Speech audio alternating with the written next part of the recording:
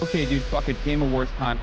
Once again, when there's like one thing that's going on, there's absolutely 0% chance I could do anything else.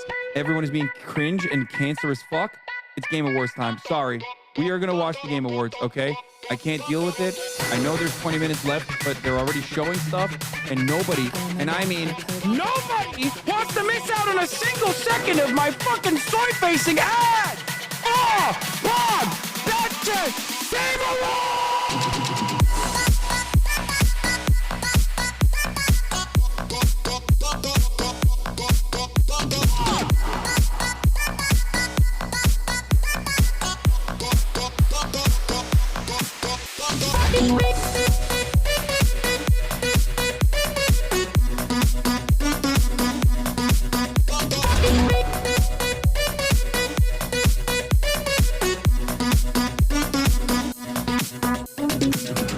I can't even focus on this anymore because all of you motherfuckers keep talking about the PlayStation event. You dude, fucking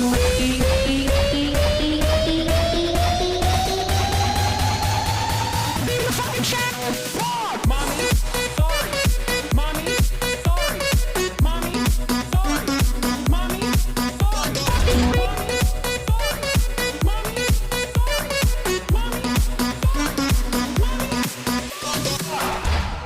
Dude, Megaphonics is literally just like hitting the levels of parasocial that previously people had never heard of before.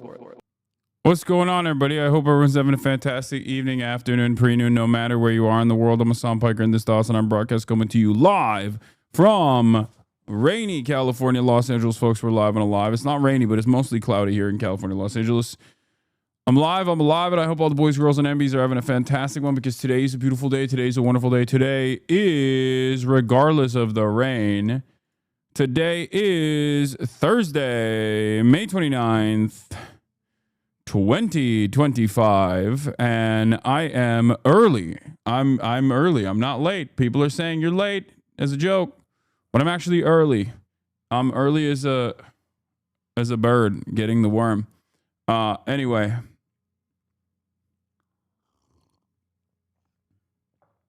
I said it's rainy, but it's actually not rainy. It's just cloudy.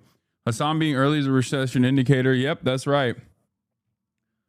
But this is part of the broadcast where I tell you about my personal news about what's going on in the world of Hasan, Hasanabi, Piker, in between the time period where I press the stop streaming button and press the start streaming button. So help me God. Part of the reason why I'm early is because I got to end early because we got to do the Fear and podcast. And, you know, I've been doing half days. You know what I'm saying? I've been doing too many half days. Let's be real. Quiet quitting allegations. I mean, 3 days in a row, I'm like hitting 7 hours. What the hell's going on? You know, everyone in the media thinks I'm doing 8 to 10 hours a day. Meanwhile, I'm out here doing not 8 to 10 hours a day, you know, and that's messed up. So we got to fix that. We got to fix that. That's why I'm here. Boss made the boss call. That's what happened.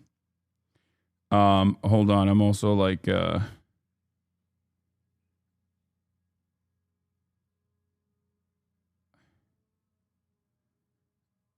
I've been cooking on basketball. I'm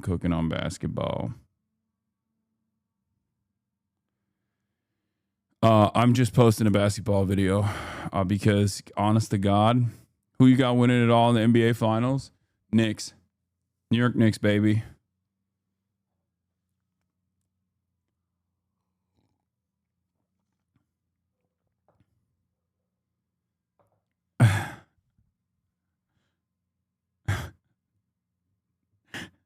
No, in my heart, it's the New York Knicks. There's comeback possible. They're in. They're gonna do it. What the Halliburton? What the Halle Berry? What the hell? What the helly? Told my girlfriend if Knicks win, we go to New York for vacation in wintertime. Let's go. Yeah. Anyway.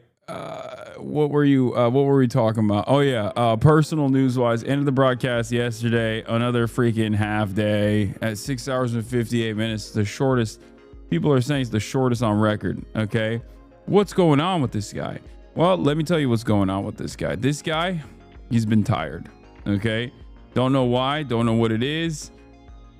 But I've been getting tired, and I do know what it is, actually. It's probably because I don't do anything other than constant commentary, and I think it just like wears on me a little bit, and then I get more tired. I need to do like 4 hours of news. There was a point in time where I would do like 4 hours of news, and then I would move on and do like fun shit. But there's literally nothing fun in the world for me. Like, I look at videos, like react videos. I look at react videos that I normally would get excited about, and it's just like, it doesn't excite me.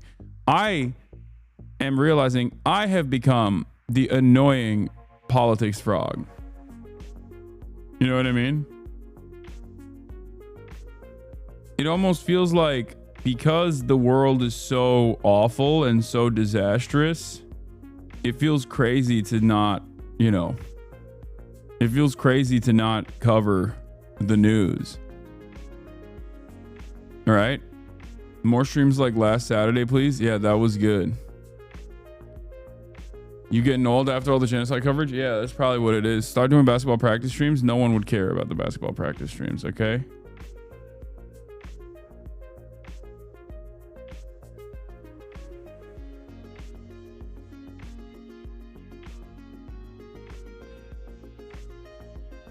Hold on. I'm gonna post my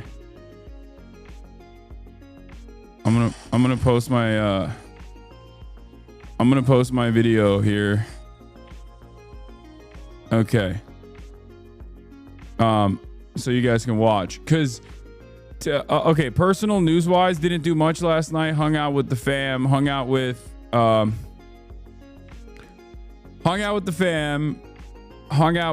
my mom, my dad, my brother.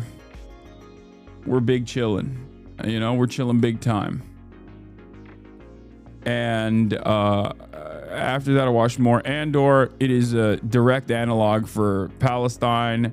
I am convinced. At first I thought from afar, when a lot of people were saying like, oh, this is like about Israel-Palestine. This is about Israel-Palestine. I was like, ugh, okay. Not everything, dude. Like, a lot of people, in my opinion, a lot of people are you know, wish casting. Like, they're trying to say this is like a one-to-one, but it is a one-to-one analog. I mean, it literally is. It's just like, I mean, it's not just a one-to-one analog for, you could say it is written by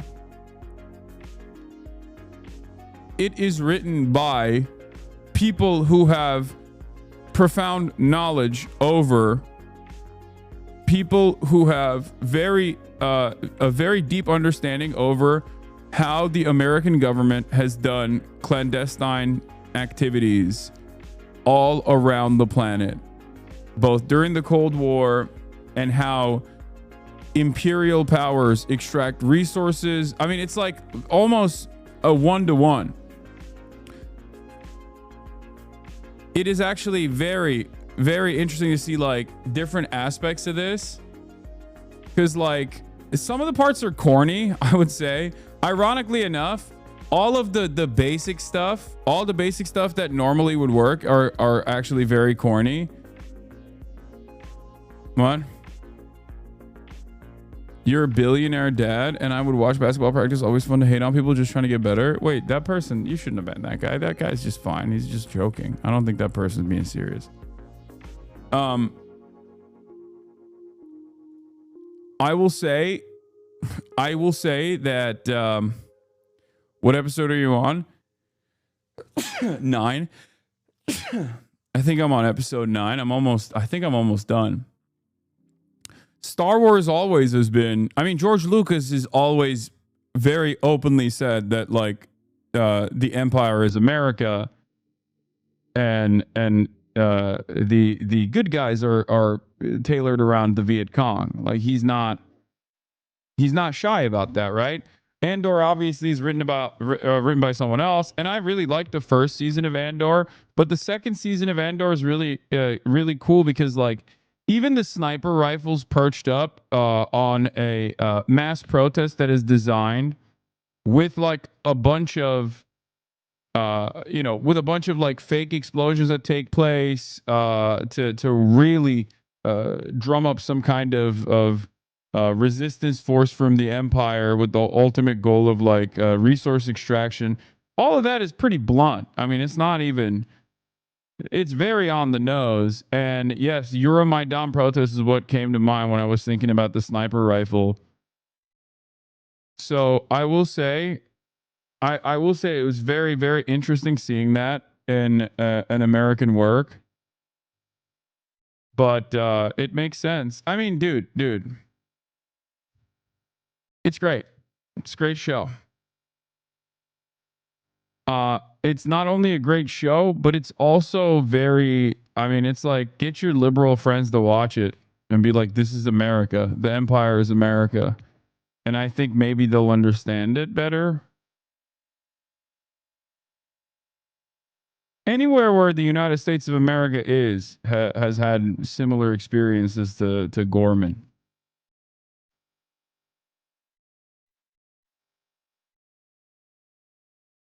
Are we watching the new Taft today? Fuck yeah. The new Jon Stewart for the millennials? Yes. Is back. The premier center left. Yeah, I haven't watched the rehearsal finale yet. Debate Denim, she had a very different opinion. Made me question her ability to judge. Ha ha ha. What do you mean? On Andor? Okay. But yeah, other than Andor, went to bed, woke up early, and actually took Kaya to the park early. And the reason why I did that, and I bawled early. And the reason why I did that was because Kaya's getting groomed right now. Kaya's getting groomed early, so I wanted to get her running around. And before I groomed her, I needed to like also groom her myself by getting some of the fur out, because she's shedding so much. I literally spent this entire morning after making her run around with the frisbee. Frisbee's working real well, by the way, at the park, getting her to fetch. And then playing basketball. I spent like an hour. I spent an hour going through. Yeah, I got the Piers Morgan Israeli ambassador video here as well. We'll watch it. He's cooking. But yeah.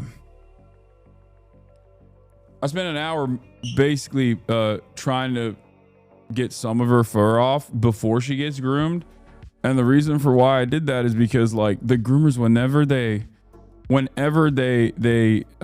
take care of her,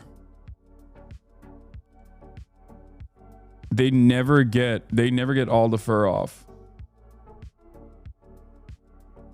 Anyway, so here's also me bawling. Hold on.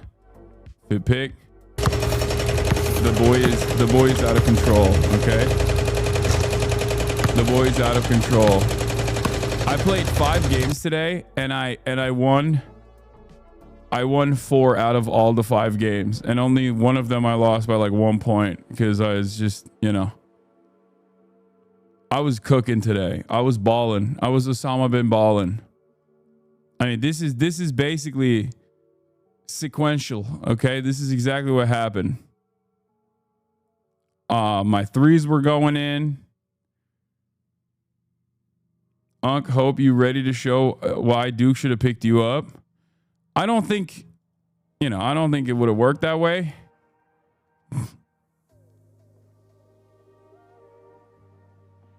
But I'm fucking, I got those threes on me. We're really big pants again, bro. I can't. I love wearing the big pants. They're comfy. They're cozy. How's your game in the paint? Is what's important. Don't worry. I got the paint. I got the paint job. Bro, practicing with miscellaneous unks for the big game. No, miscellaneous unks. The people that I'm practicing with are like, they're actually pretty good. Like the people that I play against are actually pretty solid. You know what I mean? So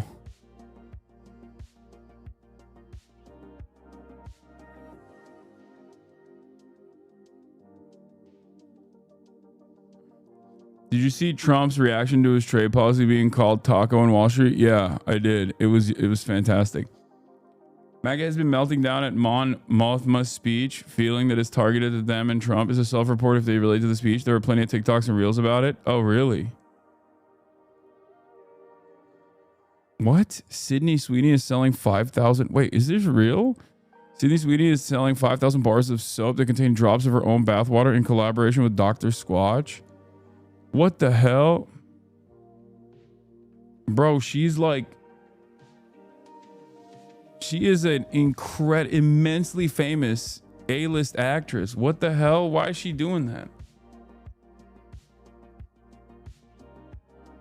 I mean, like, I'm gonna buy one, but it's just like weird that she's doing it. You know what I mean? Like, if an opportunity presents itself, you gotta buy one, right? Like, obviously. But like, still odd that she's doing that. You know what I mean? Like, when I say I'm gonna buy one, I mean like I'm probably gonna buy as many as I can, right? I assume there's a limit to how many they let you buy of those things, right? But like you got a cop, you have to. You have to dribble lower and tighter. You're gonna get stripped like they're throwing money at you.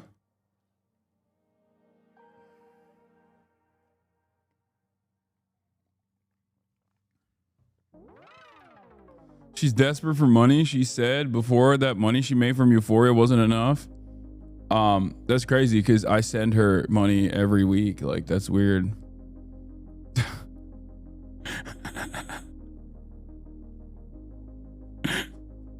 That's odd. I thought it was enough, like with nothing in return, no demands in return, you know, just like to make sure she has like spending money, like walk around money, that type of shit. Cause like, I think she should be able to have that. Like, she is a fantastic actress, and it's a real shame that we don't fund the arts enough. And I fund the arts because I'm a feminist. And you guys are saying a lot of mean stuff in the chat right now, and I don't understand why you're coming at me for wanting to fund the arts directly, okay?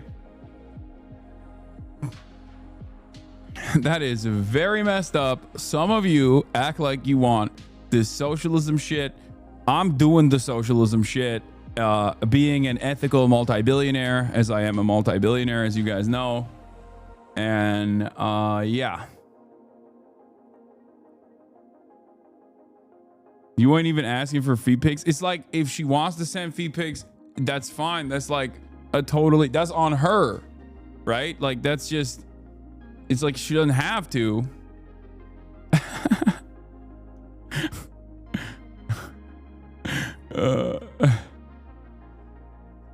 Okay, all right. In any case, let's move on.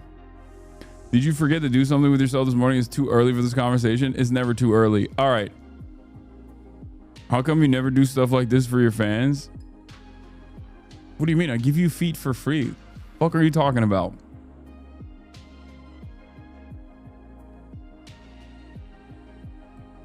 I give you feet for free. All right. That's it though. That's all I got going on in my life. I give you armpit. I give you nipple for free. Hasan is a fraud. Okay, I don't have bath water, but okay. Second court blocks Trump tariffs as unlawful. What will Taco Trump do? Hold on.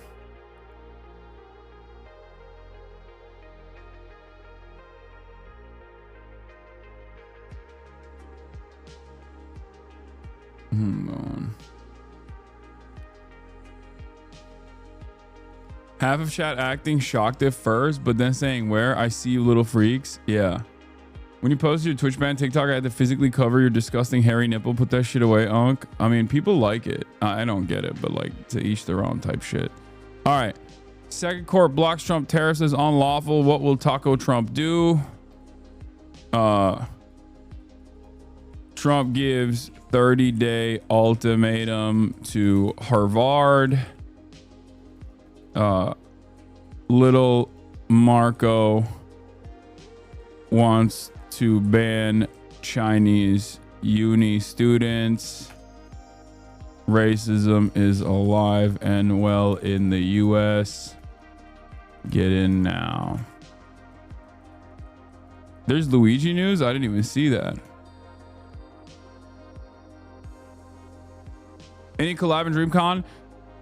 Well, initially I wanted to collab with NMP, Nick Pollum, as I have done in the past. But unfortunately, I can't because he's not even in the country, from what I understand. Like he was down to do it. He said he was down to do it, and then he just wasn't down, I guess. I don't know.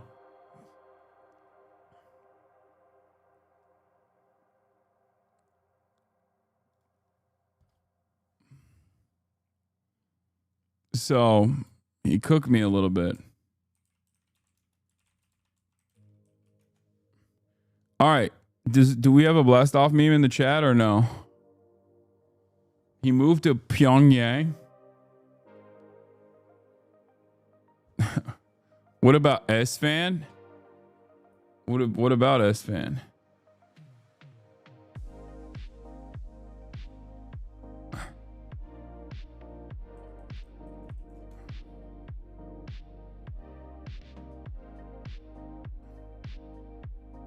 I don't think S-Fan's gonna wanna do a collaboration with me, considering that he's out there trying to farm the no politics on the website likers on Twitch, on Twitter.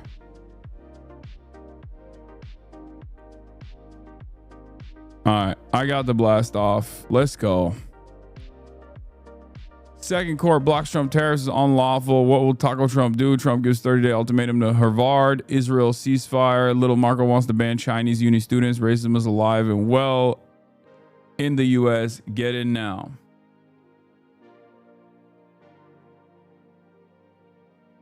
No politics, only reacts, please.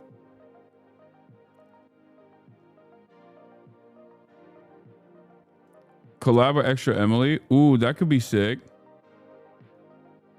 Blast off. What the hell is this?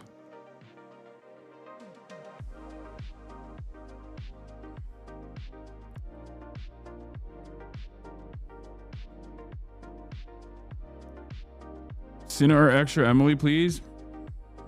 Extra Emily would be dope. I'm gonna hit her up, but she's probably doing stuff. These guys are all too big. They don't want to collab like that.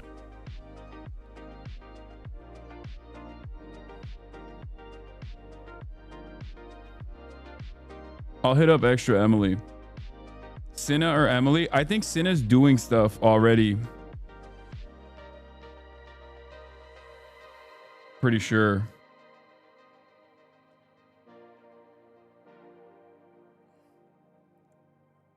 Luigi news, you need to go to San Francisco for this. Luigi the musical? No.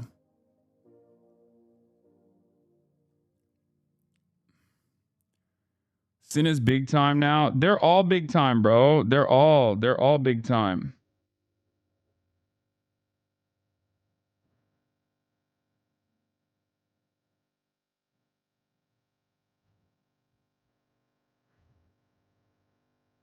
But again, remember, DreamCon is in it's not in Austin. It's in Houston, which is very far, I think, from Austin. So Cinna's in France right now, is on? No, they're going to DreamCon. I know she's gonna be at DreamCon.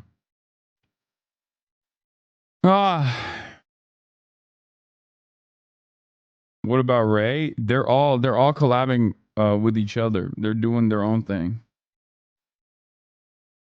You got to play Night Rain? Are you still dodging that gamer label? No, I would love to play Night Rain. It's just that it's coming out when I'm in. It's coming out when I'm not at my base, at my station. You know, but when I get back, I'll play Night Rain for sure. What about Nephew? I don't even know if Nephew's going. Is Nephew going to DreamCon? I think he probably is. But again, these guys are all going to be doing their own stuff. So. Oh, wait. It's coming out in 4 hours, little bro? Oh, okay. I'll play Night Rain tonight. I'll play Night Rain tonight. Yeah, you got it. I got it. I'll do it. Do we have the Macy's? We got a playlist or what? Cap? Don't cap me.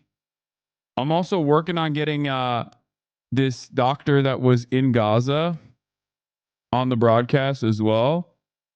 He's been making the rounds. Feroz Sidwa. I know a lot of chatters have been asking. I'm gonna work on getting him over here. Yeah.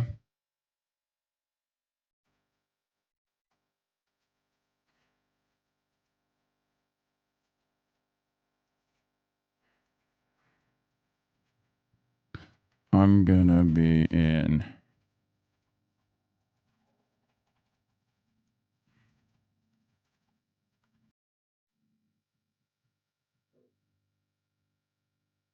Are you still gonna play Metal Gear Solid Twin Snakes on GameCube? Yes. On PC, it's in 5 hours, not on PS5. PS5, that's later at midnight. Never going to beat that gamer accusation now. Yeah, I mean, I'm trying to.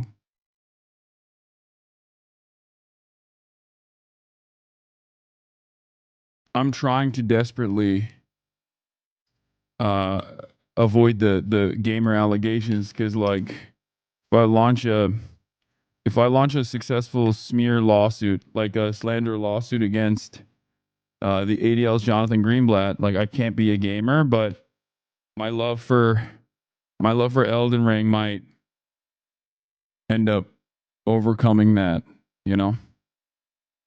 Night Rain with co-op Will and Neswa, sure.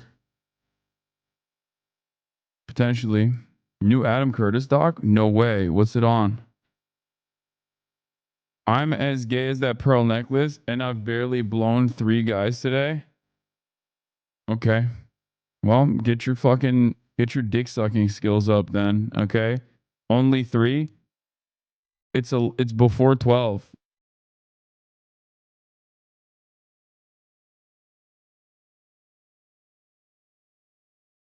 I saw bits and pieces of Anthony Weiner on TAFs, and it looked amazing, so I'm probably going to do that as well. New series by Adam Curtis is coming to BBC iPlayer, Shifty. Shifty shows in a new and imaginative way how over the past 40 years in Britain, extreme money and hyper individualism came together in an unspoken alliance. Oh my God. No way. My goat is back. Is this available already? Can we rip this and watch?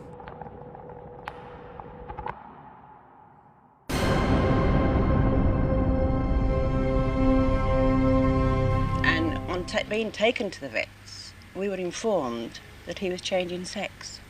His male organs were disappearing, and as such, he was developing very prominent female organs.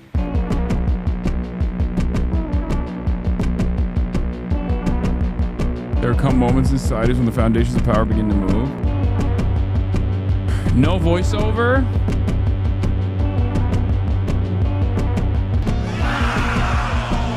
What a time to be alive. Things become. I'ma put myself first. Everything's so amazing. And those in power start to lose control.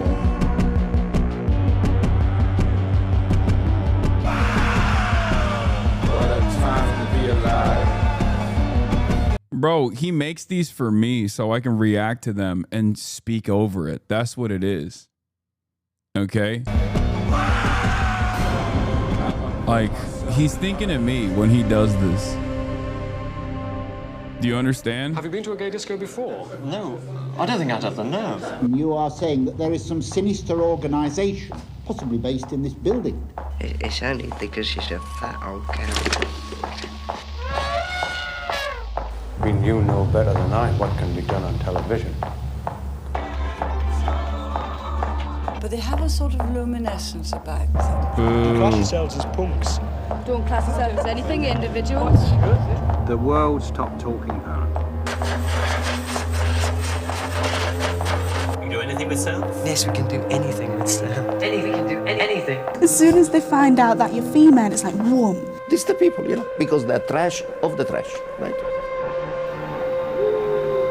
You decided not to watch Trauma Zone because it had no voiceover? Why do you have to lie again? I don't know, man. I'm just fucking memeing. Why do you have to get super serious about everything I say? It's all part of that sort of Hideo artist Kojima culture. offliner, like the absolute worst chatter, so consistently. Taking things way too fucking serious. His Why do you have to lie house again? repossessed. God damn, he bro. got a shotgun and he decided the best way for all of them was to shoot them all. Oh. Well, what can you name him? Any of you, any suggestions?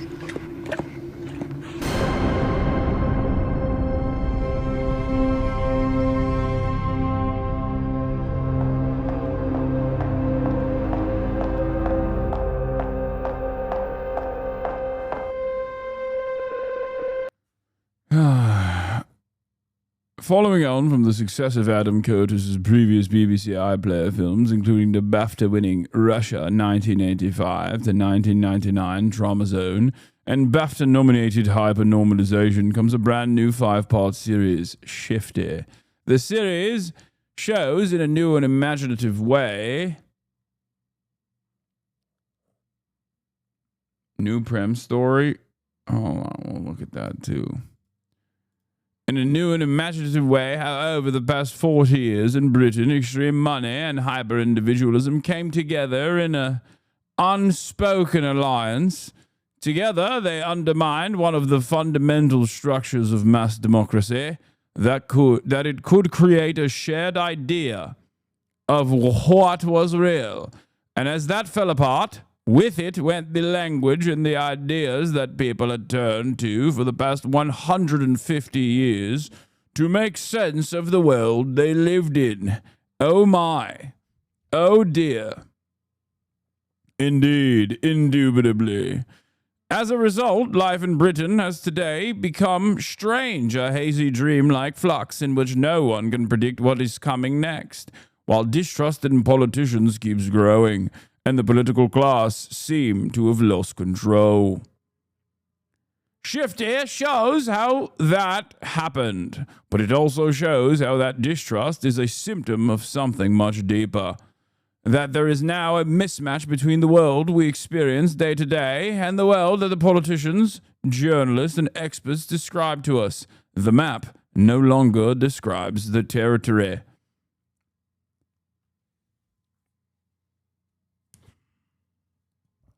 I think one day we will look back at the downfall of the USSR and how much of a self-inflicted wound it was on America itself and in the Western world itself, because its existence, USSR's existence, created a counterbalance, a counterweight, and therefore it forced capital owners to not focus on endless greed, but at least allow some semblance of welfare, some semblance of regulations to hold back the unlimited greed, because they were fearful that if they weren't able to do so and that contradictions worsened under capitalism, that the alternative, the USSR, was right there. And it was too scary that there was a different organization of the economy the world could point to and demand. So once it went away, they supercharged it. And here we are. living in the ashes of that unlimited greed. Ironically, it created competition in the political market. Yeah. All right. Do we have the playlist? Do we have a playlist or no? Because if not, I'm gonna get started. We got a lot to talk about.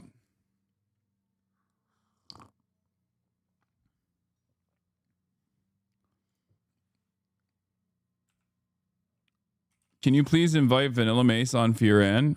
That seems great. Oh,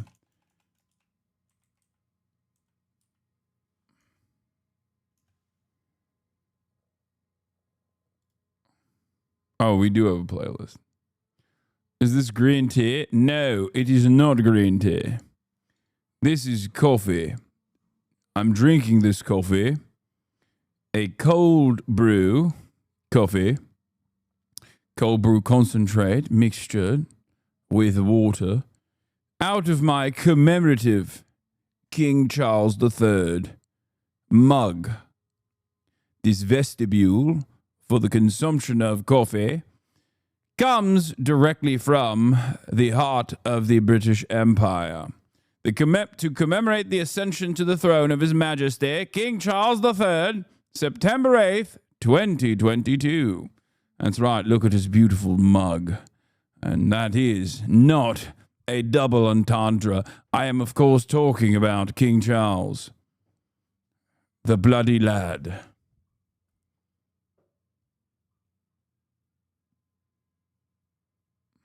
What's great about the mug is that it commemorates the day his mum died. Yes.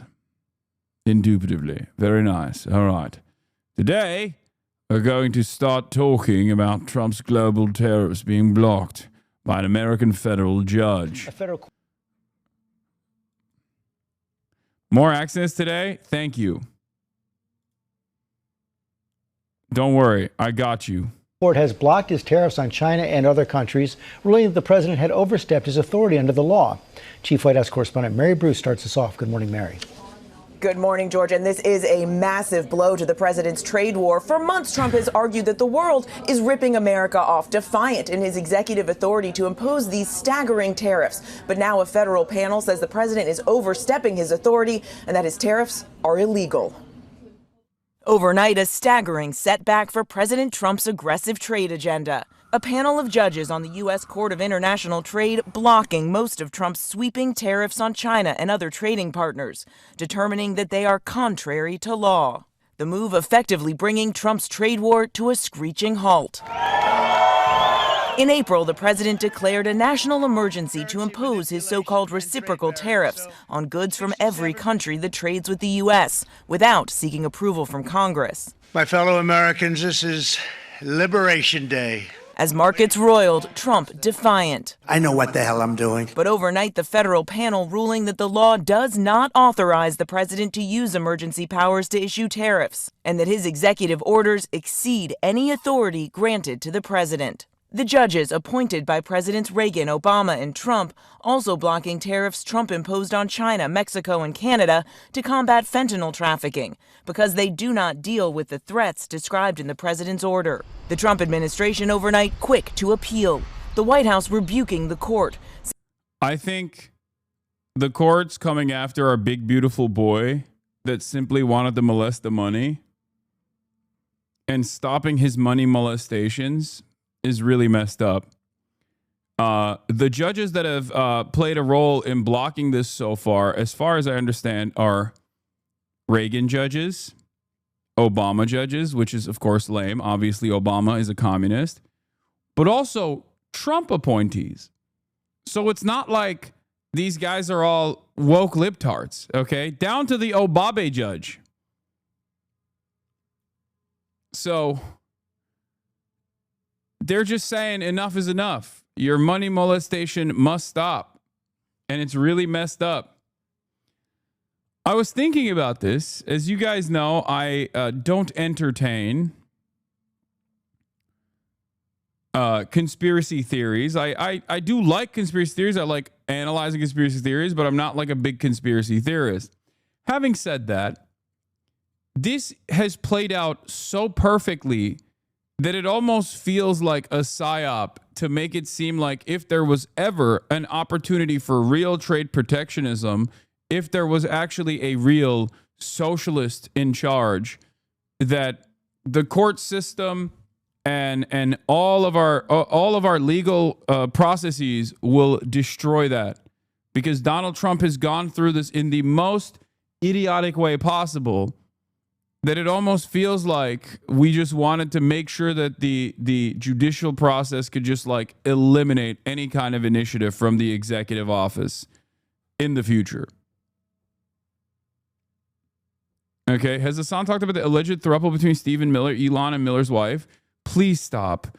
I saw that. Like, I saw the first 3 seconds of that on my TikTok For You page and instantly shut off TikTok. I turned my phone off. I was like, nope, too much phone for me. I'm good. What kind of insane things am I signaling to my For You page that it's showing me the most like libbait, blue anon, nonsensical position?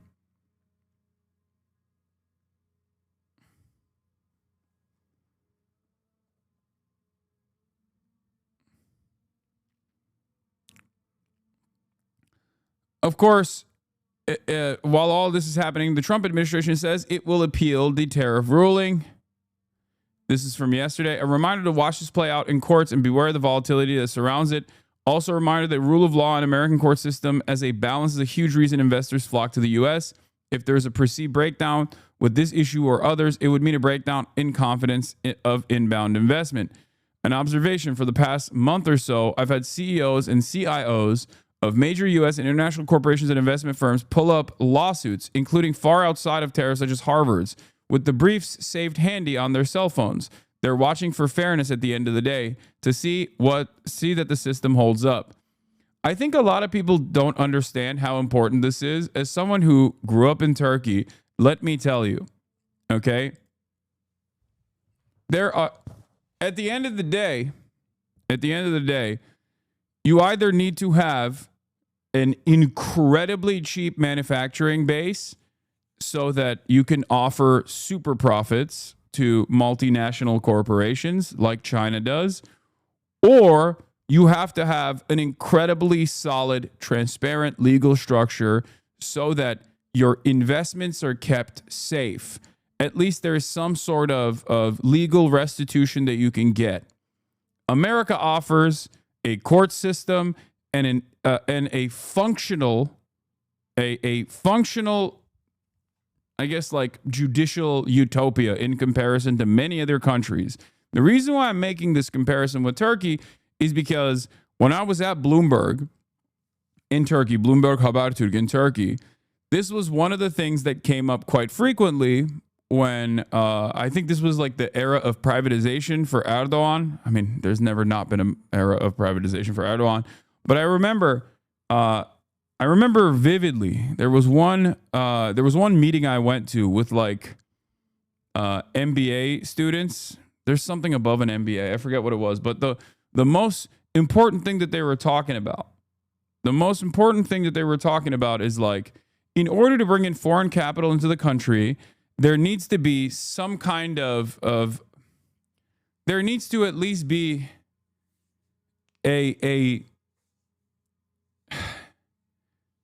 there needs to be at least like the presence of parity and the presence of fairness, and that when things are done, when business and commerce is done in like very corrupt ways, bribery, or when the government can like seize assets or pick and choose winners in the marketplace aggressively, that actually causes investors to pull out, foreign capital to pull out of the country.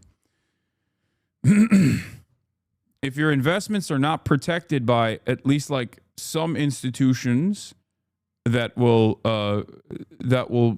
at least be as fair as possible, you're going to have a harder time bringing in foreign capital into your country. And the same goes for the United States of America as well. The United States is basically like the one of the greatest examples of this.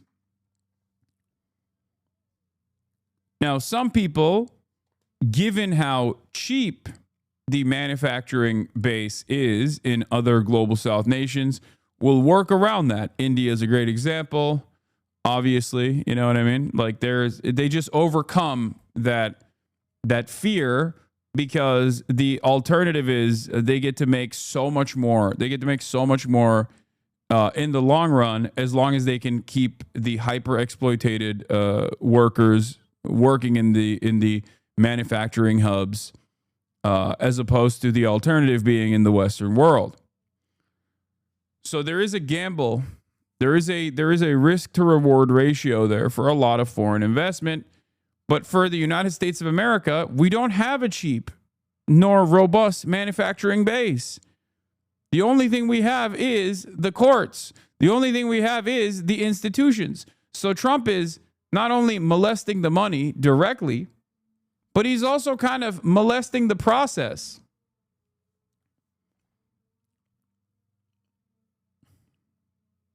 But let's see. Saying it is not for unelected judges to decide how to properly address a national emergency.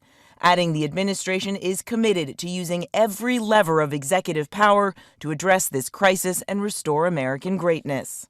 For weeks, the president's on-again, off-again tariffs have caused whiplash on Wall Street, sparking major sell-offs when he issues new threats and rallies when he pulls them back. In the Oval Office yesterday, I don't think the court socialism thing you mentioned is a conspiracy theory.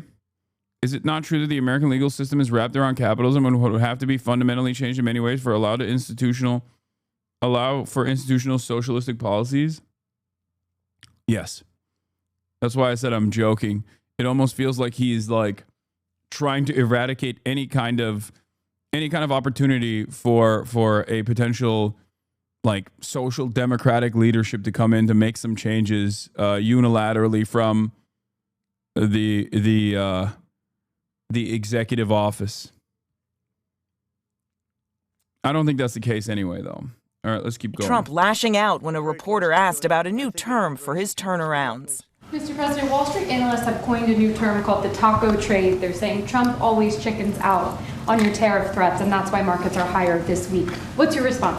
I'm not kidding when I say this. This, I think, originally came from the Financial Times reporting, and Financial Times has been kind of carrying the entirety of Legacy Publishers of the West on his back for the past year and a half.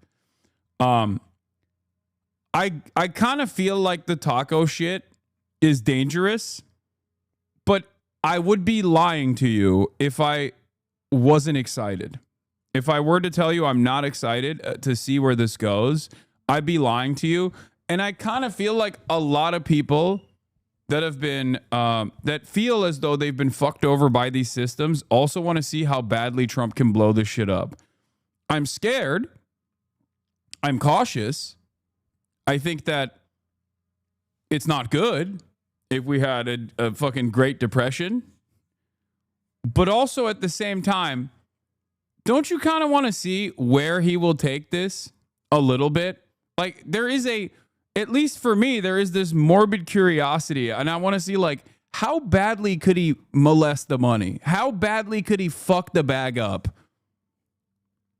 It's almost like I think there are a lot of people who, like deep down inside, there's a lot of people who are like, I kind of want to see where this goes. That's because you're rich, asshole.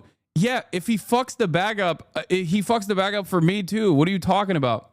The rich assholes are the ones who are freaking the fuck out over Trump's money molestation policies. What do you mean? The rich assholes are literally the people who are like, do not fuck this up for me. I am making so much money right now. Who do you think is more freaked out? I know everyone is saying that's because you are a rich man, you are privileged, you won't end up in the streets.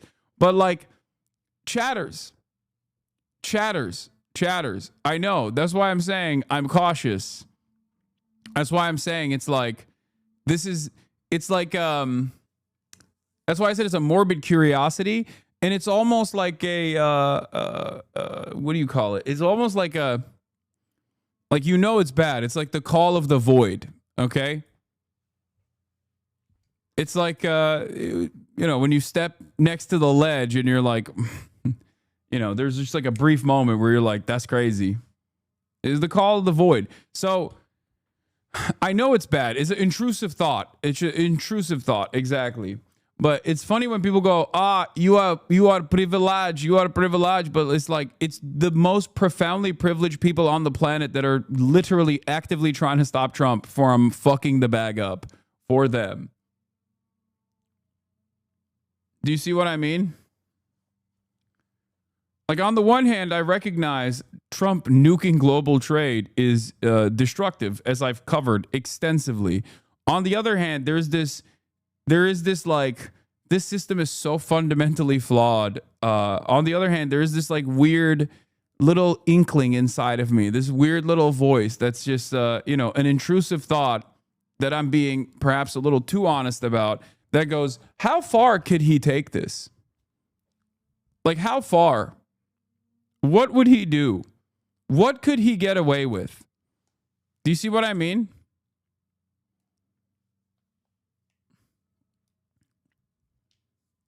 And I think there are a lot more people out there that genuinely feel this way, not recognizing the immediate impact because they're stupid, okay?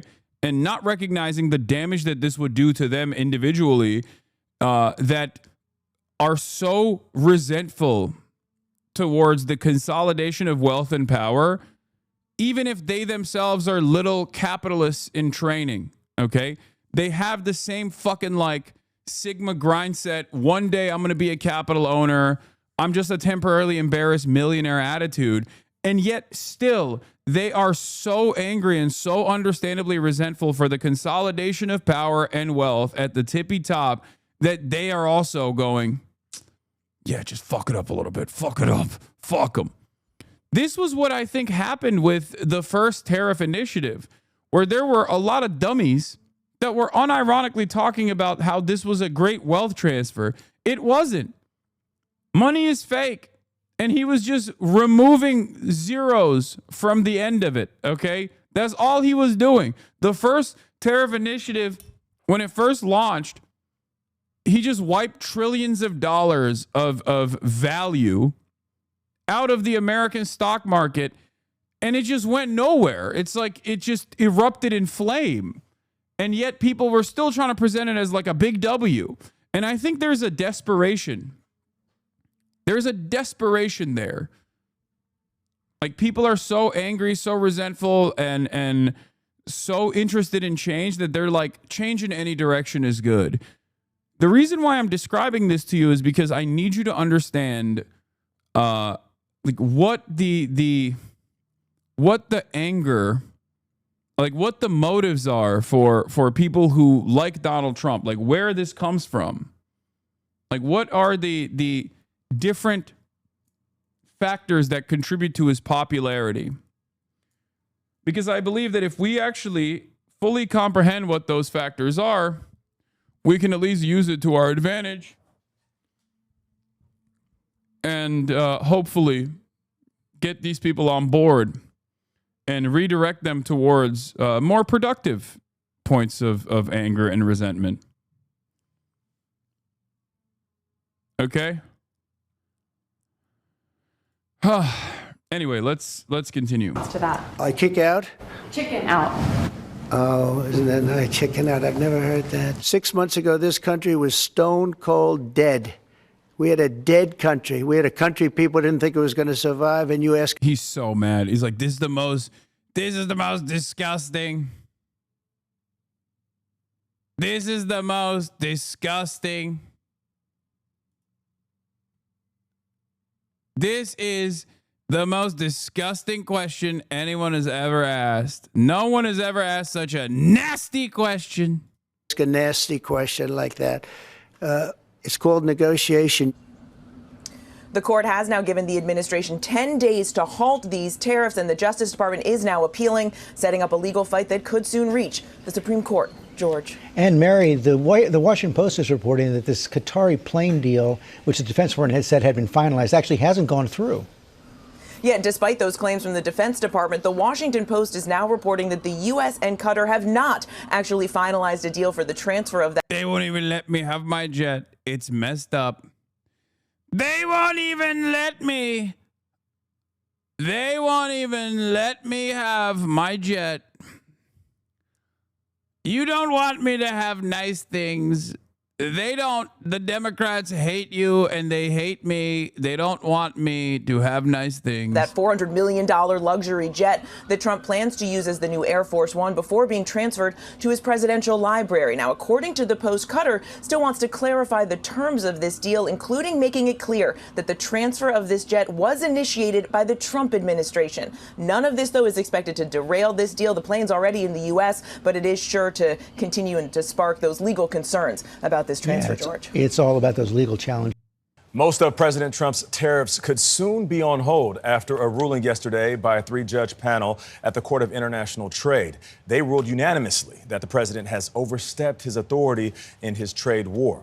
In response, the White House said, quote, "It is not for unelected judges to decide how to properly address a national emergency," end quote. CBS News business analyst Jill Schlesinger is here to break this all down. Jill, good morning. Good morning. So what does this mean for President Trump's tariffs? Does this mean that they are off? Well, it means that we have another chapter in the story. This story is not over yet. Okay. Because what this ruling does is it says it clamps down and says you've got 10 days to go through a bureaucratic process to take away these tariffs that were announced on April 2nd.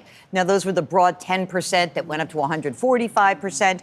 Other tariffs on steel, aluminum, and cars, those were done under a different law, and those remain in place. But the administration is going to appeal this. It could go up to the Supreme Court eventually.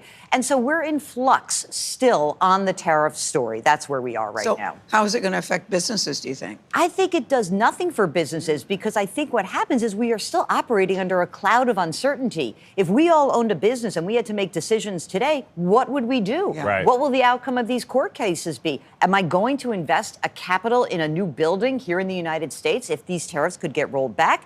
And am I going to hire? You know, yesterday we had the release of the minutes from the last Federal Reserve meeting. And officials at the Fed are worried that this uncertainty around tariffs could lead to a rise in inflation, in the inflation rate, and also slow down the economy. So I think that until we have more certainty about either deals or the rollback of some of these tariffs, businesses are stuck. It is as clear as mud, as they say. This is so complicated. It's an octopus turned into a tree. All right, what about consumers and investors? You know, it was funny because someone said to me, "Oh my God, is this great? Then now I can go buy a car and it'll be cheaper." No, not necessarily. Prices are not going down for consumers. Again, we don't have clarity.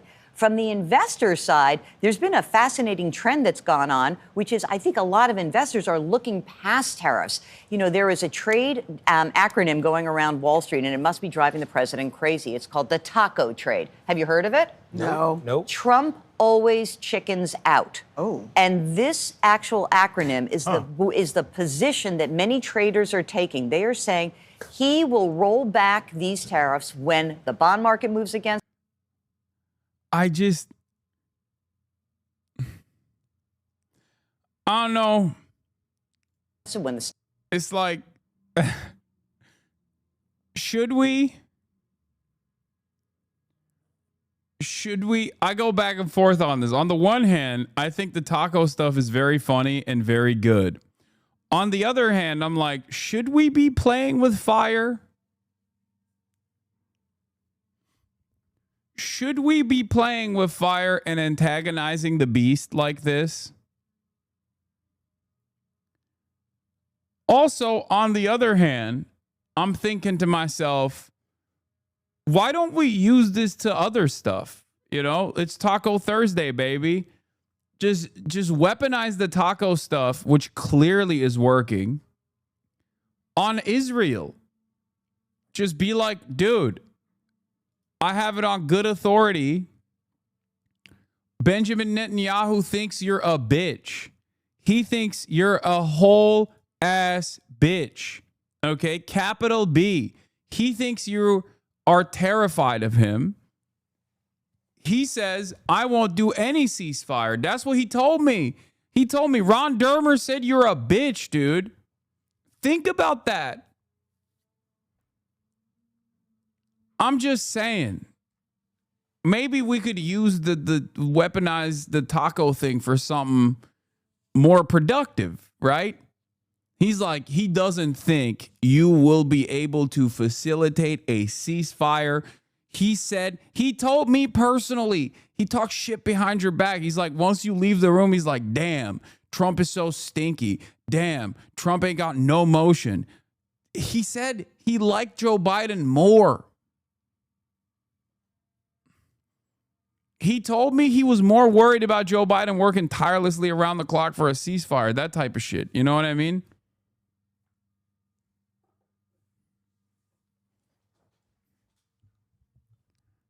I'm out of options, man. I'm out of options. Okay.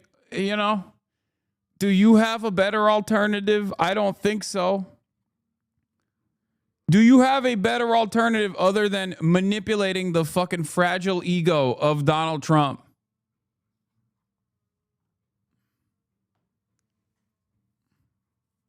Yeah. I'll end the Ukraine war in 24 hours. I'll end the genocide in Gaza in 24 hours. No, the fuck you won't. Taco shit, dude. I want Taco to be Trump always commits. Openly. Trump always commits openly. Yeah. Not Trump always chickens out. That's what I want. Stock market moves against him. And so we are seeing stock futures rise right now in the pre-market. But what is clear is investors believe the tariff story is in the rearview mirror. We don't know if they're right yet. We just know that that's what they think. Never heard that phrase. Taco trade. Trump always chickens out. I hope Trump doesn't hear about that. Yes. He knows about it. It's from a Financial Times columnist. All right. Dr. Navarro, welcome back to the programme, sir. First of all, I think we've got to get into the ruling overnight. Have you spoken to the president? And ultimately, what's his reaction to what we heard? Haven't spoken to the president yet, but this is the libbest you've ever been, maybe. Because I'm desperate, man. I'm desperate, okay? I'm desperate. What are you talking about? It's literally the same reason why I was like, look, man, I don't really care. Obviously, it's a bribe that Qatar gave Donald Trump a $400 million plane. Like, it's not. That's a bribe. Like, everybody knows that's a bribe. This is just how he operates. If that bribe moved him even marginally in the direction of a ceasefire in Gaza, like, I don't care. It's awesome. I'll fly to Qatar right now, you know, and kiss the feet. Do you see what I mean? It's more so coming from a place of desperation rather than joking. You're spot on that anything that drives him insane is great. Yeah, I mean, that's funny. It's funny that it drives him insane, but it's also like when you're that desperate, you'll use whatever you can to your advantage. Why is the view count so low? What's going on? I started early today, and when you start early, it just like cooks. I've trained my audience to basically watch me after 11 a.m. And instead I started at 10, which implies that it probably doesn't send out notifications to many people. To many people on Twitch.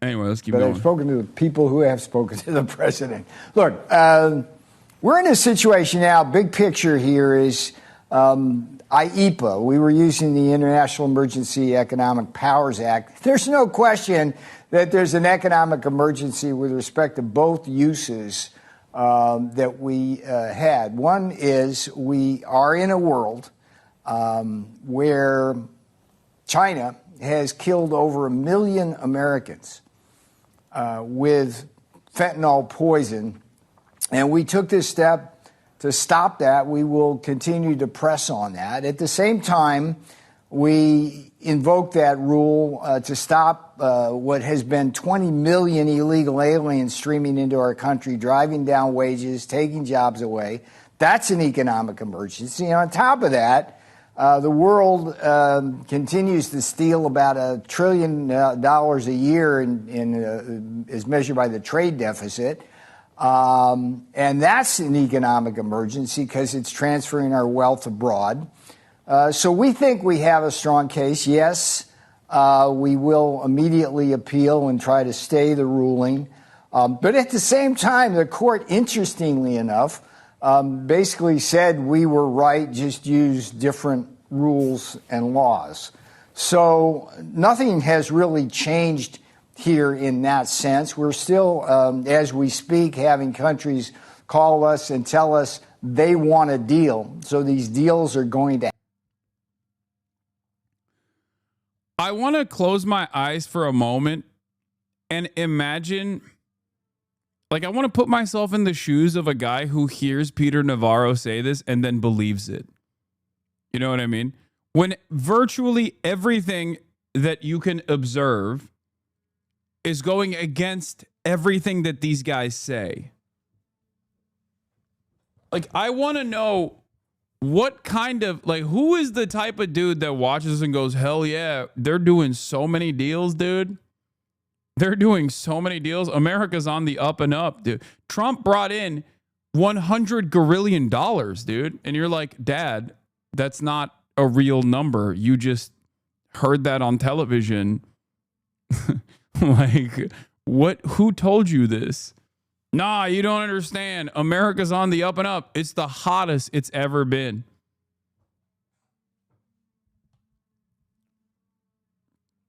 Everyone on Facebook is unironically that guy.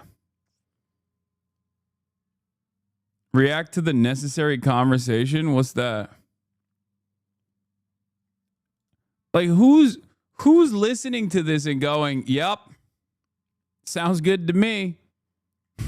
Sounds like we're winning, okay? Big time.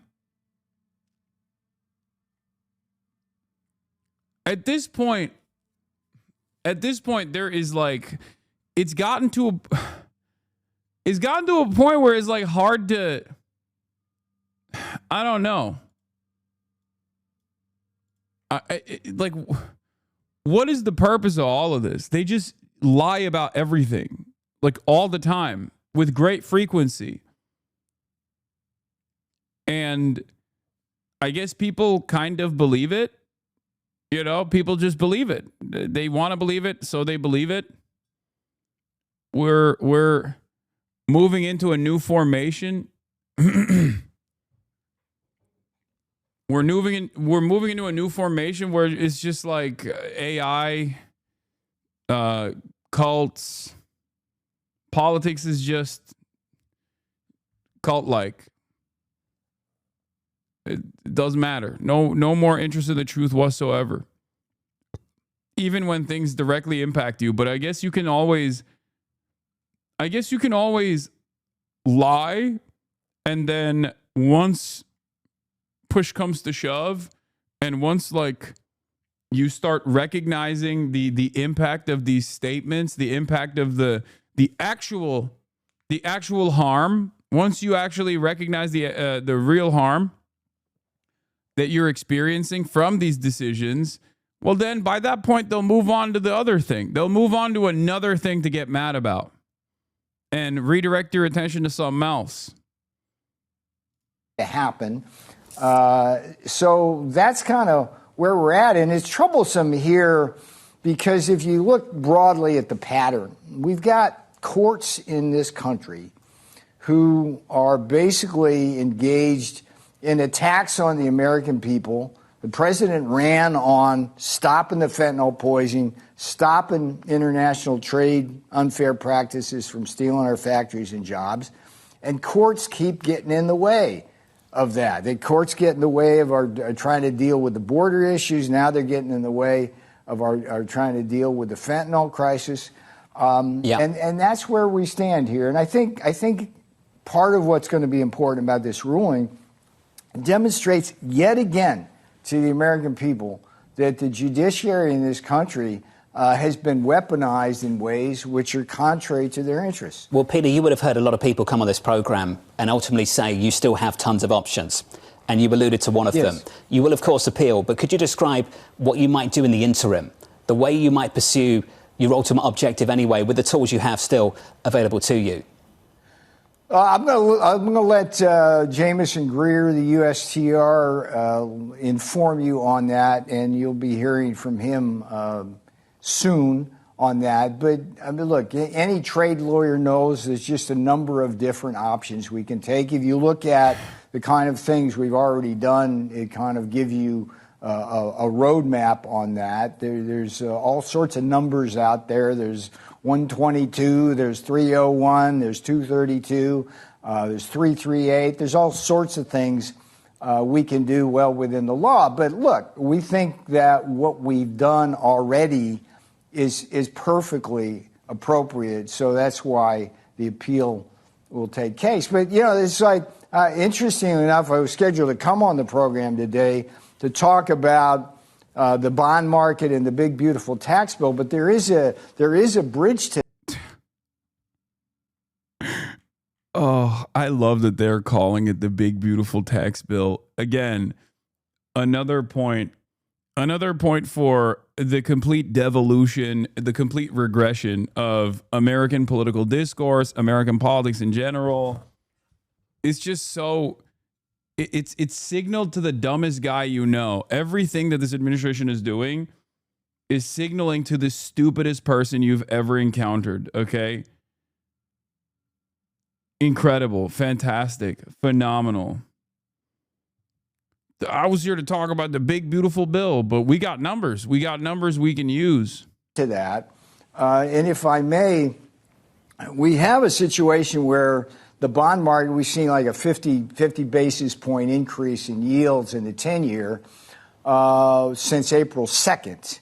And a lot of the hysteria around the big, beautiful tax bill centers on the Congressional Budget Office scoring that bill in a way which says there's going to be a $3.7 trillion addition to America's national debt over the next 10 years. And so, of course, you got to finance that, and that drives interest rates. Yeah. Obviously, one might ask, why do we have this? Why is this bill supposed to add to the deficit? I don't understand. I thought Republicans cared about the deficit. I thought they were deficit hawks. Oh, that's right. It's because it's a massive wealth transfer. Once again, it is supposed to offer ginormous tax cuts to the wealthiest in American society. And in order to make up for that, in order to make up for the trillions of dollars in tax cuts, you have to take money away from someone. And that money that they're taking away from people is the working poor. Many of them are in the Trump base, as a matter of fact. Many of them who rely on Medicare, as a matter of fact. 8 to 12 million kicked off of Medicare coverage, SNAP benefits taken away from tens of millions of people with children. Fantastic stuff overall for the working poor. Get back to work and enslave yourselves. You're able-bodied enough is the attitude. Very cool to do this, I think, in America. Big, beautiful bill. Gonna be awesome. Can't wait to win and win harder and win more. I'm just so tired of winning. Up and heads explode. When, in fact, if you do the math properly and you look at the history of the CBO forecast, you actually see about a $5 trillion swing to a $2 trillion. Sorry, Medicaid, not Medicare. Did I say Medicare? I meant dollar Medicaid. Surplus from the bill. And I'd like to just walk you through the math there. It's like the CBO, the Congressional Budget Office, historically has been very bad at estimating impacts of tax bills. In the 2017 tax cut that President Trump did, they got that totally wrong. They underestimated the GDP growth by a full percentage point. And what that does if they make that same mistake here, which they have done, when you add that, that's about $2 trillion of additional revenue because you got greater economic activity. And then, Peter, you also have the revenue from the tariffs, which I saw your opinion piece in The Hill. I just want to get back to the I just want to get back to the tariffs because you don't have that revenue. Well, that's another $2 trillion. If you don't have the legal authority to use it, though. That gets us. But can I just ask? You mentioned Ambassador Greer. We're going to hear from him soon. Are we going to hear from USTR about the bridge, potentially what John was talking about? If you can't use IEPA, potentially you're going to come out, the administration say we're going to use 122 in the interim. Well, the court did in some sense tell us to do that, which was interesting. But look, here's the thing. Fentanyl, I just, people need to wrap their heads around the fact that every day here in America, people die because communist China puts 50-gallon drums full of these chemicals that come over to the Mexican cartels and then are made not just into fentanyl. They use the fentanyl to spike heroin, to spike methamphetamines, to spike ecstasy, and they're even putting it in prescription drugs like Xanax and Valium. And people are dying. It's been over 1 million people, 1 million Americans. And it's an economic emergency because a lot of those people are prime age working force here in America. So this kind of court ruling, the judge, I mean, look, the lead. Does anyone believe that the Trump tariff stuff is for fentanyl? I feel like obviously they wanted to do this in a way where they could declare a national emergency so that they could have even more power. Because normally a lot of the tariff stuff, especially if it's directional, especially if it's like industry specific, is usually left up to the executive authority. Congress has historically allowed the executive office, the White House, to make decisions on tariffs.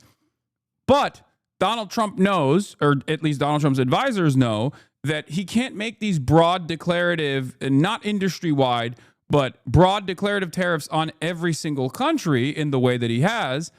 Obviously, as the courts also have ruled, you do not have that kind of power, right? And therefore he had to find, like, I guess his advisors had to find a devious way to give him this awesome power, this extraordinary power, right? And part of that comes from declaring things a national emergency. If you declare something a national emergency, then the White House has more power than it did prior. Okay. So in order to declare something a national emergency, or in order to use the tariffs as a weapon to wield, he basically said, like, oh, this is the fentanyl. It's because of fentanyl. Fentanyl's coming over the border. And that is a national emergency. Too many people are dying because of fentanyl. And then he turned around and said, that's why we're tariffing fucking Canada.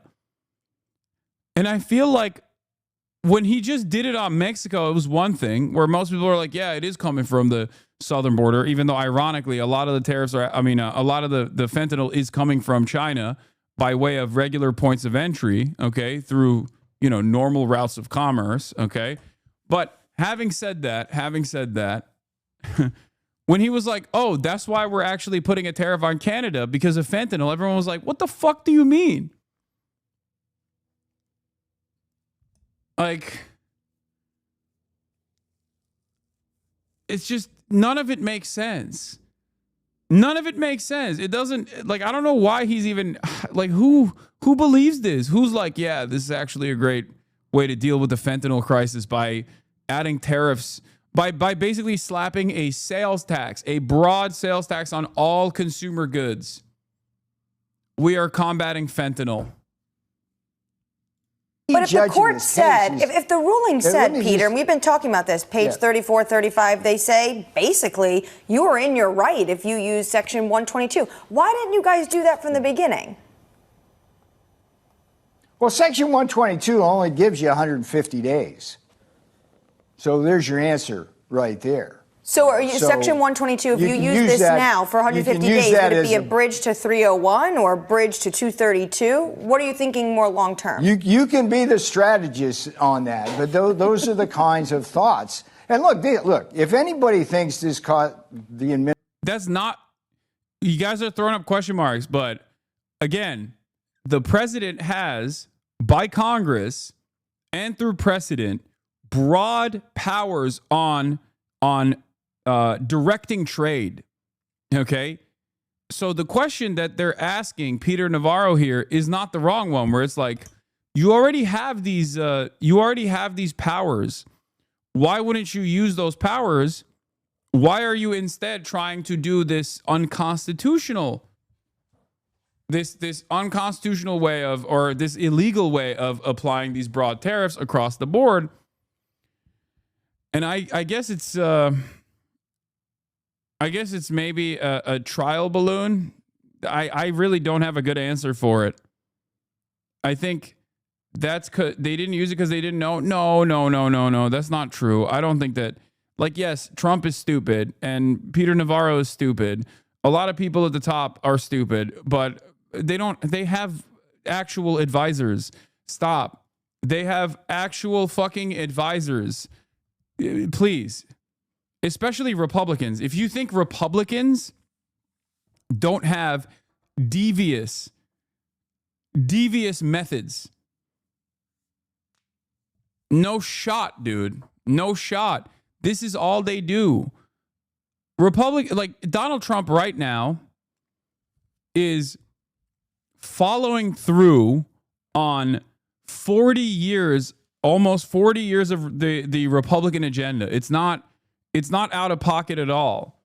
Every action that he has made in terms of creating this unilateral power structure in the hands of the executive office, in the hands of the White House, that is not new, okay?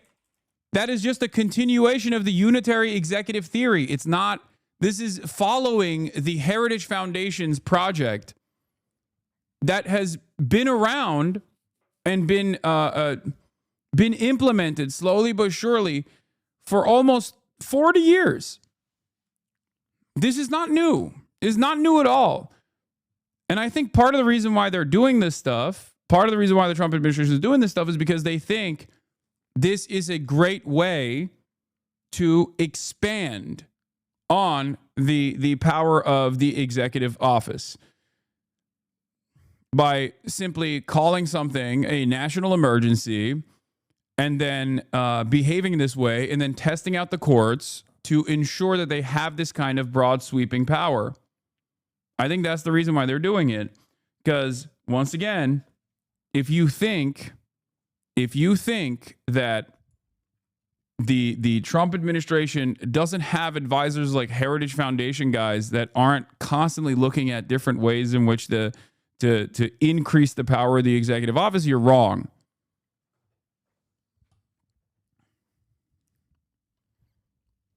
The one thing that I believe they're too incompetent to do is just like set up a false flag to greatly expand on the powers of to greatly push for, I don't know, some kind of new war or additional emergency powers that allow them to start deporting American citizens, stuff like that. I think they're too incompetent to set up like a psyop or a false flag. I don't want to make predictions on that though. Who knows? But right now, when I look at like the way that they operate, it's pretty basic. They're kind of blundering into a lot of these positions. They're trying to just basically hip check their way into this agenda. One of the greatest examples of this was what happened with Mahmoud Khalil. Like they are basically working with groups like fucking Beitar. They could have started this process by going after like actually undocumented migrants or documented citizens that weren't legal permanent residents, that had said a lot of violent stuff. You know what I mean? Even though it's still constitutionally protected, they could have at least like massaged this in a way where the public sentiment would not be broadly against this kind of anti-1A, anti-First Amendment initiative. But they didn't do that.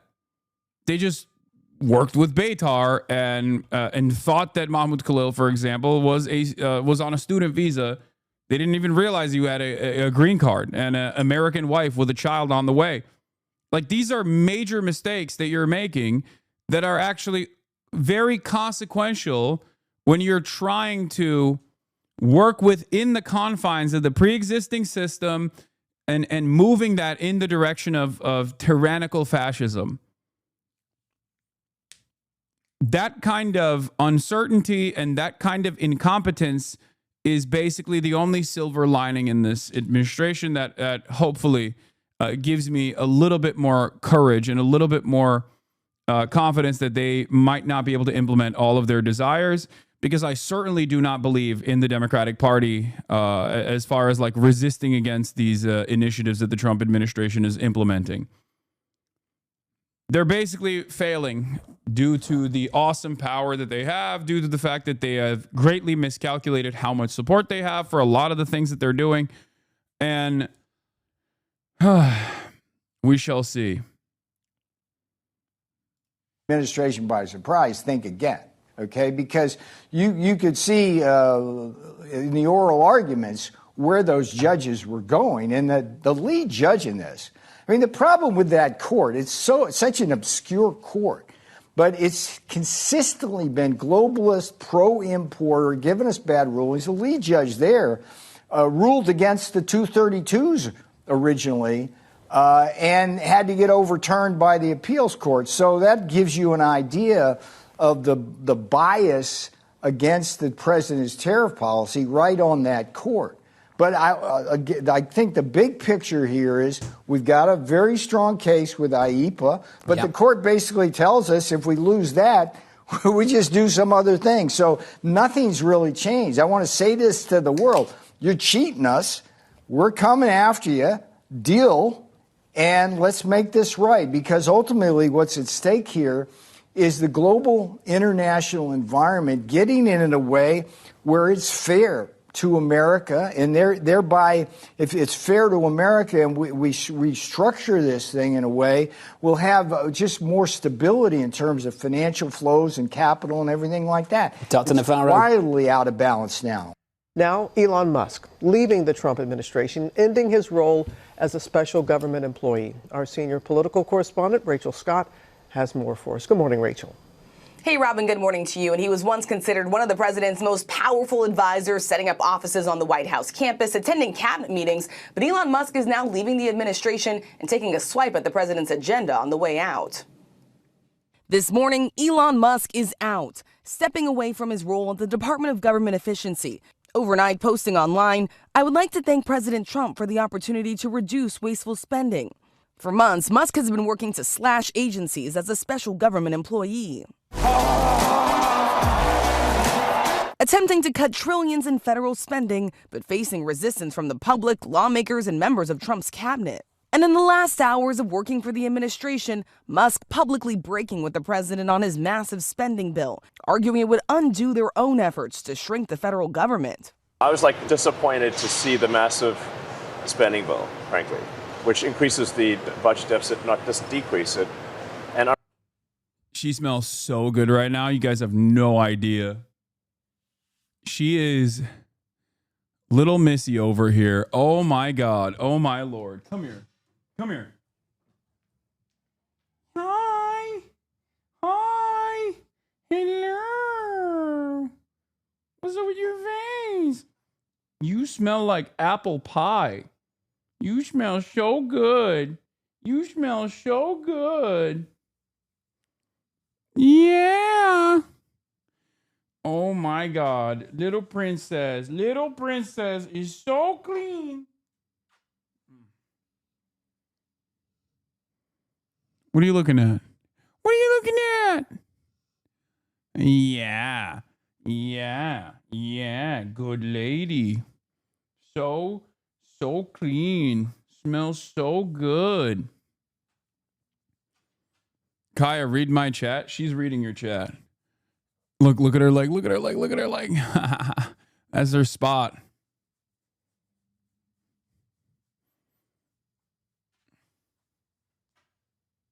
Look, she just got de-shed and cleaned, and there's still a tremendous amount of hair coming off of her. It's crazy.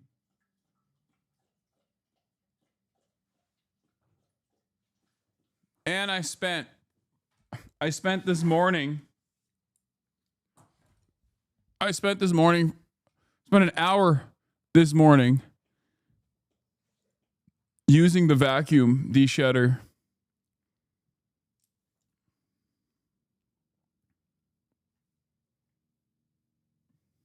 Little lady. Hi. Good girl. You're a good girl.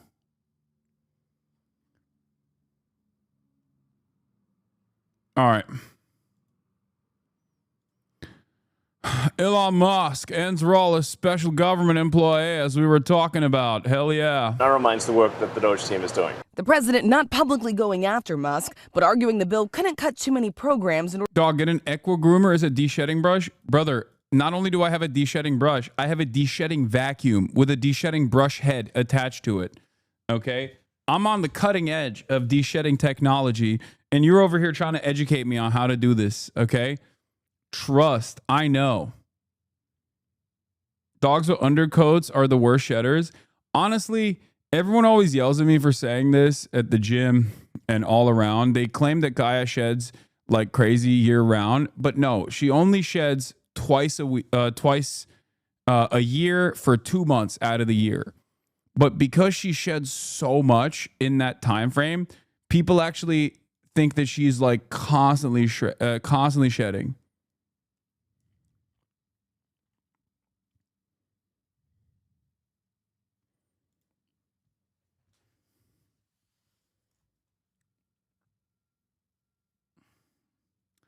Do you think Kaya thinks you're a crazy dude that talks to a screen all day, or does she know? I think this is all she knows, so she doesn't matter. All right. I mean, she doesn't mind it. Sorry. The House. Well, reactions, a lot of things. Number one, we have to get a lot of votes. We can't be cutting. We need to get a lot of support, and we have a lot of support. We had to get it through the House. The bill Republicans just pushed through the House, officially called the One Big Beautiful Bill Act, does promise to slash federal spending by $1.5 trillion, with major cuts to Medicaid and food assistance programs. But the nonpartisan Congressional Budget Office now estimates it will add $3.8 trillion to the national deficit over the next 10 years. The bill has divided Republican lawmakers, and even the president says it's not perfect. I'm not happy about certain aspects of it, but I'm thrilled by other aspects of it. But Republicans back in their own home districts are now forced to defend the bill and other actions taken by the administration. I am going to do the very best job I can on your behalf. At a town hall in Nebraska. No, you don't, Michael. We watched this yesterday because we're obviously following. We are obviously following the media is obviously following my notes, but this was a wonderful, fantastic town hall. Shouts out to my Nebraska Maoists. Okay. Possibly the dumbest name for a law in the history of politics. Excuse me. How dare you? It's beautiful. Well, typical Democrat. Typical dummycrat hates beautiful things. You wanna do a bill that's the stupid, small, ugly bill. Got him. Yep, that's right, dude. It's based. It's based. Big beautiful bill. Based. Yeah, anti-American, hateful dumbocrats. Oh, got them.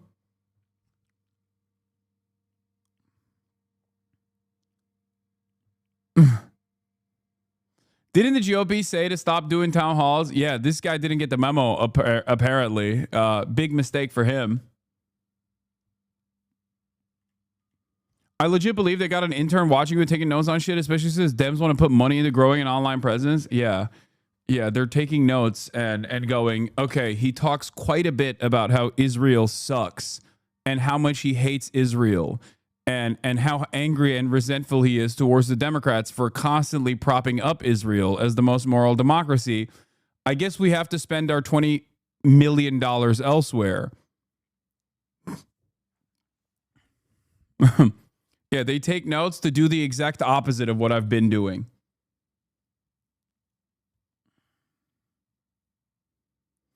What would you say as civilians we could do to stop this big, beautiful bill from passing? What's the most impactful way to make a change? Protest, call your representatives, continue going to town halls, continue making a big fuss. I don't think it's going to pass in the current ways it has been presented in the Senate regardless. But Democrats are... I am not seeing a lot of motion from the Dems right now. I have not seen any major Democrats on television talking about this idiotic bill. It's like shocking. Very little anger and resentment over this otherwise completely fucking insane bill. I don't know what's happening. Cory Booker, I guess, is too busy writing a book about his filibuster. So Schumer said he isn't voting for it, so it probably already has the votes. No, it does not. No. Don't be crazy. It does not.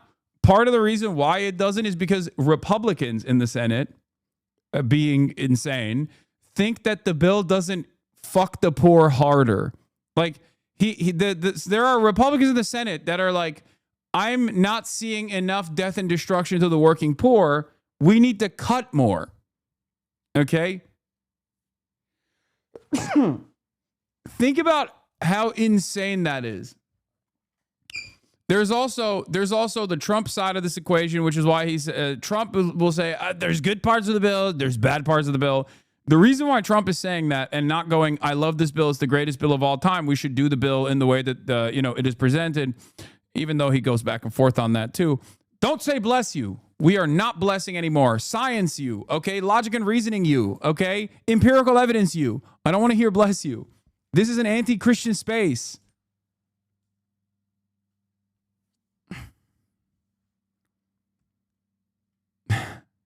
You know this already. Yes. Peer-reviewed research you.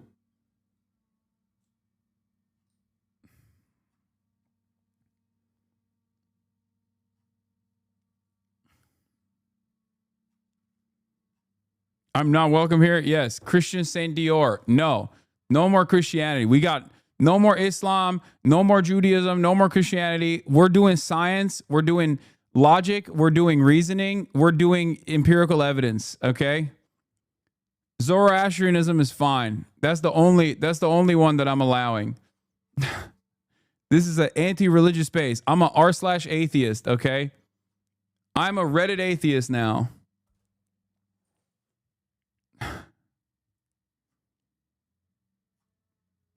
The only one that's allowed is Zoroastrianism. Nothing else. Only because it's badass and pretty crazy. Like the Towers of the Dead is a wild concept that I learned in Theology 101, and that's it. No Scientology either. Republican Congressman Mike Flood admitting he wasn't aware of everything that was in the bill when he voted for it. That's like that's so gross. That's so gross. Oh, sorry. I didn't realize there was a poor child annihilator provision in the bill. My bad. Is insane. It's like, you got one fucking job, asshole. The fuck do you mean you didn't know there were these things in the bill? Like, what is that? Oops, all austerity. Didn't read it though. No, he did read it for the right. I mean, he knows the broad strokes of it. Okay. That's why he came into the town hall being like, we got to cut our spending. We got to cut our spending. We got to be fiscally responsible. We got to be fiscally responsible. And then people that actually read specific provisions of the bill that were like, hey, why do you want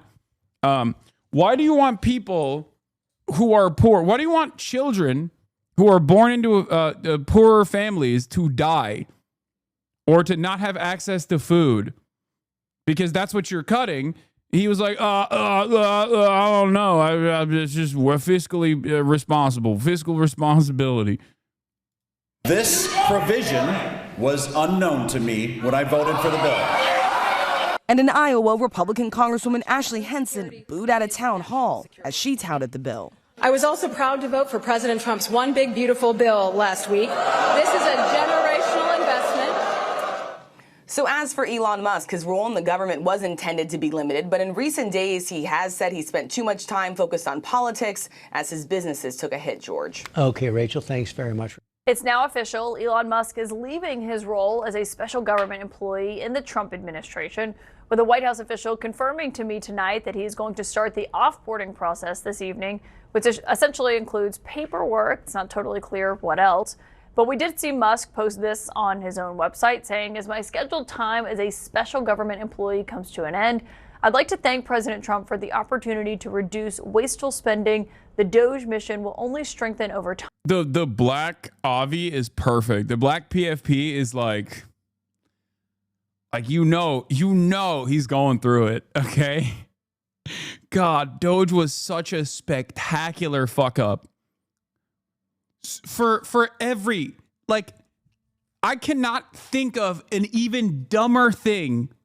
I cannot think of, the Doge might be even stupider than the fucking tariffs, okay? And the tariffs are really fucking stupid. But, like, the Doge stuff was so idiotic in its execution. He went in, he cut federal programs.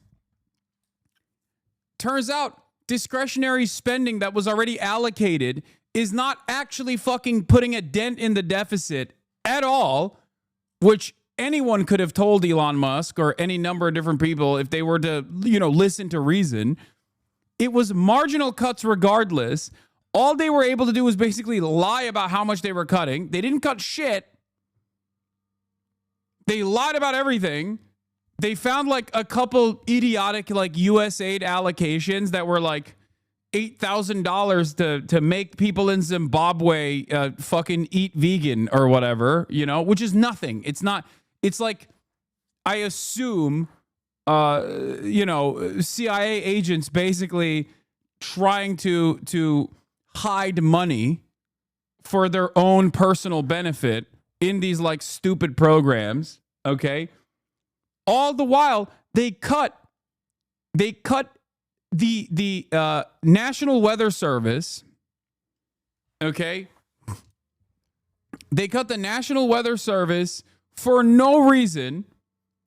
They cut the Department of Energy, which handles the nuclear program, which handles the nukes, and then had to go back and be like, oh my God, we're so sorry. Can you please come back to work?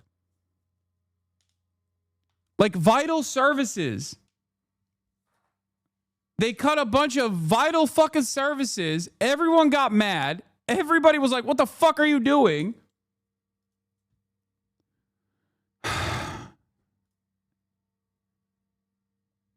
Doge is literally one of the most popular government initiatives in history. 73% of Americans say they support cutting government waste. Trump brought in the smartest man on earth to do it. The left destroyed Elon for it. The GOP won't vote on it. I can't believe this.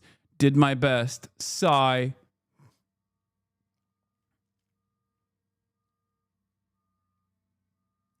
It is so incredible. It is so incredible that they went in, they fucking went in with a hatchet, okay, and cut a bunch of the last parts of the American government that actually works, that keep people alive, that keep people safe. And they did this in this haphazard manner in broad daylight. And the person that was supposed to communicate this initiative is, I'm sorry, this is not ableism, the most autistic man on the planet. And on top of that, he's not even like cool autistic in the way where it's like, oh, he's brilliant. Like, let the maestro do his thing. But also insanely repulsive on top of that. Okay. Which is why he is not a very good communicator of anything. Like, he's just horrible at marketing in general. And everyone was like, what are you doing? The fuck are you doing? Stop doing these things.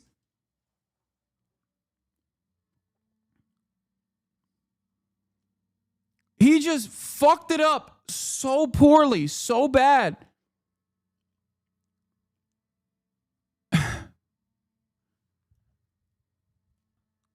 amazing. It was spectacular. An incredible failure. Just a fucking failure from start to finish, you know? And now he had to leave in disgrace after everybody was like, we hate you. You are the least popular figure in the administration. Hasan, you're so ableist. You might be the most ableist person. It's true.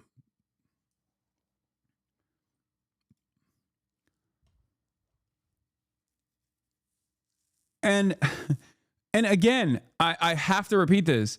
They did not even accomplish even marginally one of the main goals, which was to cut government spending. They did not accomplish this at all. I need you to understand, half of the programs that they discontinued had already run out of funding. The discretionary spending that was allocated for those programs, they just shut off. That's it. And when you do that, you're not even cutting the deficit. It's already spent. The money is spent already.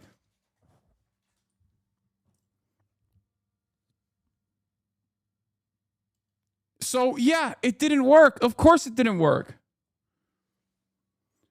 I think it won't even be remembered as a failure. It just won't be remembered at all. In 25 years, you'll be reminded of it. You'll go, yeah, what the fuck was that about? It didn't last long enough to leave any lasting, meaningful impact. Yeah, because a lot of the stuff that they tried to cut from the federal regulatory agencies and federal agencies in general were so damaging and so disastrous and so consequential that they had to literally bring it back instantly. Elon would send like a AI mass email to be like, oh yeah, you're getting fired if you don't respond instantly. And then the government will come out and be like, no, that's not what's happening. Sorry, he doesn't know what he's saying. We just brought him to work today. Sorry about that. All the value that Elon was able to cut, all the money that he was able to cut was from the fucking Tesla valuation. That's it. The only thing he was able to burn was Tesla stocks in the process, because as the key man, he is associated with that brand. And he was inevitably going to have to pull out regardless, because now he was associated with this like incredibly unpopular policy that was trying to fire unceremoniously hundreds of thousands of federal workers in a country where there's like a 23% underemployment crisis. And these are the last fucking real jobs that exist for the middle income Americans.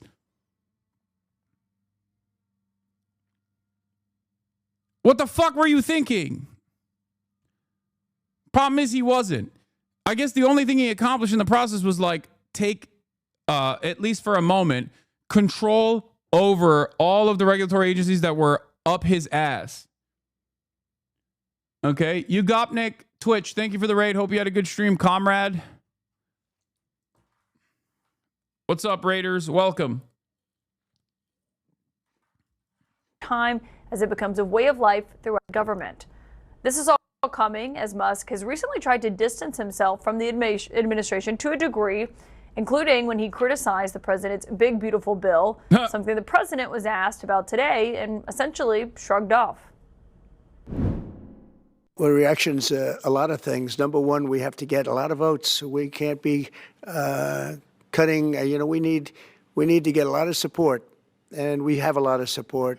We will be negotiating that bill, and I'm not happy about certain aspects of it, but I'm thrilled by other aspects of it. That's the way they go. It's very big. It's the big, beautiful bill, but the beautiful is because of all of the things we have.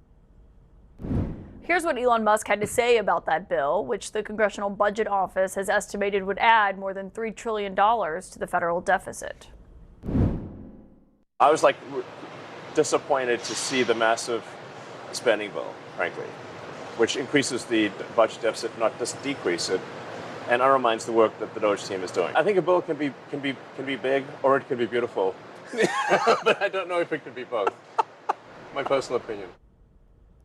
My source on all of this tonight is the veteran tech journalist, Kara Swisher. And Kara, it's great to have you here. What do you make of Elon Musk officially leaving his role that he is tonight? Well, it's a long goodbye, isn't it? I mean, he seems to be leaving and going out. He needs to work on his company. This was inevitable that he was not going to stay there very long. And it pushed along by the fact that his businesses are a bit in distress. And And so he needs to pay attention and do his actual job. Do you think he's actually leaving? I think he's probably frustrated by the pace of government. And when he goes back to his companies, he says jump and they say how high. At the government, they don't do that. And I think he found a lot more difficulty in finding real cuts and everything else. And I think they're only sending $9 billion in dough. Yeah, all of the Elon Glazers now turning on him, fake friends, you know? Like, didn't Kara Swisher basically fucking ride Elon into oblivion? Like, this was her job. So many people in mainstream media have made careers out of talking about how awesome Elon is, how he's like basically Tony Stark. Cuts to, which is nothing. It's a drop in the bucket, which means pretty much his effort was a failure. Yeah, that's what they're planning to send up to the Hill based on what we know so far. But I mean, $9 billion might sound like a ton of money to someone who's watching, but when you think about his stated goal of $1 trillion to cut coming in, $2 trillion at first, $2 trillion initially, then that was halved to be more realistic. Yeah, I think that puts it more in perspective of how much there was this high bar that they did not reach. No, it's what they spent on paper clips. I mean, it's really not a lot, and he didn't find it. He was able to do it because he made cuts in particular areas, some of which were regulating him, like foreign budgets, maybe attack NPR, attack things like that. But it wasn't significant cutting that they were talking about, which is reforming government extensively. And as he correctly pointed out, you can't have a bill that's big and beautiful. You can have one or the other. And you know, Musk can do math, I think, and he understands the deficit. This $2.3 billion or more raising the deficit is very dangerous for this country, which was something I think he genuinely wanted to help fix. Did the president's response when he was asked about Elon Musk saying, you know, it can be big or it can be beautiful, it can't be both, which he said with a laugh there, but I do think is a point that he actually probably believes. Were you surprised that Trump didn't have a stronger response to that? No, because he was just saying, yeah, that's the way it goes here up in there. Like, I think he was acknowledging that this is how it happens, this is how the sausage is made. And I think Elon thought, because the way he runs his own companies, that he could just come in and trample everybody. And I think that was one of the problems. I think he bullied cabinet members. I think he ran over things. He took a lion's share of the attention, the whole chainsaw thing, which is like Elon Musk's existence as the richest billionaire on the planet, the wealthiest billionaire on the planet, is fantastic in many ways. One, because it just directly cuts away at the lie of meritocracy, because he doesn't work hard nor smart. And I think a lot of Americans can recognize that. Okay. But also, oh my God, the fucking tariffs faucet is back on. Oh my God. U.S. Appeals Court reinstates Trump tariffs during appeal. Jesus Christ, dude. We are the dumbest country on the planet. I swear to God. It's fucking hilarious. Okay. Yep. Money molestation continues. Okay. Listen to me. The money molestation continues.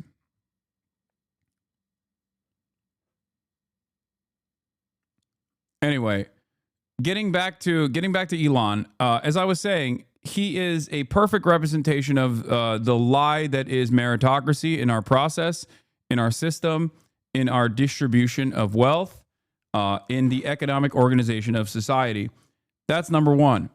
Number two, Elon Musk and the ways in which he has been able to get his grimy little hands all over the federal regulatory agencies that are tasked with regulating his companies, okay, is, I think, a perfect opportunity to once again remind people how these things work in places like China. Think for a moment. A guy like Elon Musk behaving this way, leading to all of these federal agency workers getting fired from their jobs. Imagine what would happen in China. Imagine what would happen to an Elon Musk figure in China. That's all I'm saying. There would be some serious criminal prosecutions that would come after these kinds of actions. And I think that is something we should be moving towards. It would be fantastic.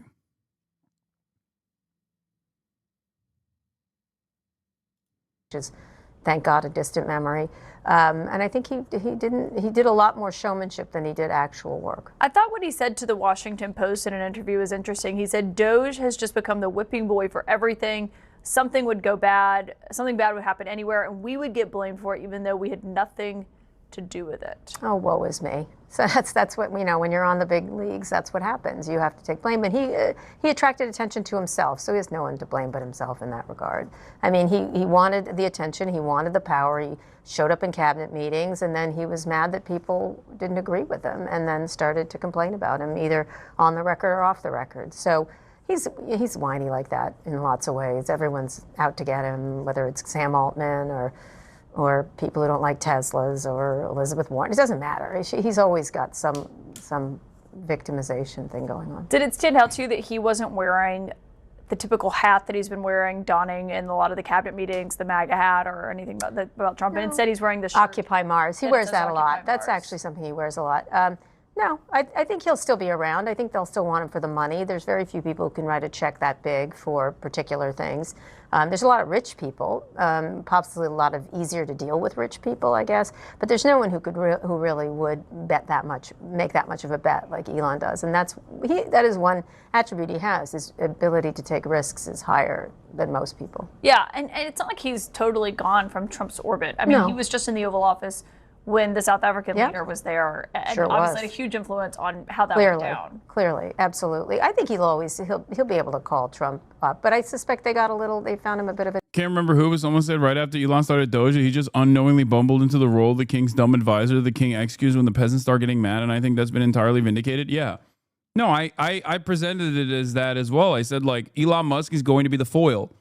He is going to be the inevitable fall guy because Trump hates losers. And the moment that he falls out of favor, which he did, Donald Trump cut him out. He also does not have like the charisma to be able to navigate this space anyway. It would already be very difficult for anyone to be able to operate as the responsible figure for all of these insane cuts.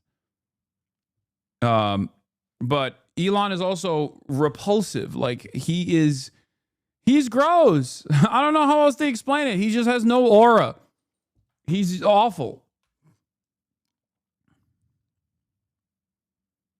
A nuisance. That's what I understand from people there. You mentioned his other companies, and today we saw a group of Tesla investors send a letter to him urging him to commit to at least 40 hours a week running the company, saying his outside endeavors appear to have diverted his time and attention from actively managing Tesla's operation, as any other chief executive officer or publicly traded company would be expected to do. Correct. I know that's the thing is, can we please have 40 hours of your week, which is kind of ridiculous.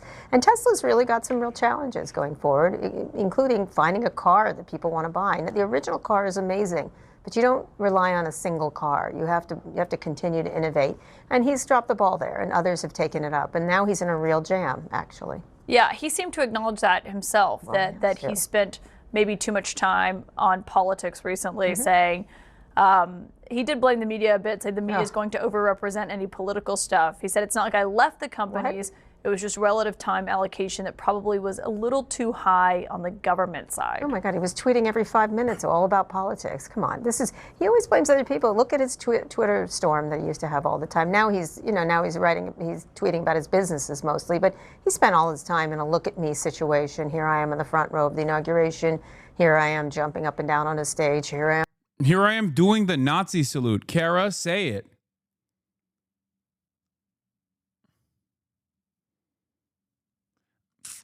I feel like we kind of just brushed past that far too quickly. I don't know why the media is not even entertaining that. That was a very consequential moment for a lot of Americans. I would go so far as to say that played a big role in resentment from a lot of Americans, and then that resentment carried over and snowballed into the additional resentment that they had with all the cuts that came afterwards.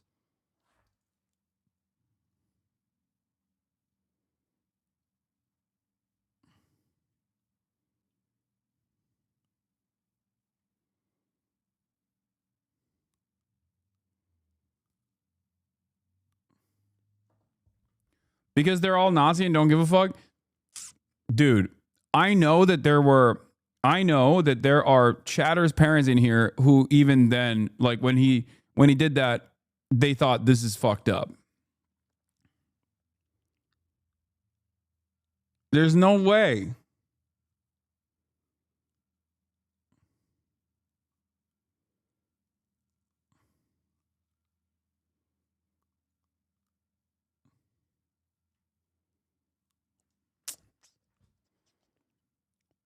I feel like that was a pivotal moment. That was a pivotal moment for a lot of people.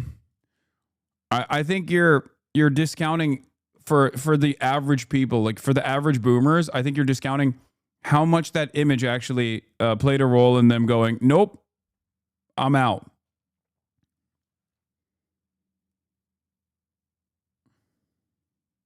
In the cabinet meeting, he has no one to blame but himself on the problems at Tesla and the fact that competition exists, and that's what's happened here. Well, and on the I think some people may hear this and say, well, he was trying to do good, he was trying to find fraud in the federal government, but I was It's really dangerous to conflate that action with anti-Semitism. Yeah, Sig Heiling with anti-Semitism. Everybody knows anti-Semitism is when you say Israel does not represent all Jews and it's doing a genocide of primarily children. That's anti-Semitism, not when you Sig Heil. listening to Steve Bannon last week, and he was essentially saying, you know, Republicans are trying to cut whatever they can from Medicaid for this bill. They're getting blamed by Democrats. He's like, where is DOGE? They were supposed to That's right. go after that or go after the Pentagon budget. Instead, they went after smaller projects that didn't net, you know, the huge fraud people were expecting. I think he's right. It was a lot of jazz hands and exhausting jazz hands. And he sucked up all the attention. And so if he was going to act like a heat shield, don't be surprised that you get burned. That's my feeling. And, you know, one of the things, he's still going to be a successful business person. One of his companies, Neuralink, just got a big funding. People, you know, I wouldn't bet him out in the car business, although he has a much tougher road there. Obviously, Starlink has challenges, but it's doing really well. The space stuff is really interesting. I mean, if he devotes himself to that, he would be great. But this is going to be probably years from now seen as an alleyway he went down that just didn't work out quite as well for him. Does it surprise you at all that this did not end in a massive blow up between Elon Musk and Trump that some people predicted might happen? I don't know, TK, right? He starts by little criticisms. And I think I do tend to agree with him on the tariffs and free trade. Again, he can do math. Deficits are a real problem for this country. And here we have this big, beautiful bill that's going to raise them rather substantially, which is mortgaging. Oh, my God. Yeah, that's the big problem with the big, beautiful bill, is that it actually raises the deficits, and not because it's a ginormous wealth reallocation to the top while causing the working poor to suffer even more. Oh, my God. Oh, my God. Ay, ay, ay. The motherfucking Democrats and the liberals in media. What are we doing, dude? What are we doing? This is literally a gift. This is a unique opportunity for every liberal to go on television and be like, they want to kill the working poor, but they don't want to say that. And the reason why they don't want to say that is because liberals also want to kill the working poor. Here's my plan to dismantle the deep state and reclaim our democracy from Washington corruption once and for all. The people voted for major government reform.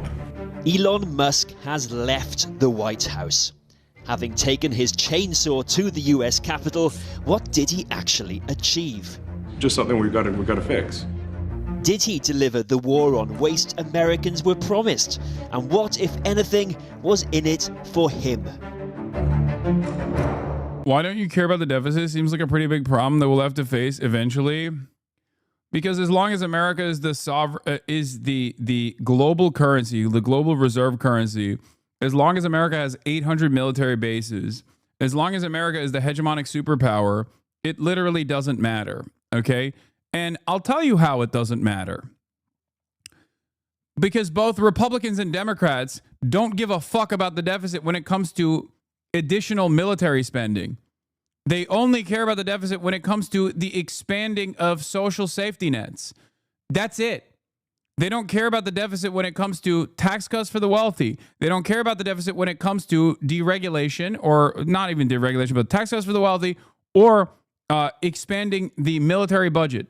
Endlessly expansive military budgets. Okay? All of those things also are expenditures. All of those things contribute to the deficit in very meaningful ways. Okay? It's bullshit.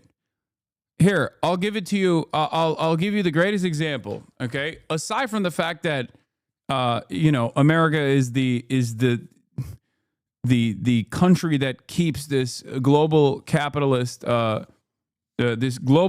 economy running. Okay, the government is also, even if you were to look at it like a business, but it's not. Okay. Even if the government was run like a business, you got to spend money to make money, okay? Every business in this goddamn country runs on debt. So it's not a wonder that the United States also runs on debt. Okay?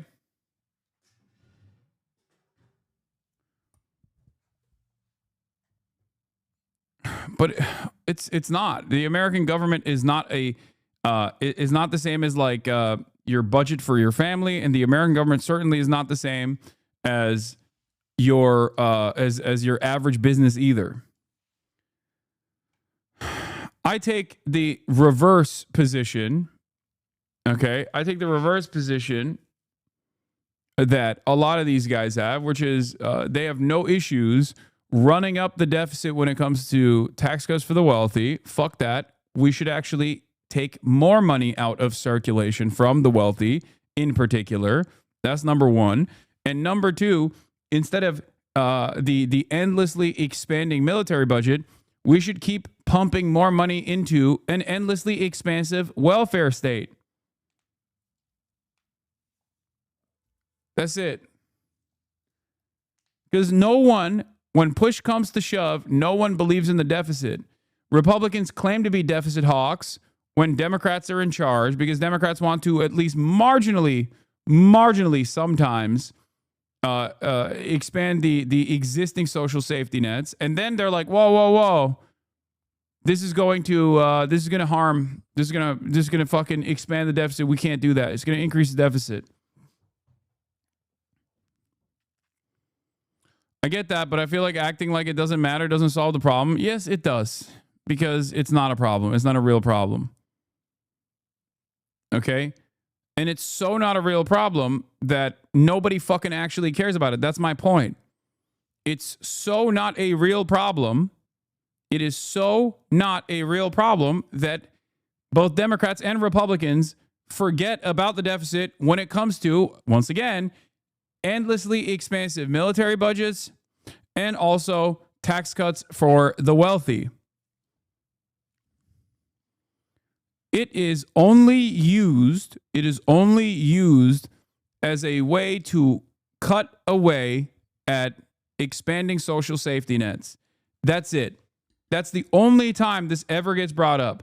There has never been a conversation about the deficit when it comes to military spending.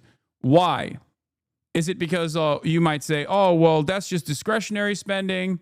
Discretionary spending is expensive on the military side, but like the overwhelming majority of all of our expenditure goes to Medicare, Medicaid, and goes to Social Security. Sure, fine, but that's necessary. The military is not. Of course, once again, America's position on the global stage. Okay, Thick Kooky, shut the fuck up. Okay, take a day off. God, you're annoying me. America's position as the hegemonic superpower relies on endless imperialism. Okay, relies on 800 military bases. America also has a voluntary military.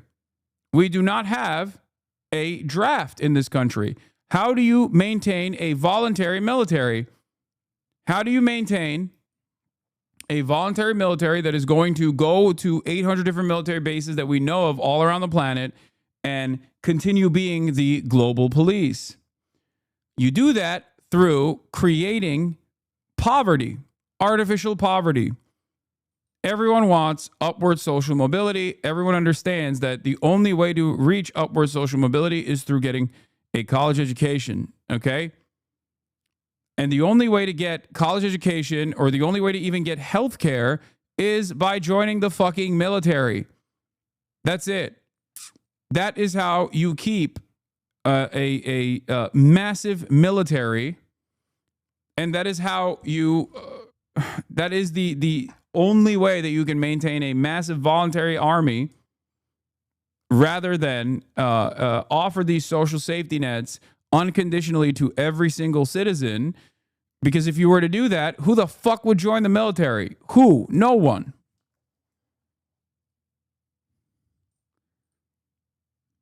No one would do that.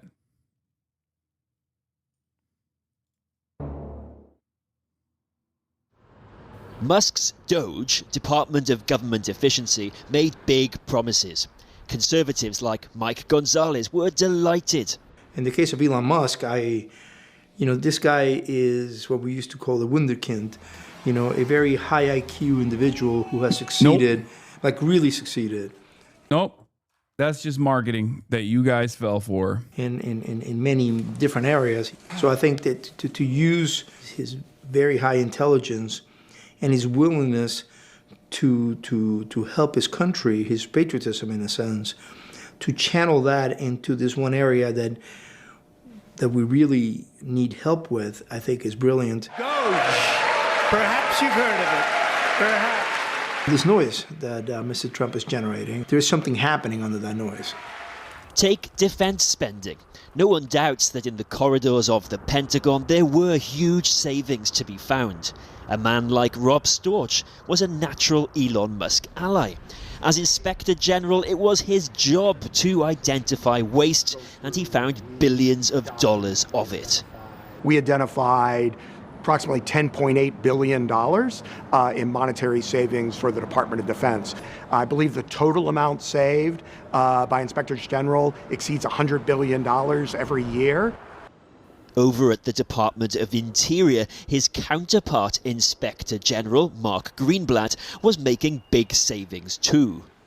Well, when the president first started talking about the Department of Government Efficiency, which we call DOGE here, when he first started talking about it, Elon Musk was being bandied about and there was all this sort of hubbub. I was actually excited. I was the chair of the Council of Inspectors General at the time. And I said, well, these are going to be good allies for us in the fight against waste, fraud, and abuse. This is a good thing for us and for America. But their mission has turned out to be very, very different. Different because, despite saving the taxpayer huge amounts of money, President Trump fired Rob Storch, Mark Greenblatt, and at least 15 of their waste-watching counterparts. How could we have known that the Department of Government Efficiency would be inefficient? Well, I don't know. Maybe because there already is a pre-existing government office dedicated to... There is already a pre-existing government watchdog that is dedicated to, cutting inefficient spending. And that also, might come as a surprise to many of you, requires a shit ton of people, accountants, specialists, to work at said government watchdog, to really look at the numbers, crunch them, and understand what they're looking at, to find new ways of cutting expenditure. You can't just go in there with a fucking hatchet with like 8 losers hopped up on Adderall and with AI to get in there and be like, yeah, we're just going to cut everything.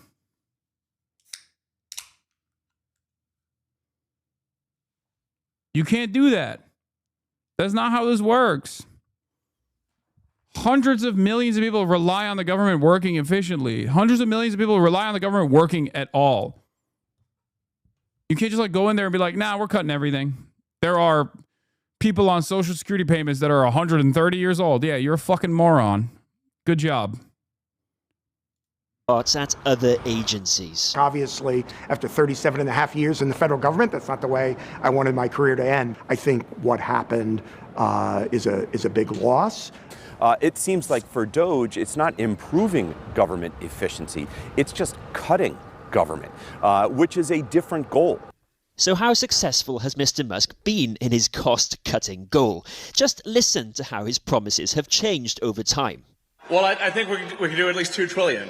Yeah! That we can actually find $1 trillion in savings. Thank you. $150 billion. What happened? What happened, dude? I thought you had it. I thought you had that dog in you, man. That's crazy. I really thought we were cutting trillions of dollars in spending, dude. I'm so surprised. Think of that. Yeah. It's 160 now. Yeah, 160. And at what potential cost has this come to Washington's system? Also, I can't stand how much we reward loser shit when it's like a rich person doing it. Like, if your broke ass was this incompetent at whatever broke ass job that you have, you get fired. Like, can you imagine? Can you imagine, like, what's the equivalent of like you're supposed to do at McDonald's, you're supposed to, I don't know, whip up 50 fries a day. And you're like, yeah, I'm going to do that. I'm going to do 50 small orders of fries not a day, fucking, I don't know, 50 orders of, let's say, one fry order per minute, 60 an hour, okay? Or 50 an hour. Let's do 50 an hour, okay? Not a day. 50 orders of fries an hour.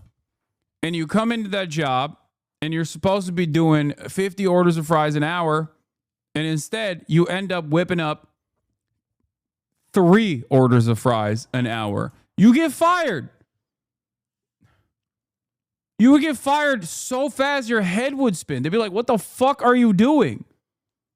There is a pileup of cars a mile long. Button up your privileges showing, my guy. What?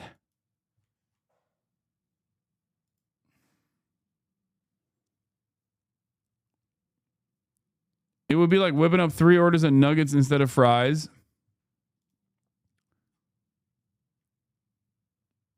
I'm just saying, like, they let you do so much when you're rich. When you're already rich, they're like, yeah, he's just a little guy. He's just a little crazy. He doesn't know what he's saying. It's fine. Wait, what? Isaiah Thomas? Man, when I'm on these flights, I'll be farting so much law, especially these overseas flights. It's all bad if you sit by me.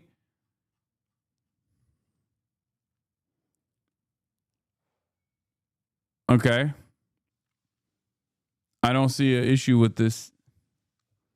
What? Why are you pointing this to me? Why are you presenting this? He's just being brave and honest, and he should be. Y'all yelled at me when I said the truth, much like Jesus.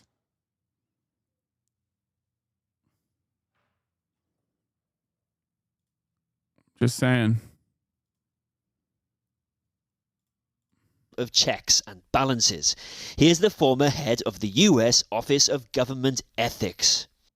The gutting of agencies and personnel with decades of experience and expertise, it really takes us back almost to the 19th century. The legal system that we have in place to govern against conflicts was one of the many ethical reforms that took place in the wake of the Watergate scandal in the 1970s. It takes effort on the part of the government officials involved, and it takes a certain amount of goodwill and norms of behavior, which the Trump administration in both its first iteration and in the first 90 plus days of this administration tends to ignore. With such privileged access and power, could Musk really disentangle his business interests? His supporters say he's a patriot, not a profiteer. Take Tesla. Despite money can't buy advertising from his boss, the carmaker's performance has hardly been stellar. If he were honoring both the letter and the spirit of the law, then he would recuse himself from any official activities that in any way could benefit his professional interests, whether it's Starlink, whether it's Tesla, or whether it's SpaceX. So while he's serving, that's a tremendous concern. Starlink is Elon Musk's satellite internet business, connecting hard-to-reach places around the world. And some in Washington say it's a prime example of where his business interests conflicted with his government role. Why, for example, did the Trump administration make cuts to a multi-billion-dollar project to provide broadband to some of America's most rural communities, including big Trump-supporting areas? The man who ran it is deeply skeptical about their reasoning. After the confirmation of Secretary of Commerce Howard Lutnick, we received instruction that we were to rewrite the program rules, which rewrite is still occurring, to increase the amount of satellite usage and decrease the amount of fiber optic connectivity. The practical outcome of the changes that the new administration has pushed forward will be that more people will get worse connections and more money will be pushed toward Elon Musk's Starlink program. This certainly appears improper. America. What are you going to do? He's, the wealthy are too powerful. Inside access, baby. What are you going to do? It's all, dude, they are getting way more open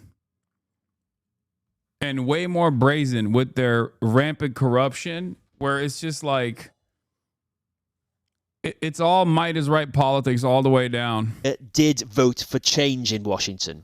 But with Doge's figurehead now leaving the building, its achievements unclear, and with no let-up in opposition from the courts, Democrats and sacked federal workers, has the president got the stomach to finish Elon Musk's job?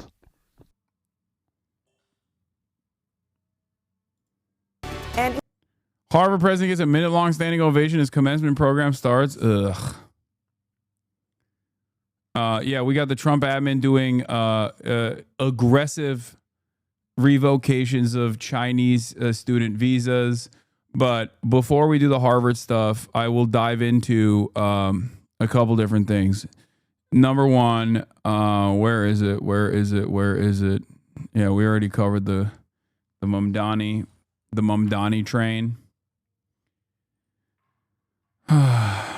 The Republicans in my life essentially have said to me, it's okay if they're corrupt as long as my team is winning. Yeah.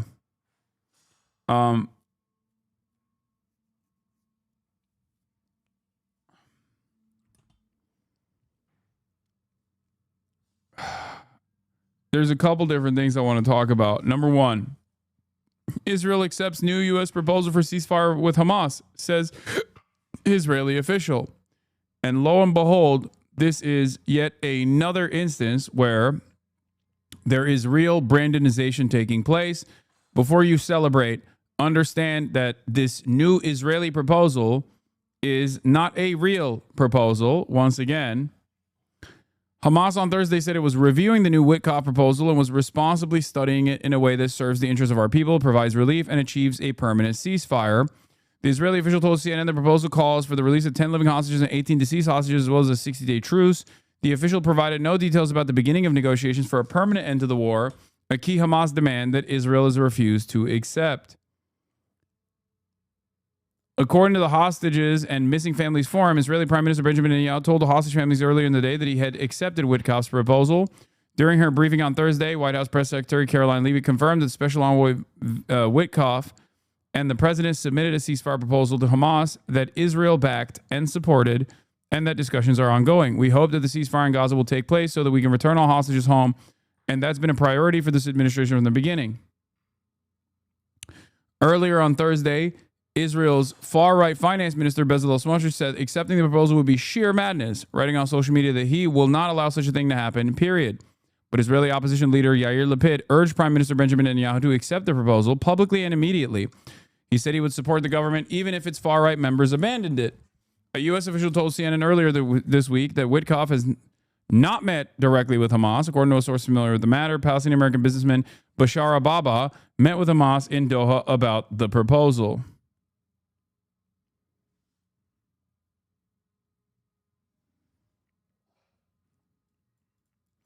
Baba, who led the group Arab Americans for Trump during the 2024 presidential campaign, has been working on behalf of the administration. There is a full text and also the Hamas statement, obviously. A senior Hamas official criticized the Witkoff term sheet, telling me it abandoned commitments the U.S. made to Hamas in direct talks. The proposed deal from the Israelis through Witkoff is extremely difficult to accept, he told me. There is no talk about the ceasefire deal from January 19th.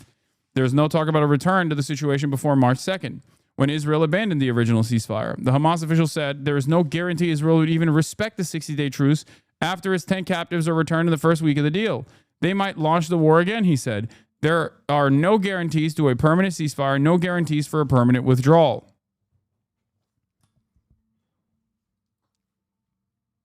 Yeah. Full text. Framework is 60-day ceasefire. President Trump guarantees Israel's adherence to the ceasefire during the agreed-upon period. Release of the hostages, 10 Israeli live hostages and 18 deceased hostages from a list of 58 will be released on days 1 and 7. Half of the living and deceased hostages, 5 living, 9 deceased, will be released on day 1. The remaining half will be released on day 7. Not the last day, but day 7. Okay?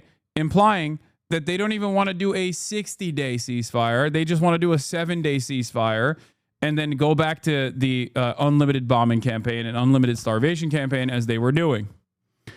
Humanitarian assistance. Aid will be sent into Gaza immediately once Hamas agrees to the ceasefire agreement. Whatever agreement reached on aid to the civilian population will be respected through the course of the agreement. Aid will be distributed through agreed-upon channels that will include the UN and Red Crescent. Israeli military activities. All Israeli offensive military activities in Gaza will cease upon this agreement entering into force. During the ceasefire period, there will be a cessation of aerial movement, military, and surveillance in the Gaza Strip for 10 hours daily or 12 hours daily during the days when exchange of hostages and prisoners take place. IDF redeployment. On day 1, after the release of the Israeli hostages, redeployment in the northern part of the Gaza Strip and Netzarim corridor in accordance with Article 3 regarding the humanitarian aid and based on maps to be agreed upon.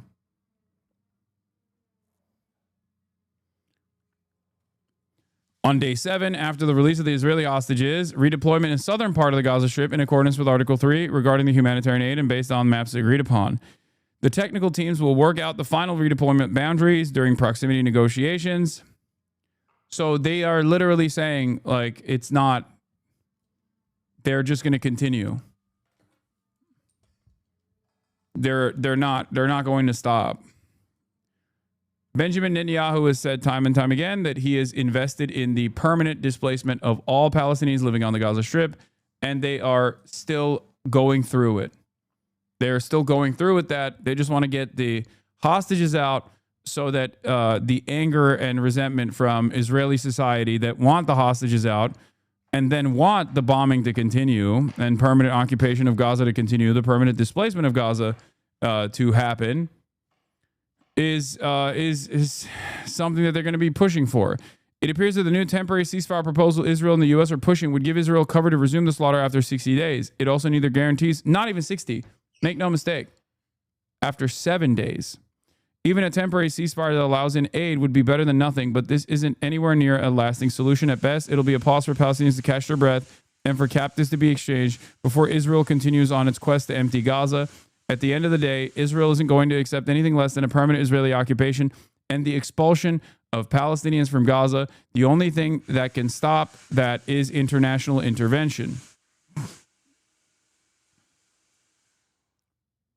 Every couple of weeks, this happens where Hamas will say, we want a permanent cessation to hostilities, which is, of course, an understandable desire, a totally reasonable desire. And Israel says, no. Okay? Israel says, nope, not going to happen. Hold on one second.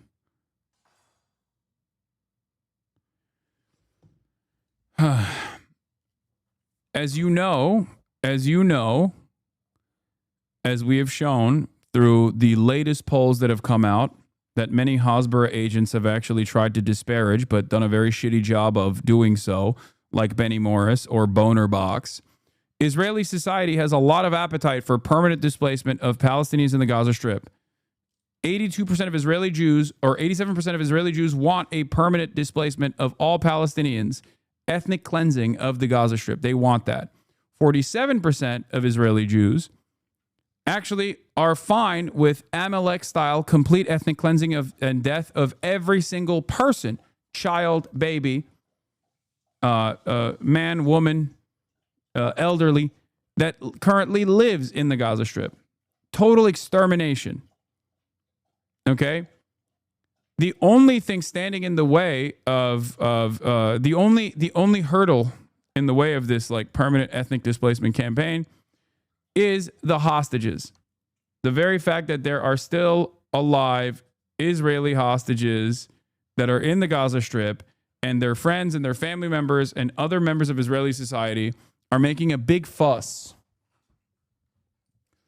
They're making a big fuss about this. Okay?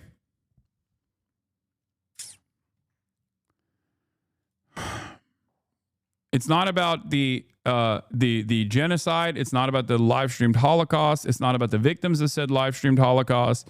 It's simply about the Israeli society's resentment towards Netanyahu revolves around, one, immediately after October 7, not being able to secure and actually defend Israel when that veil of security was penetrated. And then shortly after that, the anger and resentment was because Benjamin Netanyahu was just like killing their family members and their friends at a rapid clip with Israeli bombing campaigns, sometimes directly shooting and killing them. 3 of the Israeli hostages that had escaped literally got shot by the Israeli military with small arms. Like they shot them point blank. So,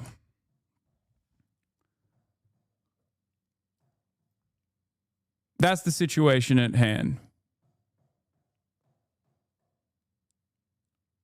They want to do, I think, 7 days, pull out as many people, pull out all the remaining hostages, and then continue bombing and continue the death and destruction and continue the live-streamed Holocaust, knowing full well that the international community is not even getting together to recognize the statehood and sovereignty of Palestine. Okay? Because remember, European leaders are pushing in the direction of recognition for the Palestinian state. This is seen as a major danger for Israel because that comes with additional legal protections for all Palestinians. Okay? But that in and of itself is not moving the needle, especially considering that there is one European country that has recognized Palestine as a state, Ireland, and Ireland itself recently actually failed on a measure to stop doing trade, to stop, to do boycotts and divestment from the state of Israel. So clearly there aren't enough, there isn't enough material pressure that even states that recognize Palestine as a sovereign state will apply. Poland recognized Palestine too. Again, Poland is another great example.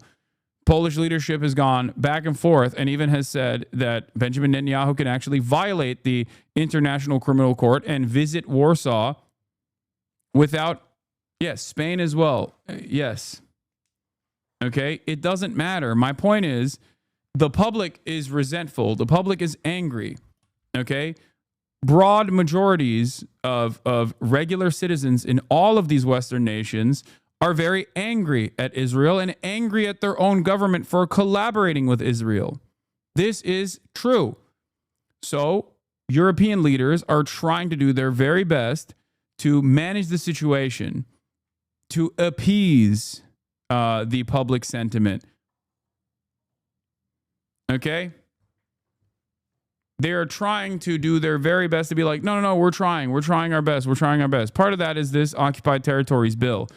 What's in it, how it has changed, and what the implications might be. Even without some of the provisions contained in Senator Francis Black's original bill, it could face opposition. The government has decided to approve drafting of the Occupied Territories bill but is it not drafted already? Independent Senator Francis Black first tabled a bill to ban trade with Israeli entities based on the occupied Palestinian territories back in 2018, long before the current conflict in Gaza.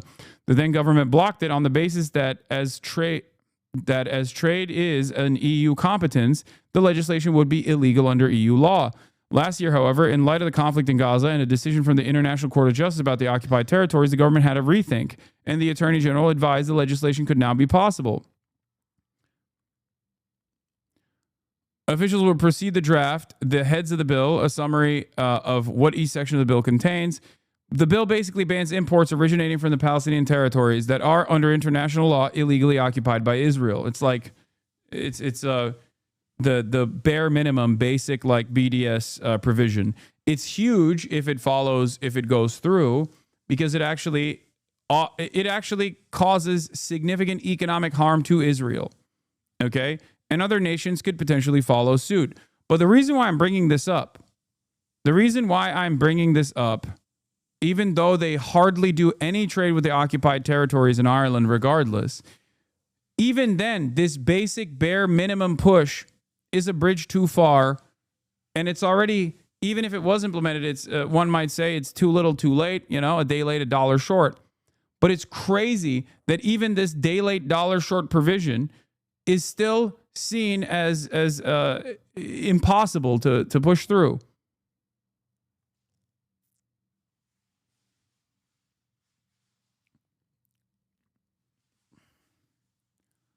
And this is for Ireland, a country that has already recognized Palestine as a sovereign state. So my point is, a lot of these European leaders are basically finally coming to the recognition that what Israel is doing is wrong. This is creating a permission structure for the media of said countries to actually cover the situation on the ground with the honesty that they should have applied since day one, that they chose not to until it was 19 months into this live-streamed Holocaust. And while the conversation is shifting against Israel, this will create even more pressure. It's an endless cycle of additional pressure. So there are some good things here. Okay? There are some good things here. I need you to understand. This is moving in the right direction. This is moving in the right direction. This kind of pressure is good. So I'm not going to cast this aside, but I will warn you that it's still, at this stage, purely for optics and offers no material penalties to Israel, no significant material penalties to Israel. Meanwhile, I will relitigate something that I have maintained since, everyone is now coming on the it is a genocide actually tip. Once there are now in mainstream media, in Washington Post. Wait, what? What the hell? Okay. Okay. A Washington Post journalist wrote an article about how it is a genocide and people should start saying it. Shadi Hamid wrote, a new consensus emerging. Israel is committing a genocide in Gaza. We should say so. Words have meaning, and they should be used when they describe reality. My essay in the Washington Post. This is a Washington Post op-ed. Never in my life did I think that we would actually see a Washington Post op-ed that openly says that Israel is doing a genocide. Okay? That's huge. That is a huge, huge difference. Yes, Shadi Hamid, not exactly a radical leftist, is calling it a genocide in the Bezos own Washington Post. If you haven't started using the term, which at this point is considered factual by mainstream human rights organizations and scholars, it's probably not for a great reason.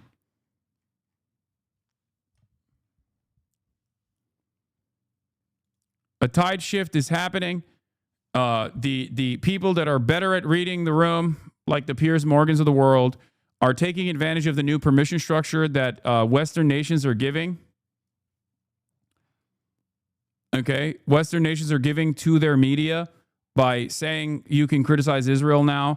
That's precisely the reason why you're hearing from more and more people that previously were terrified of the political, social, economic repercussions that they would face. Okay?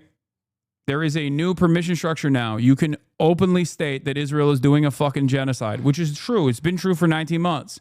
But now you can say it. So you'll hear a lot more people openly coming out and saying it. And when more people openly come out and say it, there will be more pressure. Okay? There will be more pressure upon our politicians to cut ties with Israel.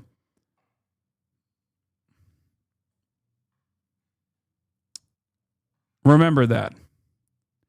Ethnic cleansing has become the official policy of Israel. The nation's leaders are admitting it without apology. There was barely a pretense before, but now there's not even that. And these admissions combined with mass killings on the ground point to something even more horrific: genocide.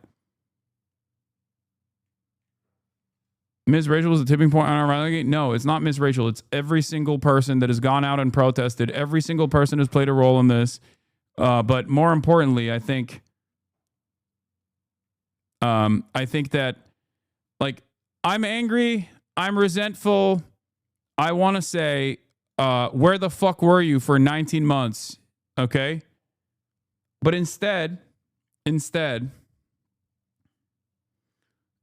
saying, where the fuck were you for the past 19 months, we should look at the silver lining of this, okay? Even if it's a PR initiative, remember, that should cause you to be skeptical of these people in the future, okay? Never forget that. Never forget, for 19 months of genocide, 19 months of a live-streamed child holocaust, these people not only actively ignored the reality on the ground, but even basically fucking did the role of offering contextualization to Israel. A much less significant analog here is the Jake Tappers of the world going from actively offering shelter to the Biden administration's senility that everyone could see in broad daylight, to then turn around and conduct investigative reporting once it was no longer problematic to do so. Once there was no serious harm to your career. Okay? This is exactly what's going on here as well. But this does not mean that we should cast aside these people, not the Jake Tappers of the world, but I mean, like, the people that are now coming out and saying that it is a genocide. We should be skeptical of them. We should be critical of their intentions. But ultimately, it's still a good thing because it opens up a new pressure valve. Okay? Yeah. Abby Wilkinson says, I have a mental catalog of public figures and people I know personally I'll never respect or like ever again, but I think we want to make the barriers to acknowledging and speaking against the ongoing genocide as low as possible. Welcome people through gritted teeth is exactly my point as well. It also does help increase the pressure on the government of the US, UK, Germany, and other Western states, and the only way this can be ended is if those governments are under so much pressure they have to act. There's records of people's complicity and cowardice. That Zadie Smith article isn't disappearing. There's time to litigate this in the future. Yeah.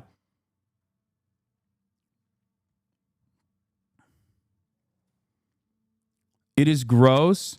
It is disgusting that it took almost 20,000 dead children for people in the Western media to finally say, I think there's too much death for me. Okay? But a barrier has been crossed. It is very clear.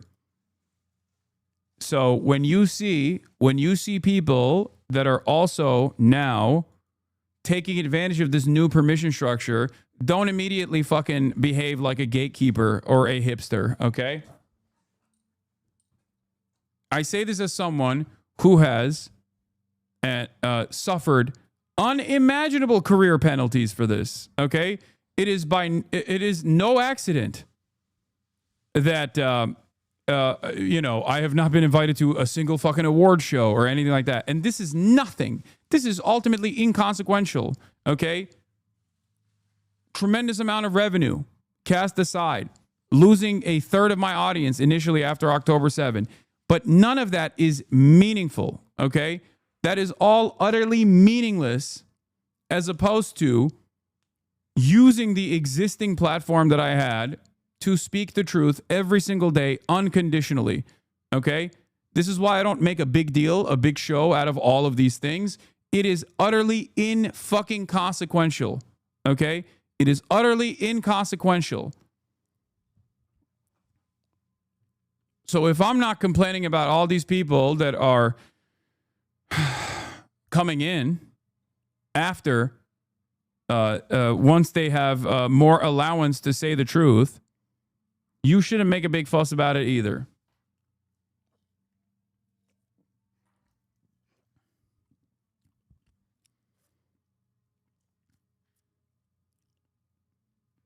Truth ? Law. I love that. There are still also hanger-ons that want to believe that the world's and the world's and the entire planet's opinion on Israel is not completely negative, and that's always funny. Like the Asmongold followers, the Ethan Klein followers that still are basically operating on this like completely lost boundary. Okay. Hasan, what of accountability and justice? So many of those who are going to mea culpa are some of the worst catalysts for this genocide. Oh, make no mistake. That's later. That comes later. Right now, the goal is to keep up the pressure. Okay? Don't fucking worry about that right now. Do not worry about that right now.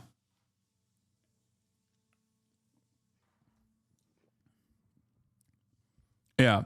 The Asmongold fans, the Tectone fans, the Ethan Klein fans, the Sex Pestiny fans, they're like the Japanese imperial fascist soldier holding on to his forward operating base in the fucking Philippines 39 years after the war ended, you know? They're just holding on. They're like, nope, you're a fucking terrorist. Shut up. You're a terrorist. Fuck you. Here. And while this is happening, I will seek to carve out another permission structure. Okay? As I've said time and time again, I will repeat it. There is no comparison between Israel and Hamas. One is a militant resistance comprised of orphan soldiers born into a 77-year occupation. The other is an ethno-religious supremacist apartheid state with nukes doing a genocide backed by the United States of America, the most powerful nation on the planet. Okay? There is no comparison. These guys are not in the same zip code. There is no both sides in this situation. Okay? While I have said in the past, and understandably that openly mentioned that yes, there was a deliberate targeting of civilians on October 7, and therefore the October 7 campaign, regardless of the 75-year occupation, was an act of desperation that still can be considered terrorism. Okay? There were atrocities that took place on October 7. Relitigating October 7, 19 months into this genocide is fucking insane. It is fucking idiotic. No one should ever entertain that. Okay? Absolutely not. And as I said, even on October 8, that October 7 only happened as a direct consequence of 75 years of military occupation and endless displacement and endless death and destruction that Israel has enacted without any scrutiny whatsoever, with full-blown support from Western nations upon the Palestinian civilian population. Okay? Another point that I also mentioned here is that Israel, as a belligerent occupier, does not have a right to defend itself by bombing Gaza. It obviously does not have a right to do genocide. No country has that right. No one has a right to do genocide. Israel is doing a genocide that is completely illegal under every metric. But Israel didn't even have a right to bomb Gaza in the way that it did in the aftermath of October 7, because Israel is a belligerent occupier of the Palestinian population. Okay? Palestinians, on the other hand, from the Al-Qassam brigades down to every last Palestinian that chooses to take up arms against the state of Israel, have a legal right to defend themselves against Israel's genocide. Okay? That's also another thing that you have to remind yourself of. But the reason why I brought this up is because the media tide is shifting in the direction of people recognizing the truth about Israel doing a genocide. But since that media tide is shifting, I need you to understand there is a reason why for 19 months, no one has brought this up in mainstream media. Okay? No one has brought this up in mainstream media. One must ask the question, why no one has brought this up in mainstream media? Why is it that this is the only place, this is one of the few places in the Western world where you will ever hear this truth? It's not even a fucking falsehood. It's not an exaggeration. It's just simply international human rights. Okay?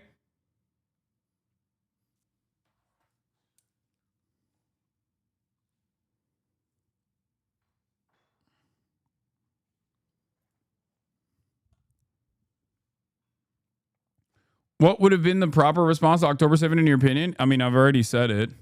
Dissolve the apartheid instantly on October 8th. That's what I said. I said that on Piers Morgan numerous times. Dissolve the apartheid, end the permanent military occupation, and fire off the negotiations process. All for all, allowing the Palestinians that are under permanent military detention to go free.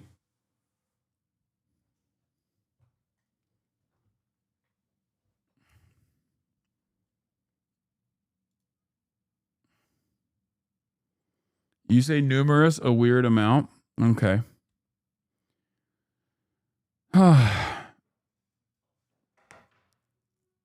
Yeah.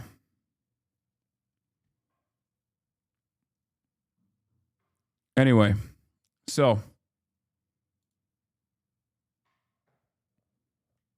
Alonso Grimendi actually made a video about this. I'm going to watch it. I have it on the docket. Where is it? Hold on. I had it on the docket. Oh, Israel's genocide at Gaza legal analysis. Is Israel's committing a genocide in Gaza? I mean, it's fucking. It's not very visually appealing, but Alonso says the awfulness of October 7 violence should have led Israel to conclude that the status quo of living in a willful ignorance about their brutal settler colonial project next door had failed. Instead of genocide in Gaza, it should have built partnerships in Palestine to lift the occupation.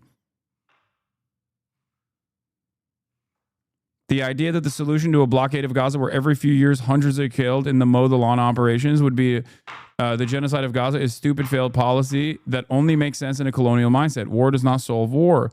Israel had many partners and tools at its disposal on 8/10 to get rid of Netanyahu and its failed policies, announce a new status quo, and plot a credible roadmap to the decolonialization of Israel-Palestine. It instead chose to close the ranks around Netanyahu until the job is done. And the reason why they did that is because there is great appetite for permanent ethnic cleansing of all Palestinians in the Gaza Strip and permanent ethnic cleansing of all Palestinian citizens of Israel as well, eventually. Okay? It's not there yet, but it will get there. Gaza first, West Bank second, and then you move the crosshairs to the Palestinian citizens of Israel within. Because it is an ethno-supremacist fascist principle. Okay? That is what Israel is built on. It's Nazi shit through and through. Remember, the reason why Hamas and other armed actors were able to penetrate so deep into Israel was because Netanyahu redirected security priorities to protect the West Bank settlers at the expense of Israel's kibbutz in the south. Netanyahu also supported Hamas for years out of a desire to keep Palestinian nationalism and unity broken and weak instead of helping to unify it so it could find partners for a decolonialization project that ends the occupation. Instead of holding him accountable for his failure and not keeping Israelis safe, he was rewarded with a get-out-of-jail-free card paid for by the blood of the Palestinian genocide. And then he also abandoned Israeli hostages. So what was Israel supposed to do on October 8th? Well, as Majed Bamia says, if the state of Palestine is expected to remain peaceful after a genocide that killed 55,000 Palestinians, then Israel should have been expected to remain peaceful after October 7th too. Yeah, exactly. It could have severely ostracized Hamas and built a large coalition for a new normal in Israel-Palestine. It could have agreed to the release of the hostages quickly, or if you believe Hamas, would not severely delegitimize them and put the pressure on the Palestinian Authority. But settler colonial projects choose to dig deeper into colonialism, and as all colonial projects, it led to genocide. Now comes the time for accountability and decolonization, not as a result of the West's solidarity after 7/10, but as a pariah state abandoned by its allies.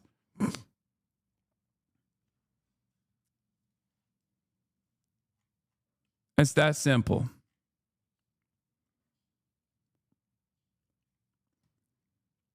So many people died in the process. And the idealist in me wants to fucking yell about how many newcomers there are that are finally openly saying the fucking truth. You have this Benedict Cumberbatch, Dua Lipa, Rizwan Ahmed, Nicola Collin, and more than 300 other public figures have signed Choose Love's letter demanding Keir Starmer and UK's complicity, and the UK's complicity in the horrors of Gaza. Yeah. Now, some of these people are active in the pro-Palestinian movement. Okay, many of them are. So I'm not going to say that they haven't done enough. Okay, but there are plenty of newcomers into the fray as well. Obviously, there are a lot of people still that have been actively protesting against their governments, actively protesting since the beginning, and maybe even, and far before October 7, as a matter of fact. Okay? But remember, these lists will keep coming out, and public pressure will keep building, partially because there is a permission structure that comes with this. When you see more and more people, come out, more famous people come out, then there is power in numbers. People are no longer afraid that they will be cast aside, fired. Like Melissa Barrera, who was fired from the project Scream 6, right? I think it was Scream, right?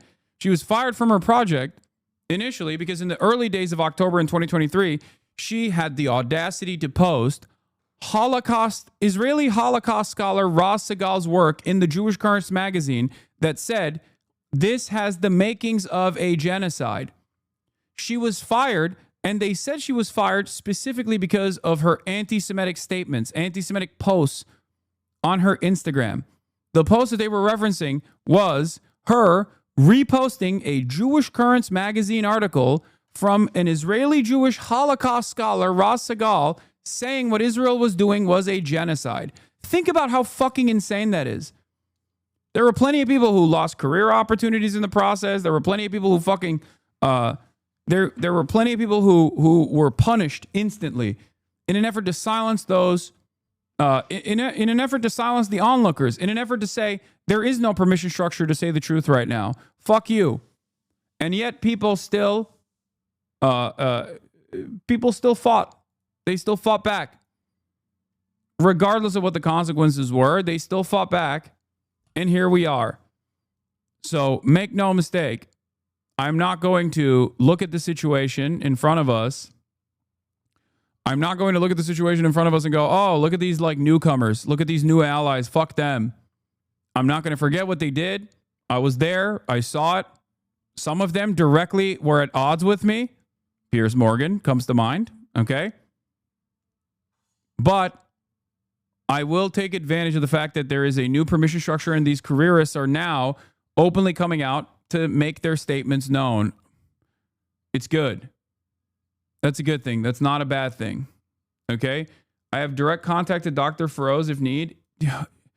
Just a mom. I'm talking to him already, okay? I'm talking to him directly. I'm going to have him on the broadcast. Please. They are fair weather, not useless. Take advantage of the momentum. Exactly.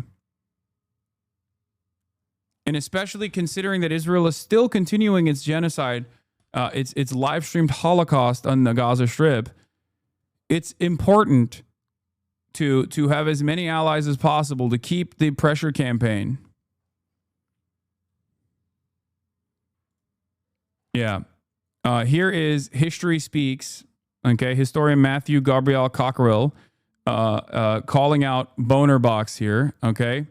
So this time, Hasan needs 3 pairs of hands to attack me and is still a pathetic flop. A poll released after this clip can show 82% of Israelis wanting to force Gazans out. Yet another can show 69% of them wanting to end the war in exchange for the hostages. Okay? We are not for killing them, but of course most Israelis are for expelling them. Why the fuck should we be ashamed of wanting people who produce endless terrorism next to Israel out and also quit a lot of cases of Arabs who has Israeli citizenship and committed terror attacks? How it started, Box Loner uses sophistry to discredit polling showing most Israeli Jews support deporting both their Arab fellow citizens overwhelmingly and Palestinians in Gaza. How it's going, Israeli fan of Loner Box insists, of course most Israelis are for expelling them.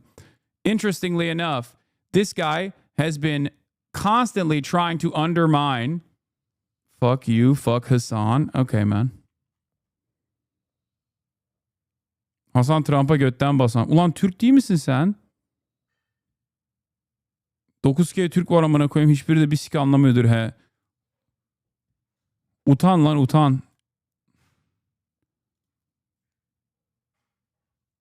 Hold on. There was another thing I wanted to show you. Now, the reason why I'm bringing that up, the reason why I'm bringing up that poll is because, once again, Hasbara agent Boner Box lied to his audience. Okay? The Hasbara Box Loner is setting up a false dichotomy between, one, poll results showing overwhelmingly Israeli Jewish support for ethnic cleansing and near half support for extermination, and two, poll results showing support for an end to the war conditioned on hostage release. There is no such dichotomy. This is a false dichotomy that he's presenting.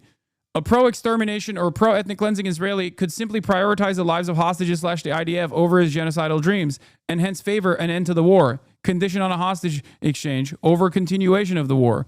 So as usual, this is just an attempt to obscure and whitewash by Loner Box. Okay? By the way, Israeli population shouldn't be dehumanized or written off as irredeemable, nor should the widespread genocidal attitudes in Israel and the clear normalization of calls to exterminate Palestinian civilians in Israeli politics and media be whitewashed through sophistry. Post-genocide, Israel should be de-radicalized through an ideological deconstruction of Zionism. Yes. So there are still naysayers who want to hang on. Okay? There are still naysayers who want to hang on. Careerists who think that they can hold on to being pro-Israel as a mechanism to farm clout to the best of their ability.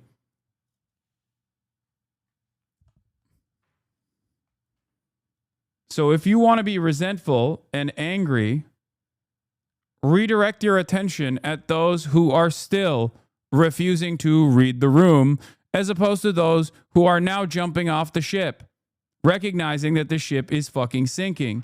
I recently saw Philion videos about you, and it's a shame he's going for the right-wing grift sass stuff. Whatever, who cares? I don't think Loner is pro-Israel. He's definitely against the current campaign. Beta Wolf, you've done this a lot. Okay? I'm not willing to entertain your stupidity any further. Okay? I miss the MasterChef days. Anyway, I just don't get why it seems that the PA would work with Israel, but Hamas is a hard no. I want to hear a good response, not just genocide in air quotes. In life, unfortunately, both sides need to be considered to come to a deal, or we are just left with indefinite fighting. Please don't evoke Nazi comparisons or call me a Zionist. I want peace for these people already. You are one of the most annoying fucking chatters that is consistently doing this like mealy-mouthed bullshit, okay? Over and over and over again. Over and over and over again. Don't just say genocide. Of course, it's not an accident that you think Boner Box, who literally fucking flew to Israel with Sex Pestany, who once famously fucking said that he wants Israel to finish the job and do a genocide of the Palestinians. Boner Box, who literally went there and did a tour of Israel with Elon Levy, okay? With Elon Levy, did a tour of Israel with former propaganda minister Elon Levy. That guy is not pro-Israel. Even though, seemingly, he finds himself defending falsehoods with regular frequency, including attacking me and claiming that I'm misrepresenting information that's coming out of reputable polls in Israel about the attitude that Israeli Jews have in Israel towards exterminating the entirety of the Gazan population. I think at this point, if you still believe that this person is not invested in, here we go again, seriously though, what do you mean here we go again?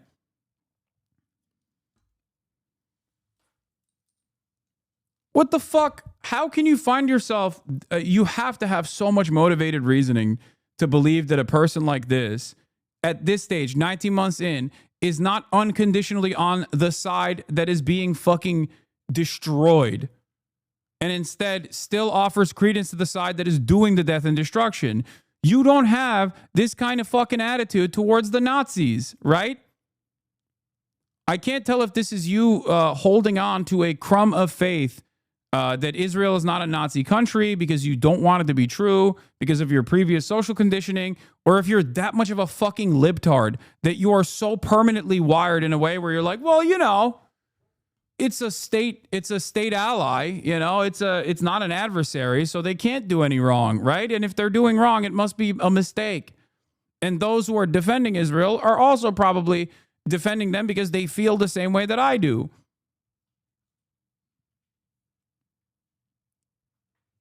This is the same 44-month sub from the other day. Yes, a faith.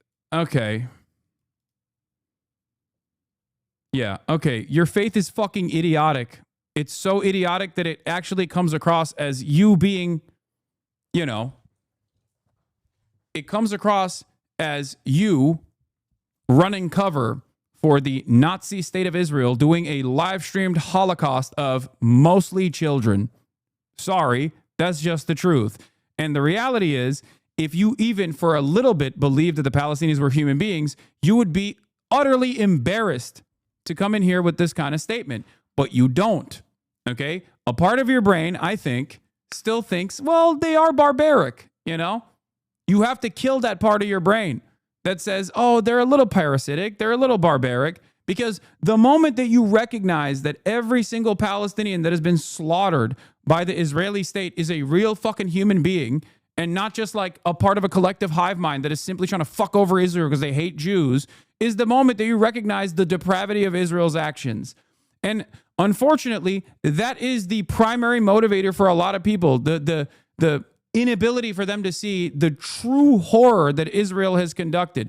That is precisely the reason why so many people can like take this weird ass position where they're like, well, you know, Israel is doing a genocide, but also no one should really resist against that. Israel's doing a genocide, but like, how can we trust these Palestinians? I mean, they did October 7. Israel's doing a genocide, but you know, the Palestinians are also a backwards people.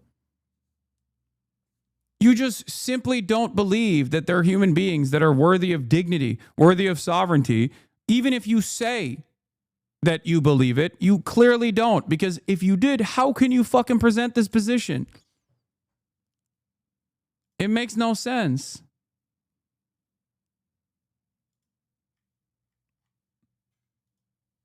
And you will find yourself, nah, dude, it's not a racist thing. I do think they are. I never said anything about that. The reason why I say I don't think you think that they are human beings is because if you are giving any credence at this point to Israel, that means that you are stating that Israeli human beings, Israeli civilians died, and it's understandable that they still have some level of resentment against the Palestinians. They're humans. Their victims are real victims. October 7 justifies at least some of this violence that Israel has unfolded on the Palestinian population. But you obviously don't think that the Palestinians are worthy of the same fucking critical lens. They're not, you don't see them as human beings because they've done a million October 7s. What the fuck are we talking about? That's it. It's that simple. They've done October 7s in the past. Israel has done October 7s to the Palestinian population in the past. Okay? So if Israel's actions are even remotely justifiable upon the Palestinian population due to October 7, what is justifiable for the Palestinians to do to Israel now? After all is said and done, what do you think is justifiable for the Palestinians to do to Israel because of the thousands of fucking October 7s?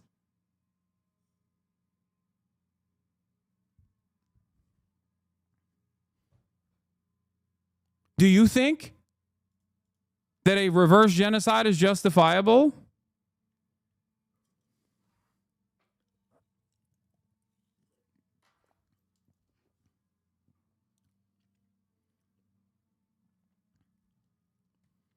Yeah. Even Bonerbox and those fucking dipshits will recalculate. I saw a clip of Sex Pestiny even being like, I don't really talk about Israel, Palestine as much anymore because they know the writing on the wall. And also, all of the things that they said, Trump is, and defended when Biden was doing, Trump is also doing. And they have to turn around and act like they're against Trump. They have to position themselves against Trump. So now they're just, you know, shamelessly moving on as though they did not do unlimited amounts of propaganda for Israel by directly going to Israel. Okay? There is no comparison. It's like flying to fucking Nazi Germany and going on a Red Cross mission to that one fucking concentration camp to say it's not a real concentration camp. They have showers. Like, it is literally the equivalent. But many people still don't want to fucking cross that boundary. Many people don't want to recognize that it is identical, okay? It is identical. The numbers are not the same, but it doesn't matter. It's identical in its intention. It's identical in its inception. That's what they did. And those very same people would fucking lose their minds if I even fucking traveled to Qatar for fun. You know what I mean? They would be like, what the fuck? Oh my God, it's so obvious. He's so Hasanabi.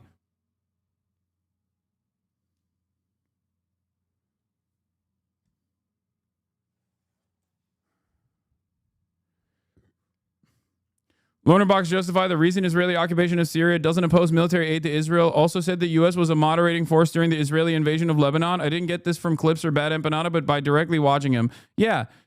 How many times do you have to watch someone who like claims that they're fucking anti-genocide, or which I don't even think he calls it a fucking genocide. He says it's not a genocide for the record, and actively positions himself against those who say it is a genocide, which is the truth.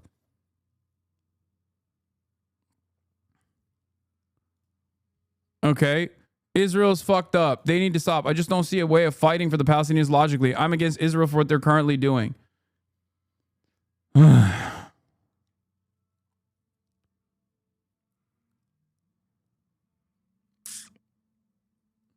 Yeah. Lonerbox is a genocide denier or a genocide supporter, actually. I wouldn't say he's a genocide denier. I think he's a genocide supporter. And so is Ethan Klein.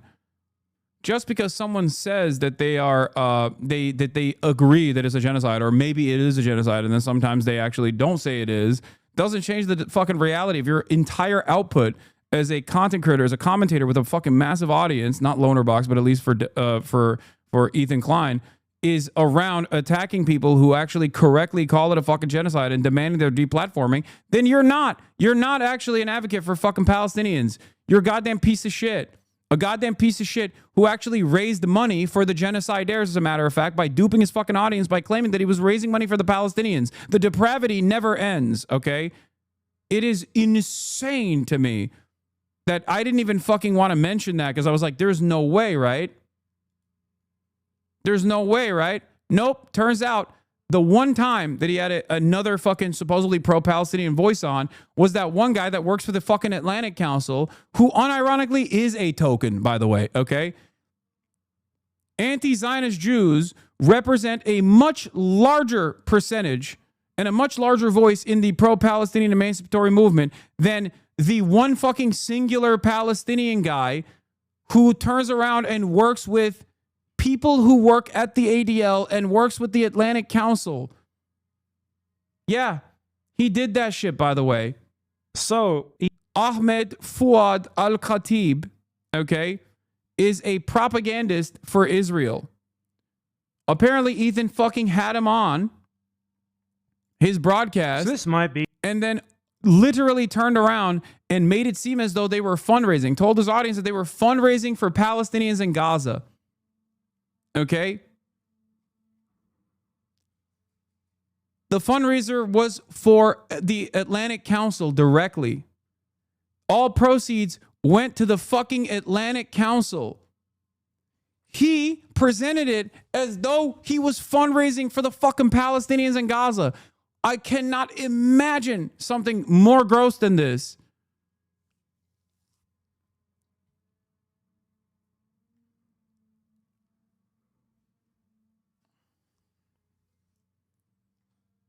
It is crazy.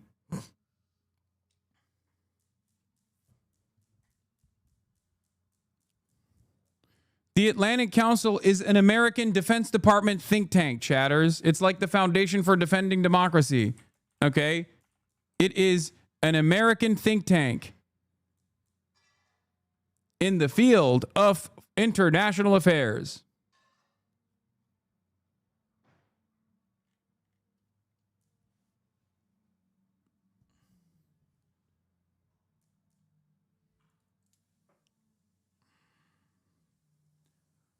Unimaginable, dude.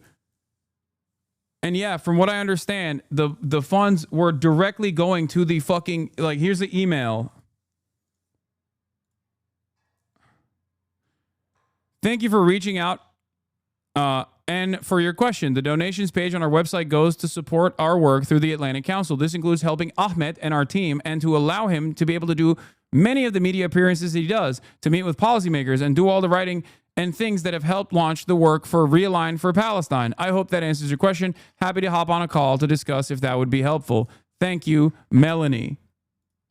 And from what I understand, I think this person used to work for the ADL too, by the way.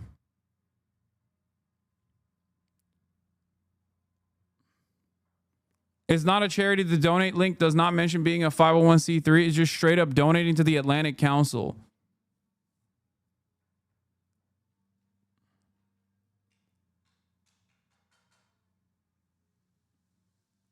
He had two charity links. One link was for aid, but the first link was for Atlantic Council.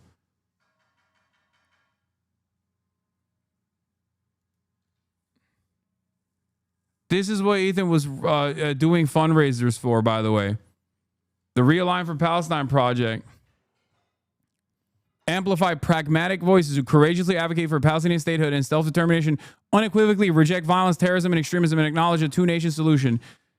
It's not a surprise that the likes of Ahmed are oftentimes retweeted and quote retweeted with regular frequency from the Israel Foreign Ministry, okay? The Israel Ministry of Foreign Affairs. They are working in unison. An American think tank that works with the American foreign policy apparatus in the State Department is obviously going to be fucking pro-Israel. And of course, those people that work there, regardless of their background, are still absolutely working in collaboration with the state of Israel. And yes, Israel killed his entire fucking family, by the way. Yes.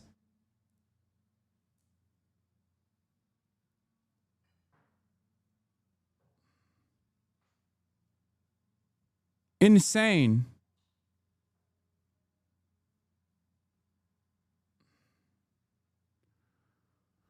Plus a mention of working family parties as an afterthought, even though they needed donations. Wait, WFP? Oh, World Food Program. As an afterthought, even though they don't need the donations out of all organizations, they just need the blockade to open, but it was like an afterthought anyway. He presented them both as if they were equally important. I cannot believe how you would fucking turn around and try to send donations to a pro-Israel think tank, dude. It is the crazy. Worst thing that I've seen the H3 podcast do so far, and that's obviously saying a lot. They are scamming people into donating for Palestine, except it's not actually donations for Palestine. It's not donating to like a charity like the UNRWA or the PCRF or something like that. No, it's donations for Palestine that they are soliciting, which go to a pro-Israel propaganda organization. So in that podcast episode from today, Ethan Klein had a talk with Ahmad Fouad Al-Khatib, who is like this pro-Israel Palestinian who says, you know, Palestinians are at fault for all of their own misery. Israel does nothing wrong. And he works for the Atlantic Council propaganda organization. He's basically like the one guy who these Israelis prop up as their like token, look, a Palestinian who agrees with us sort of guy. So he always does the rounds. It seems like they can't find any other. But this video isn't about that. I'll probably be covering that on my stream this week. This video is about something that's even worse than that, if you can believe it. There's a part of this stream, timestamped and called Donate to Palestine, in which Ahmed solicits donations for a project of the Atlantic Council, which is explicitly actually pro-Israel. And Ethan Klein is calling it Donate to Palestine.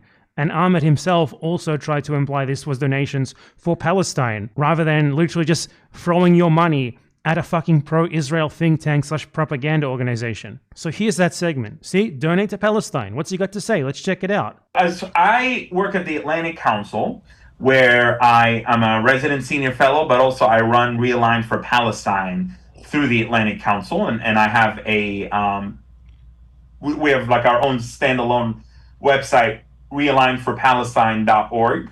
There is a donate button, and yeah, so like you're certainly folks can donate there, but also I would encourage folks to. By the way, I need you to understand, Ahmed Al-Khatib has written for Barry Weiss's The Free Press. Israel killed 31 of my family members in Gaza. The pro-Palestine movement isn't helping. Over the last 2 decades, Western activists have only made things worse for my people. Barry Weiss also, again, is an agent of Hasbara. This person basically works for the fucking state of Israel. Maybe not directly, but pretty much as directly as you can get, okay?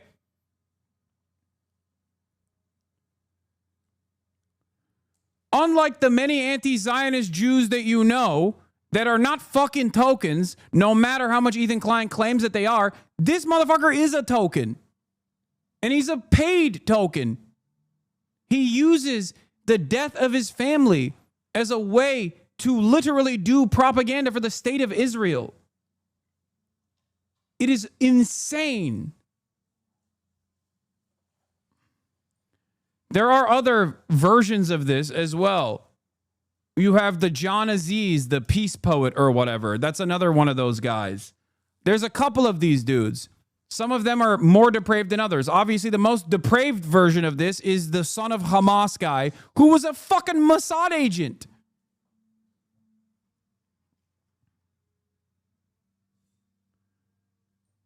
Yeah. Ahmed Al-Khatib, the Azagazan, I Love Israel Ghazano, who gets paid by the Israeli lobby and is a literal torturer of Palestinians, wrote a deranged screed calling me a Nazi and implying I'm some foreign agent. Let's be absolutely clear. Ahmed Al-Khatib is a disgusting Zionist Ghazano asset, beloved by Western media because he launders their Zionist propaganda with a Palestinian face. And unlike his deranged smears, I can easily prove this.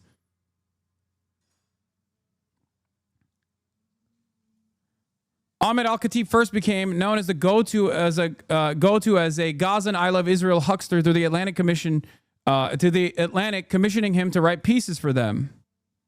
Okay, this is the Atlantic. Jeffrey Goldberg's prison. Norman Finkelstein writes for the Counterpunch. Okay. The Atlantic is run by, if you guys remember, Jeffrey Goldberg, who you might know his name because he was recently in the news because he was in that fucking group chat on Signalgate. And if you recall, I told you very much about his background as an Israeli concentration camp guard, okay? Anyway, Ahmed Al-Khatib keeps getting invited to CNN, MSNBC, The Atlantic, and other Western liberal mainstream media to be their little pet as a Gazan boy to launder all their grotesque smears. And he got his entire career as such from a literal Israeli torturer and killer of Palestinians who writes about Palestinians being killed with utter genocidal glee and joy. That's Goldberg that Z is talking about.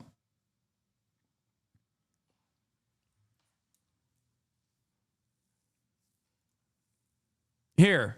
And if you want to understand further, if you look at, yeah, I went to UCLA campus last night and spent a few hours there before the police dispersed the encampment. I wanted to see the pro-Palestine student protest for myself and get a sense of the atmosphere, energy, and students, as well as the movement's focus and the desired goals.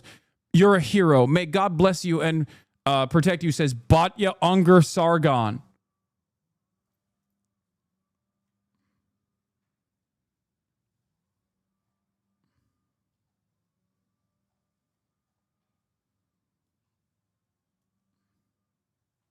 To consider the World Food Program has a Gaza Appeals page that is dedicated just for here.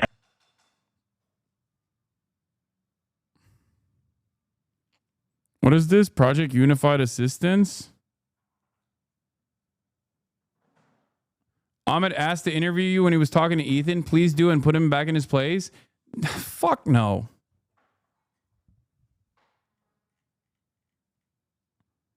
Yeah, dude. So that they can fucking cut more propaganda to be like Hasan talks down the Palestinians who don't love Hamas. I'm never going to give him a fucking platform. He already has enough in liberal media. The fuck? What's next, dude? Should I talk to members of the Israeli state as well and fucking normalize their positions too? Get the fuck out of here. Project Unified Assistance is a nonprofit organization based in San Francisco. Primary focus is a proposal to establish a humanitarian UN-operated airport in the Gaza Strip. PUA believes the lack of an airport in Gaza infringes on the human rights of Gazan citizens to move freely. Okay, this is correct. I don't understand. Like, this is, he founded it as an American humanitarian activist who left Gaza in 2005 as a State Department-sponsored exchange student and was not able to return due to border closure and political instability. Read organization. I mean, this is ironically enough, this is one of the goals of Hamas, for the record, is to have an airstrip again.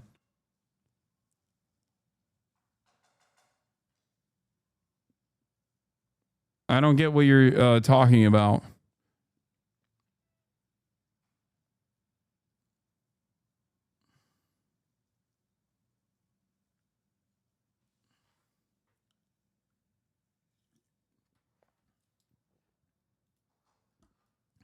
You don't find the timing suspicious? Read organization.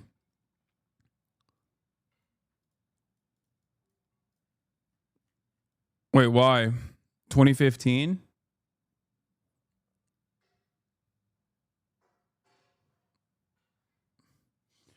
I don't know.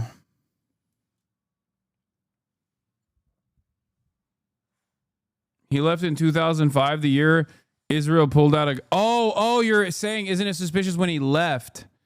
Oh, yeah, okay. Yeah. When Israel pulled out of Gaza. Yeah. Yeah, I mean, he's a collaborator, yes.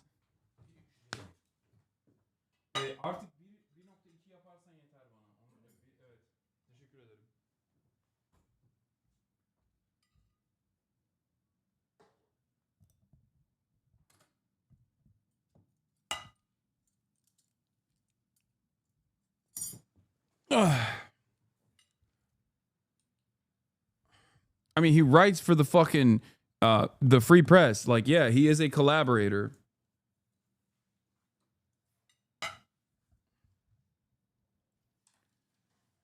Oh, anyway. I'm going to give you the page that is dedicated. So you can see here that Ahmed Fouad Al-Khatib recommends donating to his own personal vanity page on the Atlantic Council website before he even mentions an actual organization that does something for Palestinians, the World Food Program. He sort of phrases them like they're the same thing.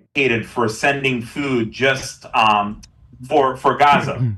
And they are incredibly capable. Oh, that's great. What is that's so the world? Yes, world I just dropped it. So send us both links so we can put them in the description. Okay. I sent this. Check out Ahmed's org Realign for Palestine here. It's linked in the description. So let's go to the Realign for Palestine website.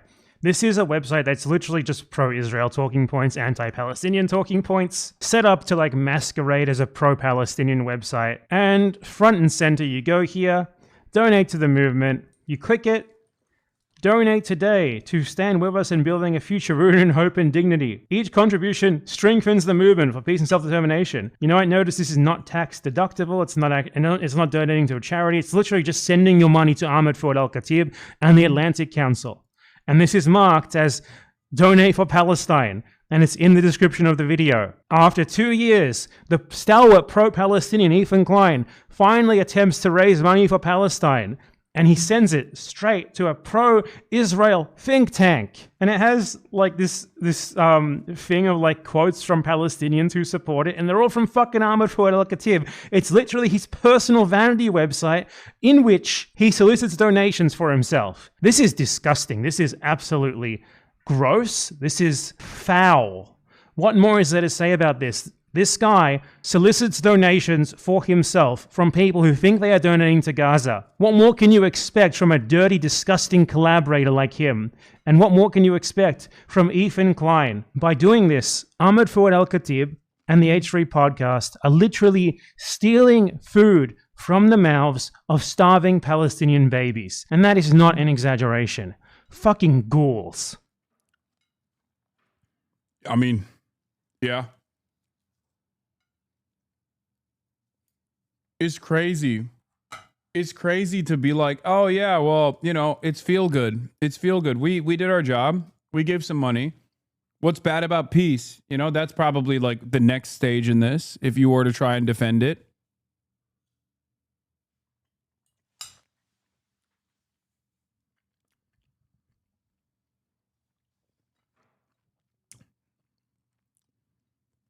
It is shocking.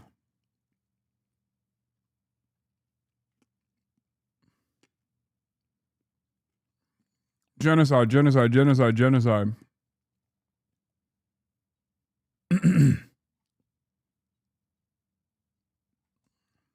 Anyway, now that I've shown you the fucking depraved side, here is an opportunist who is moving away. Here's an opportunist who is at the very least moving away from the wrong side as he sees the writing on the wall. As he sees the attitude shift from broader Western public, Piers Morgan is now taking to task members of the Israeli state as though they are Hasanabi Piker in the early months after October 7. Never did I think I would see this day where Piers Morgan would be, by way of, by way of being a careerist, but still, Piers Morgan would be on the right side of an issue, and Ethan Klein would be on the fucking wrong side of said issue, and the issue being Israel doing a genocide. It is incredible.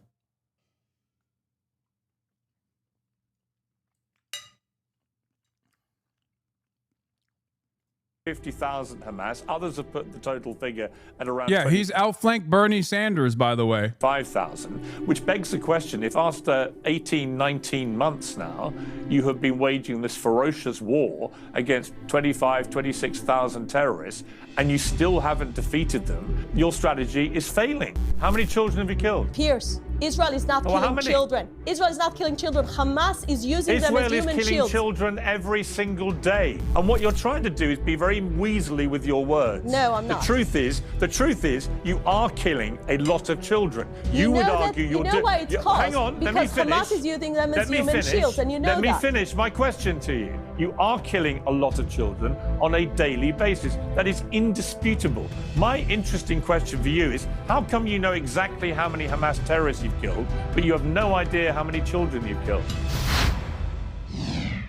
Several key points in the war on Hamas. Former Israeli Prime Minister Ehud Olmert has denied that Israel would kill civilians deliberately and denied the charge of war crimes. He now says this. The statements made by Israeli cabinet ministers, the leading cabinet ministers, that say we should starve Gaza. What is it if not a war crime? I mean, how can a serious person representing the Israeli government can spell it out in such an explicit manner that we should starve Gaza, that there should be no supply of basic fundamental humanitarian needs to a couple of million people living there. They are terrorists that we need to fight, but this is not a war against Hamas.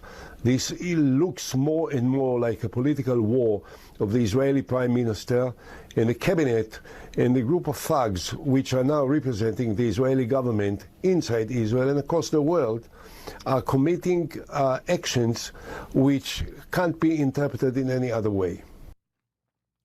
Well, Olmert also said, and I quote, the government of Israel is currently waging a war without purpose, without goals or clear planning, and with no chances of success. Meanwhile, Ehud Barak, another former prime minister and former IDF chief of staff, says the war is now purely for Netanyahu's self-preservation. Yair Golan, an opposition voice and a former army deputy chief of staff, said Israel is, quotes, killing babies as a pastime, close quotes, and risks becoming a pariah state. These aren't radical Islamists or raging anti-Semites, but patriotic Israelis who think their country is losing the plot. Today, Israel announced that they've eliminated Hamas's chief in Gaza, Mohammed Sinwar, the younger brother of Yahya Sinwar, the mastermind behind the deadly attacks on October the 7th. That was seen as a huge win by Israel as they looked to justify the continued fighting. But how many innocent Palestinians are losing their lives as a consequence? Overnight, we saw more shocking scenes in Gaza as thousands of Palestinians overran an aid site run by a US and Israeli-backed group with the intention of taking control of food distribution away from the UN. Many experts believe that swathes of Gaza face imminent famine caused by an 11-week Israeli blockade, which is only now beginning to ease. How much longer can all this go on? Well, I'm joined by Israeli Ambassador to the UK, Zippy Hotovely. Ambassador, welcome back to Uncensored. Good evening, Piers. Incredibly damning comments from two former prime ministers of Israel and a former deputy chief of staff of the Israeli army. When you hear what they have to say, surely it gives you pause for thought, doesn't it? Well, it's quite obvious for someone like you that understands politics that those people are coming from the opposition. Their job, in their opinion, is to fight whatever the government is doing. I think it's very anti-patriotic not to support Israel's war when we are fighting the most justified war in the world against a terror group. Against children. Israel is fighting the most justified war in the world against children. These are terror children, and they must die. Piers, you are Hamas. That committed the worst atrocities at the 7th of October. Just today, we remember 600 days that we still have 58 hostages in captivity. And I'm afraid to say, nowadays in Israel, you can't find even one leader that will say he's willing to live with Hamas on its doorstep. So if those people have any criticism, they should offer a plan how Hamas will be removed from the Gaza Strip, from controlling the doorstep of Israel, not committing the 7th of October again. I didn't get to hear that, not from European leaders that are criticizing Israel, and not from those opposition former leaders. So I must say that in the end of the day, Israel has a serious threat on its security. You will agree with that. No one wants to see people being massacred in their homes like we've seen at the 7th of October. And in order to do that, the aims of the war are still relevant. We want to bring back our hostages, and we want to make sure Hamas won't control the Gaza Strip. Every leader in the world, in the Western world, agrees on those two aims. You know, you and I have spoken regularly, or on a number of occasions throughout this war. I've always said from the start, as you know, that Israel had an absolute right and indeed duty to its people to defend itself after those appalling attacks. And my position about that hasn't changed. But I also kept asking one question, which was, what is a proportionate response? And I've got to tell you that in the last few weeks, I have found the Israeli government strategy in Gaza to be utterly disproportionate. And I'll explain to you why. When you launch a blockade for nearly 3 months to a population which already has seen much of their possessions, their land, their buildings, their homes decimated by bombardment after bombardment. When you say that you're going to launch a blockade on aid and food to a population where 50% are under 18, you are pursuing, it seems to me, as Ehud Olmert said, a policy of starvation towards, obviously, because of the nature of the population in Gaza, of a lot of children. And that is a war crime. I mean, what else do you call it? I think when you look at the facts, and you should look at the facts, letting in 25,000 trucks with tons of aid, this is not a policy of starvation. Now, let me tell you what was Israel's policy from the beginning of the war. From the beginning of the war, we created a very clear distinction between the terrorists. We're talking about 50,000 people that embedded themselves in population, as you know. Just now, you just mentioned Mohammed Sinwar. He was found under a hospital, under the European hospital. He was hiding there because he knows exactly how the world reacts when Israel attacks hospitals. But those hospitals being abused and being used as a terror facilities. This is why Israel is allowed to operate there. Now, I'm going back to the policy of aid. In the last few days, as you know, Israel is launching a new program, a new mechanism to deliver aid because, unfortunately, and I'm saying that with a big pain, Hamas was looting the aid that all the world wanted to be let into Gaza. Now, everyone is interested that the population won't be starving. We don't want to see pictures of children that don't have something to eat. Nothing she's saying is correct. It's actually kind of crazy.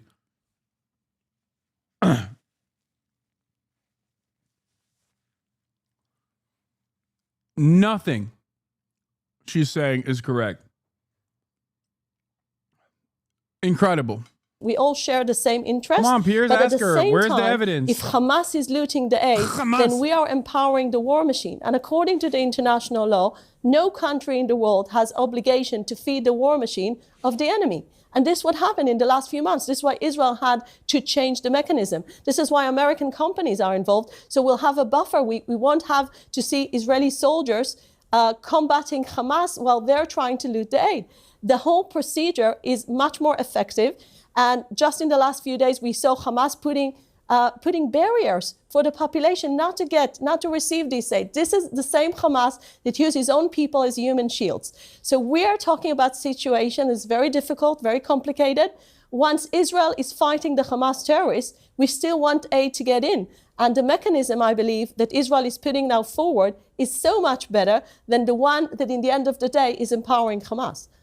The problem is that whilst you're saying all this and trying to justify it, you've got people like Smodrich coming out and making it absolutely crystal clear what the real plan is, which is to completely clean out Gaza of all the Palestinians and get them into, quotes, a third country. That is a form of genocide. It is a deliberate targeting of people based on ethnicity and displacing them from their homes and killing a lot of them in the process. I don't know what else you would call it. I've resisted using the word genocide about this, but when I watched what Mr. Smodrich was saying and studied the exact words that he said, it is very hard to reach any other conclusion than that he is waging a strategy of genocide and would like to cleanse, as he put it, the whole Gaza Strip of all the Palestinians. So you can try and dress up that blockade, which is what it was for 3 months, where we saw the starving children you say you're concerned about, but you've got Smodrich there actually laying bare the real plan, which is to get all the Palestinians out of Gaza.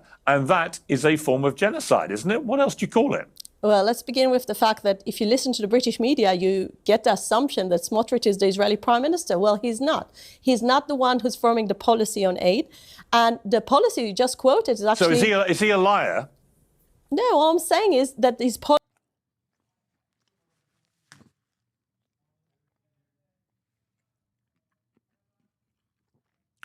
It's not just Bezalel Smotrich. Who is the finance minister, chap?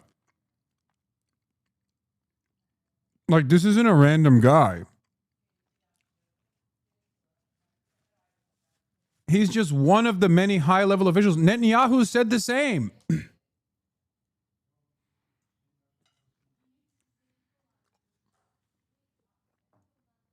Well, either he's lying or he's telling the truth. His statements are not standing in one line with Israel's policy. This is as a matter of fact. Now, going back to what you quoted basically President Trump's plan. And President Trump's plan is speaking about making Gaza a better place. Gaza will be a better place without having a terror hub, without having the underground tunnel city, without having people firing on Israeli cities. Just in the last 2 weeks, there were more rockets being fired from Gaza to Ashkelon, to some Israeli southern cities. We are not interested with any of that. And I just want to remind you, just in case you're so interested with finishing the war can finish today. If Hamas will surrender, if Hamas will make sure that no weapons in Gaza, if we'll see demilitarization of the Gaza Strip, and if our hostages are back home, the war will be ending today. I mean, just imagine that. All right, but let me ask. Nope. I think Piers is not fucking fully on board with the movement, and that's why he's just like neutering his own arguments here. He could be absolutely fucking cooking her up like a flank steak here. Like the Bezalel Smotrich thing, it's not just him. You know what I mean? It's not just him. If that's the case, then what the fuck does like Netanyahu mean when he says we're doing everything in our power to make sure that we follow through with Trump's permanent ethnic displacement plan?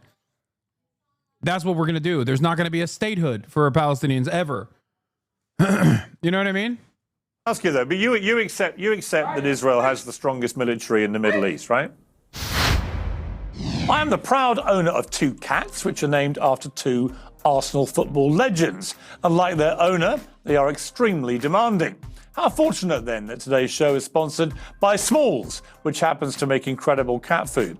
This stuff is packed with high quality protein, made with preservative-free ingredients, and is delivered directly to your doorstep. They started this back in 2017 with a few guys cooking good quality cat food at home. Now they've sold millions of cat meals nationwide, and the results speak for themselves. 88% of cat owners reported noticeable health improvements after switching. There's a risk-free trial, so you have nothing to lose except your cat's patience if you don't order soon. So give your cat the food they deserve. For a limited time only, uncensored viewers can get 35% off Smalls, plus an extra 50% off your first order by using the promo code PEERS. That's an additional 50% off when you head to smalls.com and use promo code PEERS. Again, that's promo code PEERS for an additional 50% off your first order, plus free shipping at smalls.com. We have a strong military, but very vulnerable population that's been hit by a terror organization. We're a small country. We're a small country that its border being invaded. Fine. I just asked you a question as to whether you have the strongest military in the Middle East. You accept you do? We do, but at the same time, we're a very vulnerable country when we're surrounded by radical Islamists. Dude, I love that. I love that. She literally did the we're both incredibly strong and mighty, but also very small bead. Like, in the same second. It's crazy. Oh, we're a small bean country, Piers. Why are you saying this? Israel #1, but also Israel baby. Israel little baby. Also, Israel's enemies are terror babies. Yeah, Israel is both David and Goliath, dude. When the opportunity presents itself, it's a strong, proud, powerful nation. Militant, but also so tiny and so small, constantly under threat.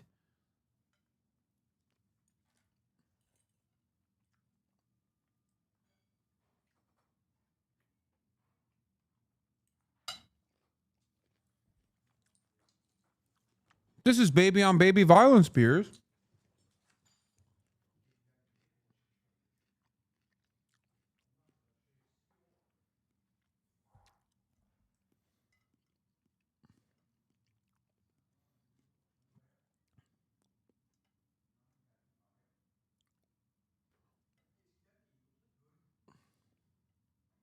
Hold on.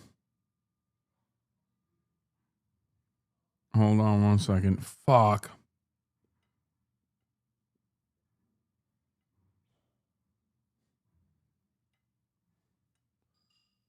Including backed up by Iran. I'm not here to defend radical Islamism. I was pro-Israel when it first started because I was raised Christian nationalist. It was like an awakening. Imagine being raised into a member of the Nazi Party of the 1930s and realizing you were a disgusting subhuman. Thank you for not only informing me on the genocide, but also pulling me out of the cult. Hell yeah. I didn't do that, though. You did it.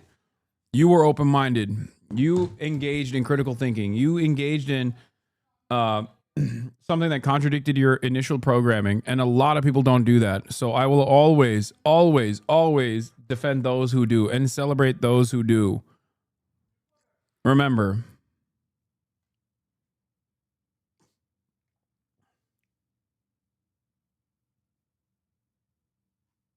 Israel.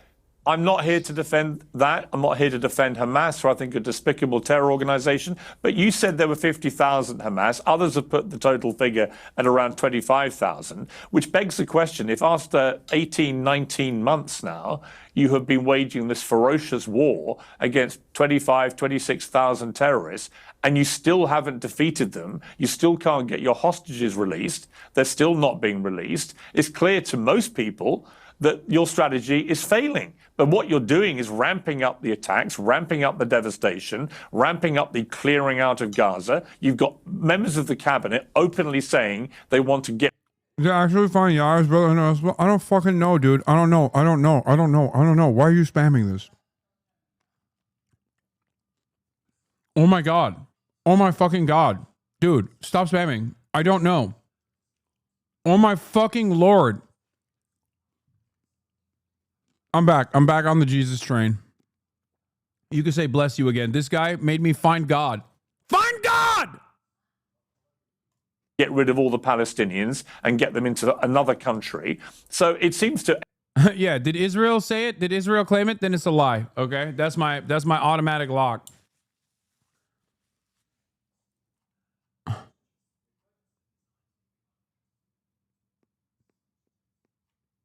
Fuck, dude.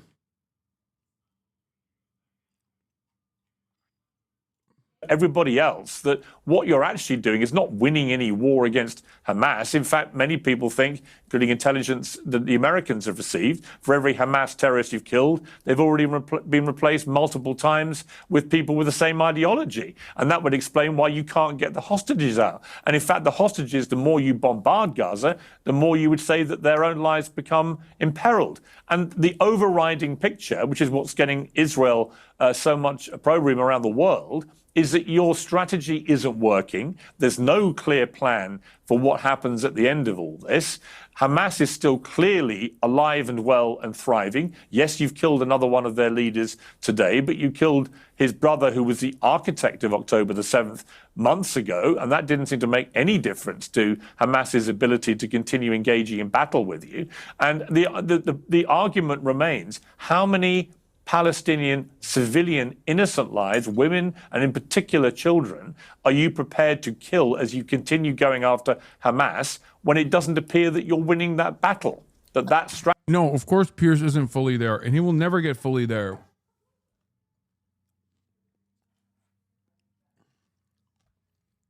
Pierce's entire career is designed around never fully getting there, Chad.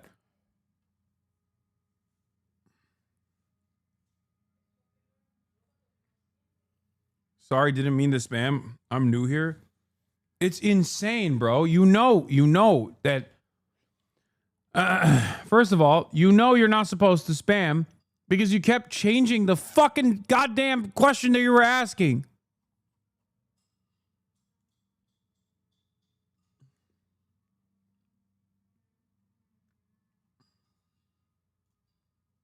Calm down. Strategy is failing. Pierce, how many Japanese children were killed under American attacks, and how many Oh my god. Oh my god. German children were killed? Does anyone believe Pierce is sincere, good faith? No, I was talking to a Muslim normie homie of mine about this, and I like to hear from him, like, about his perspective, because he's not like super invested in the online shit, but he loves Norm Finkelstein. Like, he fucking loves Norm Finkelstein. And he was so mad at Piers Morgan. He was like, that fucking piece of shit. He was like, that fucking piece of shit spent the first 19 months shitting on every fucking pro-Palestinian speaker, only to now turn around and act like he was with it the whole time. Is he devout? Yes. What difference does that make?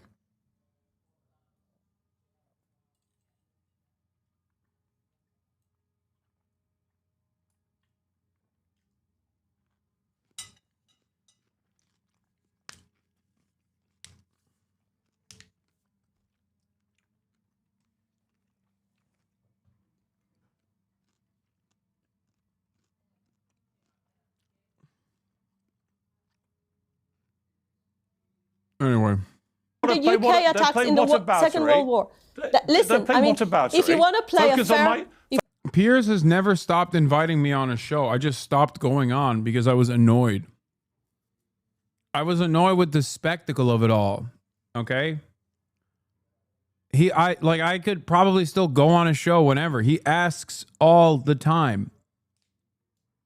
He has tried to do a one-on-one with me. He's tried to have me on just by myself when I was in England, outside of England. He has an eye for talent. He has an eye for what drives clicks. He knows. He knows having me on the show does decently well. Now he's done this switch up, so maybe I'll go back on his fucking show.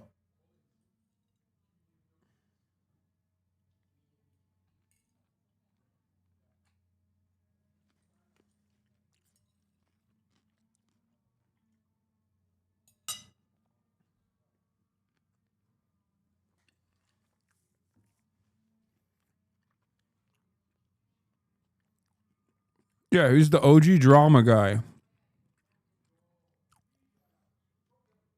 If you want to play a fair game, you need to understand how Western armies operated in the past. Israel is not anywhere near to the American attacks on Tokyo that killed 100,000 civilians, and not anywhere near to what the UK was doing in the Second World War. Now, when I'm looking about a strategy, I get to hear all the people criticize Israel today, including yourself, and then I'm asking you this question. If Israel finishes the war today and Hamas stays on our doorstep, what kind of future do you promise my children? A future that 7th of October will happen and again, just like Hamas leaders promised? This is what you expect the Israelis or the Israeli leadership to accept? Hamas should not be allowed to run a Welk stall at the end of all this. They should so how do you achieve that? How do you achieve that? Well, who's volunteering there to demilitarize the Gaza Strip? No, that's different. Demilitarizing the Gaza Strip is a death sentence.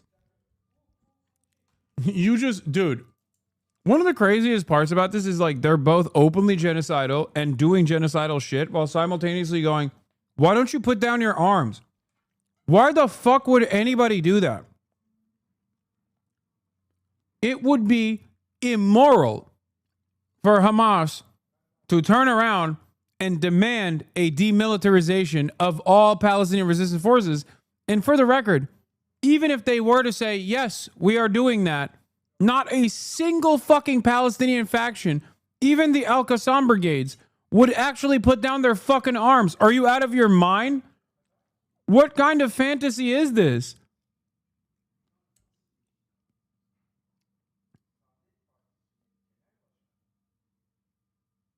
It's fucking insane. Hey, put down your arms so we can Holocaust you easier is crazy.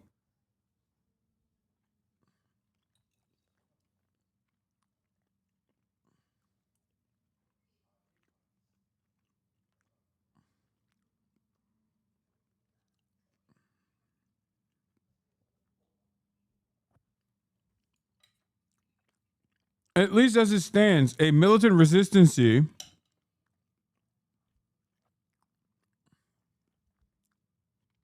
exists, which at the very least stops the Israeli military from being able to fucking dominate the strip to the best of their ability.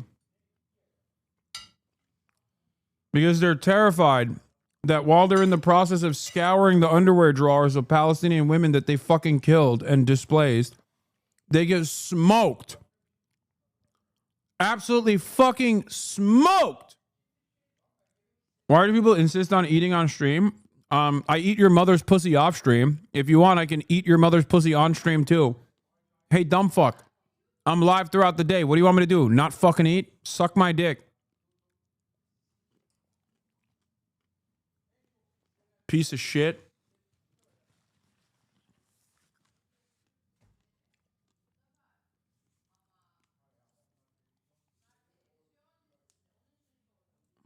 Also, you're fucking grounded. I'm your stepfather, okay? Nope. I'm not the stepfather. I'm the father that stepped up, and now you're fucking grounded.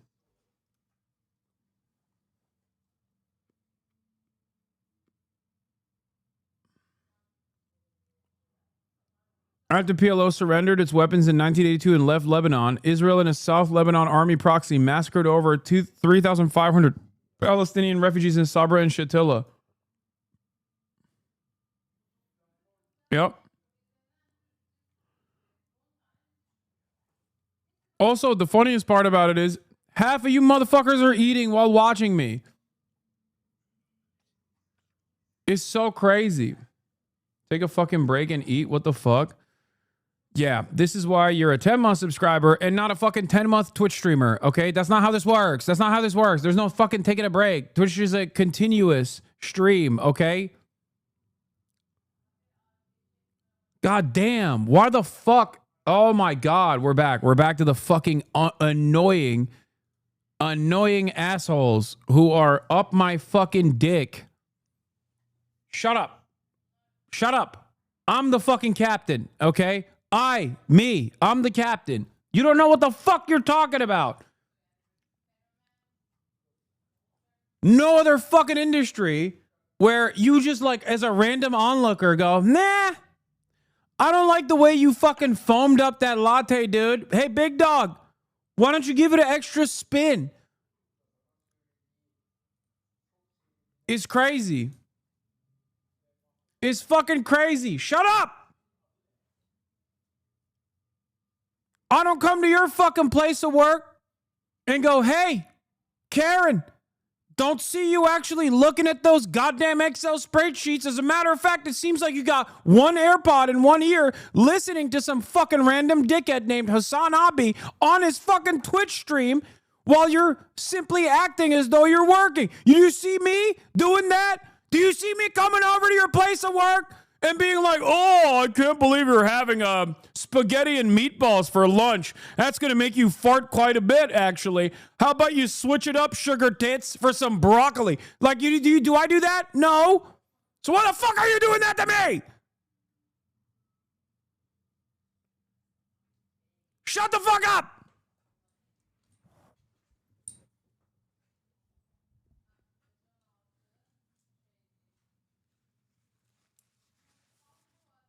Anyway, I'm not actually mad. I'm memeing, but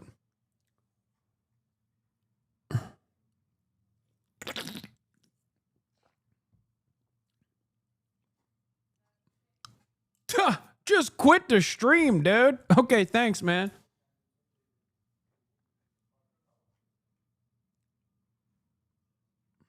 Yeah, I pay your salary, buddy. These are the exact same motherfuckers that lord over everyone in the service industry. Thank God I have the awesome power to be able to just fucking laser you out of existence and then humiliate you, regardless of the fucking 2 cents an hour that you pay me. Half the time you're not even doing that. You don't even have to do that. So goddamn entitled. Okay? So fucking entitled. It's like, duh, excuse me, I pay your salary. I pay you $6 a month and I get literally unlimited access to you every single fucking day.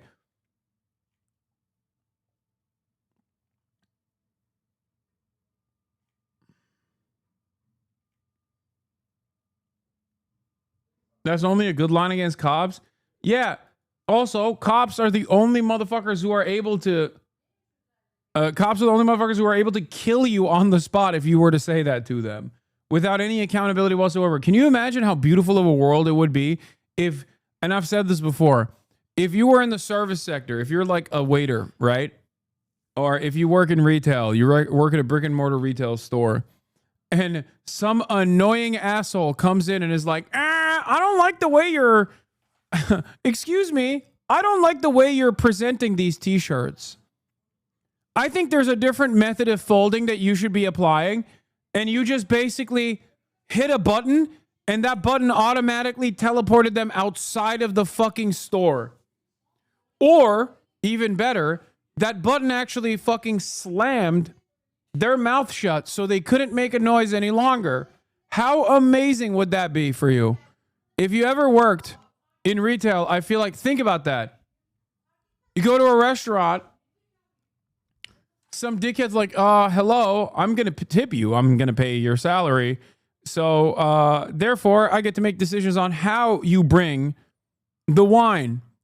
The wine should be brought before the aperitif waiter, garçon, garçon. And then you just go, click. You just go, click, and then boom, immediately you just shut off their mouth. Like Matrix. Like in the Matrix, where the mouth is just like shut off entirely. Think about how much more enjoyable your life would be.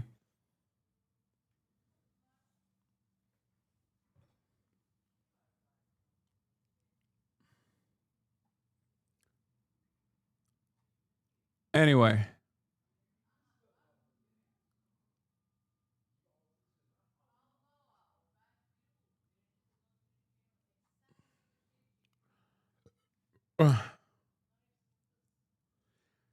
My partner and I argue about the best benign superpower. Ability to make someone shit themselves instantly is my pick. That's pretty good. I like that. I mean, another benign superpower would be to, like, with one snap, you just instantly transport someone that like 20 meters away from you. You know what I mean?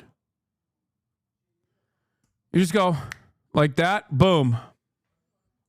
Teleport 20 meters away. That's not benign. No, that's why I said 20 meters. That's benign. 20 meters is benign. If you could do permanent teleportation, it would not be benign. It would be a very powerful superpower. But as long as you are able to do it for 20 meters, then it's benign. You know what I mean?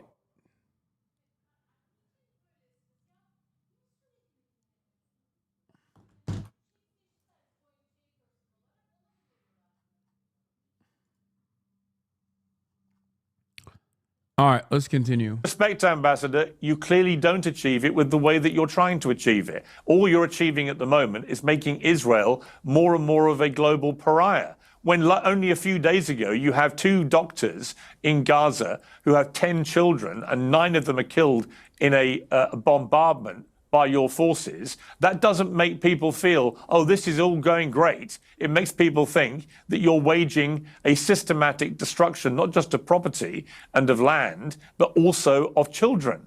And that's what's happening. The percentage of children that you're killing compared to the percentage of you're killing of Hamas terrorists, what is it? Do you know? Do you know how many children you've killed? Well, hang on.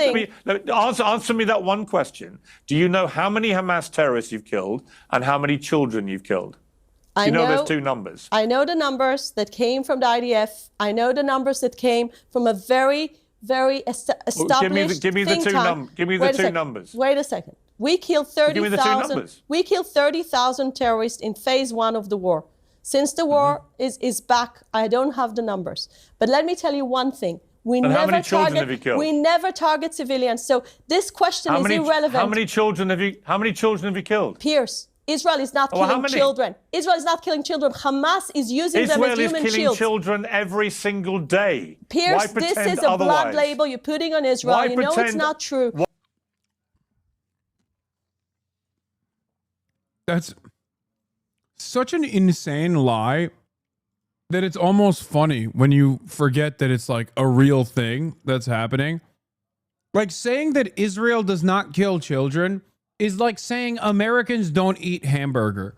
Okay? I'm sorry. Permanently scarred. Your reputation is over. Israel will forever be tarred with the reputational damage. It deserves a lot more than reputational damage, let's be real, of being an op to babies, okay? Israel's number 1 op are children. That is all Israel fucking kills. That's literally their number 1 enemy combatant. That's the only thing that Israel can fight back against, the fucking diaper force. Saying this is blood libel does not do what you think it does. He thinks, or she thinks, sorry. She thinks when she says, this is blood libel. You are Hamas doing blood libel. What she thinks is going on is like a lot of the onlookers are going to go, oh my God, I can't believe Piers Morgan is Hamas. I can't believe Piers Morgan is actually doing blood libel. No, a lot of people hear that and go, okay, is blood libel real then? Because I know Israel's number 1 enemy is babies. I've seen it with my own 2 fucking eyes. So all you've done, unironically, is now establish a defense for Nazis to say blood libel was real, see? And point to this. And these guys don't understand that. They literally cannot get out of their own heads. They think that everyone thinks like them. They think they've surrounded themselves with incredibly vicious people that have the exact same singular focus on murdering as many children as possible. So they think they can get away with this kind of commentary. They can't. Hasanabi is at it again. Insane. Someone like this has a platform. Dude, again, the numbers that do this, the number of people that do this is diminishing by the day. Have you guys noticed that?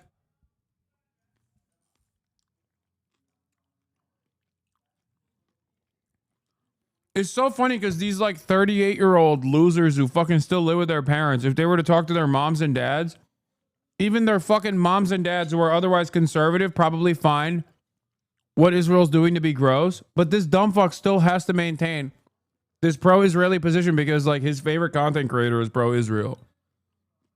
You are nothing. You're not a human being, dude. You have literally dehumanized yourself.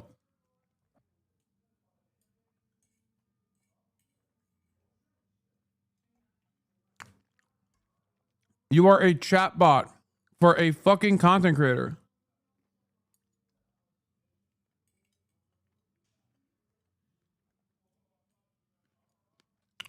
No matter what happens, I will forever think of that meme. It's like the chain being broken, the freedom meme. I think it was Evan who used that as a reply when it's like your mother, when she finally hears the gunshot sound coming from the basement, and it's just like the chain broken meme. It's one of the best fucking responses I've ever seen to like a psychotic neo-Nazi. Evan stole it from Right Wing Co-op? No, I mean regardless of who came up with it.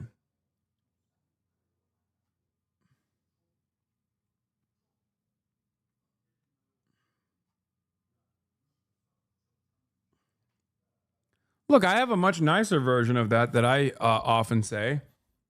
I will usually say, this is the reason why your family acts like acts like you're not around for Thanksgiving. You know? This is why, where they're like, oh, he's not around. You're upstairs. They tell you to come down after the whole fucking family is left to pick up the leftovers.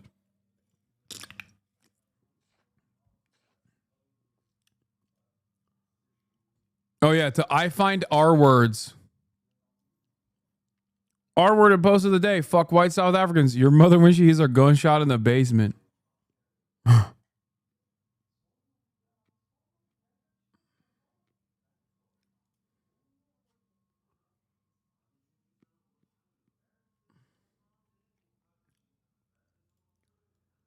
Blood libels were a Nazi conspiracy about Jews? No, it's not. It's not a Nazi conspiracy about Jews.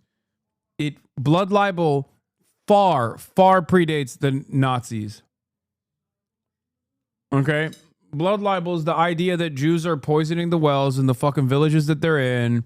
And at a time when people didn't understand germ theory, they thought like, oh, these magic people are actually poisoning the wells and drinking the blood of our fucking children, our babies.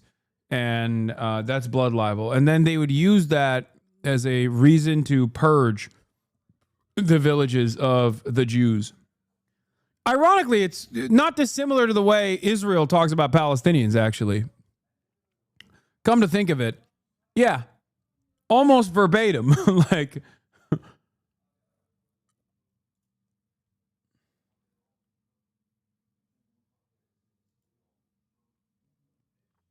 What? Any other Asmongold heads wish you would stop giving the left ammo like this? It makes us look bad. I don't need it because I'm not fat. Asmongold claims he has not worn deodorant since he was 14 years old. Yeah, I could tell you that. I mean, this is like, I'm gonna keep it $150. This is one of those things where it's like, yeah, we knew. You know what I mean? Like, he didn't have to say it.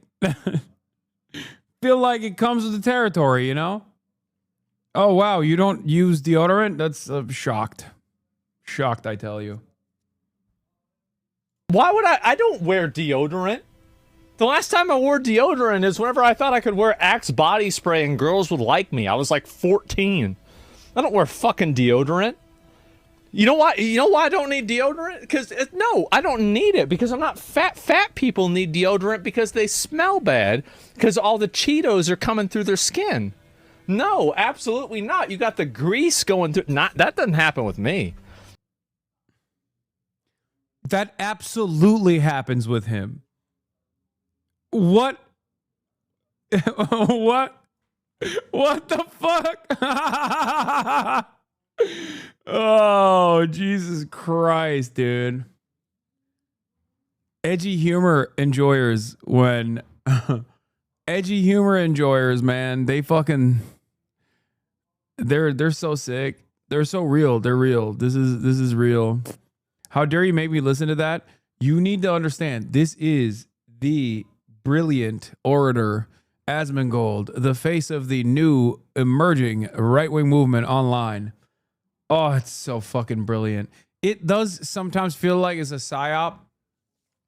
Like, I feel like Asmongold is like, I imagined him. I like made up in my mind a truly repulsive human being in ways that, you know, most normal people will look at it and go, oh, ew, what? And never take seriously. I imagine him being the face of the right-wing movement to disparage the modern online right-wing movement. That's what I did.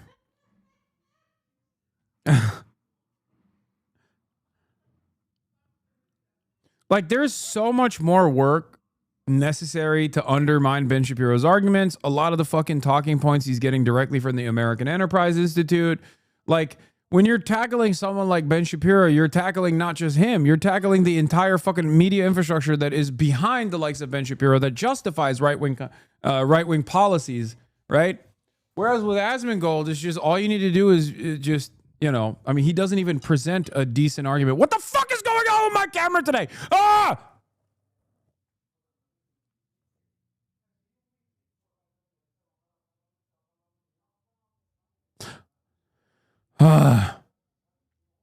Anyway, with Asmongold, there's not really much you need to do to counter his positions. It's just, they're very stupid. And also, he looks gross.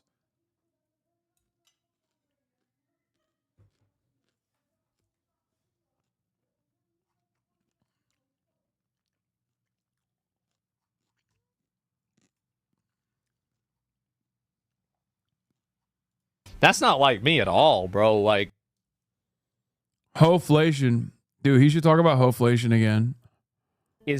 Also here, the reason why I'm talking about Asmongold is because he's like popping off on Frogan about 9/11 and stuff. He's popping off on Frogan about 9/11 and acting like he's really mad about Frogan's statements on 9/11. Here's Asmongold on 9/11. one of your most popular, biggest hits was that America deserved 9/11. Remember that? Yes. But what you meant to say is that American interventionism inadvertently caused this to happen. Am I right? Exactly. Not even inadvertently. It's a concept. It's a concept that historians call blowback. I totally agree with you about that. I completely agree with you. I think that you're right. I defended that. Wow, that's crazy. Wait, hold on. Wait a minute. So this all starts when Asmongold says Twitch should ban political content to optimize for ad revenue. Odds that me, Hasan, Tectone, Frogan, Denims, and Central Committee cause 90% of the PR problems for the entire website. I like that 90% of the PR problems that are caused for the entire website is never actually covered by real PR, and it's just the sweatiest fucking losers on Twitter that get mad. And then those sweatiest losers on Twitter will then try to get like actual outlets to cover it. Like, hey, why won't, CNN cover this? Why is CNN covering Hasan positively? Like, these guys don't understand. Most people in mainstream media don't know who the fuck Asmongold is, don't know who the fuck Tectone is, don't know who the fuck Frogan is, Denims is, Central Committee is. They barely know who the fuck I am. Okay? And the ones who know who the fuck I am in mainstream media obviously understand that, like, I'm a controversial figure, but ultimately a force for good, a force for progressive politics. We are lucky that mainstream media does not know who the fuck Asmongold is. If I wanted to destroy Twitter, I would literally go to every single one of my journalist friends and be like, hey, cover Asmongold. Cover how cover how Twitch is allowing Asmongold to run rampant, to run his fucking dirty ass dick all up and down the goddamn platform saying the most insane shit. But I'm not like Asmongold. I don't want this fucking platform to perish because I'm selfish. Okay? That's what he's been doing, though. He has been actively trying to get all of these other people to cover Twitch in a negative fashion. It hasn't worked because most people don't know who the fuck Asmongold is. Thank God. Okay? But he's aligned with people who are actively trying to send tens of thousands of emails to the likes of like CNN, NBC, MSNBC, who are working, Dan Stalkman is the guy I'm talking about, who are working in unison with the Anti-Defamation League, also known as the Apartheid Defense League, to try and get all fucking advertisers to remove ads from the platform. Why? Because I'm still on the fucking platform. They are actively trying to make this a PR issue while simultaneously turning around and being like, we should ban politics, actually. It's just a real PR issue. Yeah. You can keep running the fucking hate campaign, but I hope everyone understands that he's a rat, okay? He's a rat-ass motherfucker who does not care about what happens to smaller content creators. That is just the truth. He's a selfish, rat-like individual who doesn't even care about other people in his fucking immediate vicinity enough to shower, clearly. Anyway. Having said that, let's hear what he had to say, and then we'll see what Frogan had to say, and then I'll give some more takes. That's what I would do. If I wanted to optimize ad revenue, you know what I would do? I'd ban politics. That's what I'd do. Just ban it. The odds are that me and Hasan and Tectone and Frogan and Denim...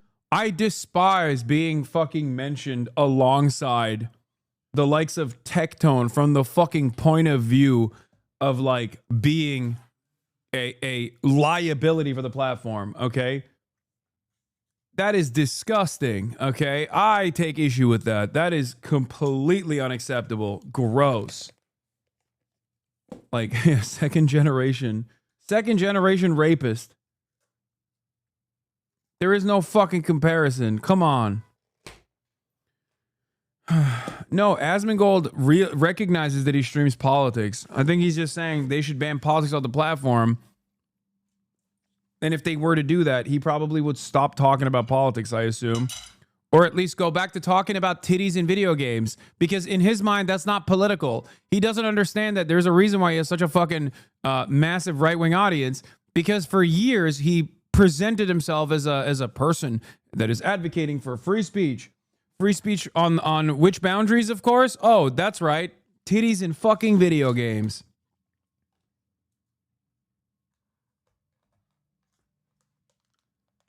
Titties in video games. Why are they small? Why can they not be larger?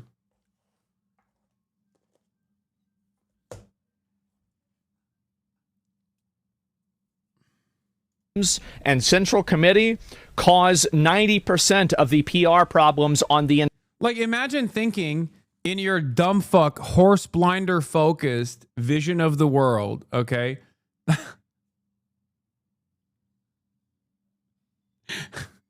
Yeah. CNN is looking at Michael from Pennsylvania's account and going, I can't believe he said something like this. Like, that's a real mover and shaker in the fucking media world. It's like dudes at Ogilvy, marketing executives at Ogilvy are like, we were going to dump $7 million into our Q4 advertisement campaign on Twitch. And then I saw Michael from Pennsylvania on a LSF post, and I realized we should probably give all that money to a TikToker.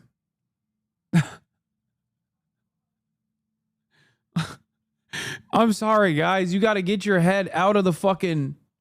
You got to get your head out of your ass. It's so stupid to think that, like, what you see in the circles that you contribute to online is actually real movers and real shakers in the world of discourse. Okay? It's not. It's not. Nobody gives a fuck. Okay? Like, if you want to look at actual PR problems, Asmongold is not wrong. Okay, Asmongold does cause real PR problems. Let's look at Asmongold on the news side. Okay.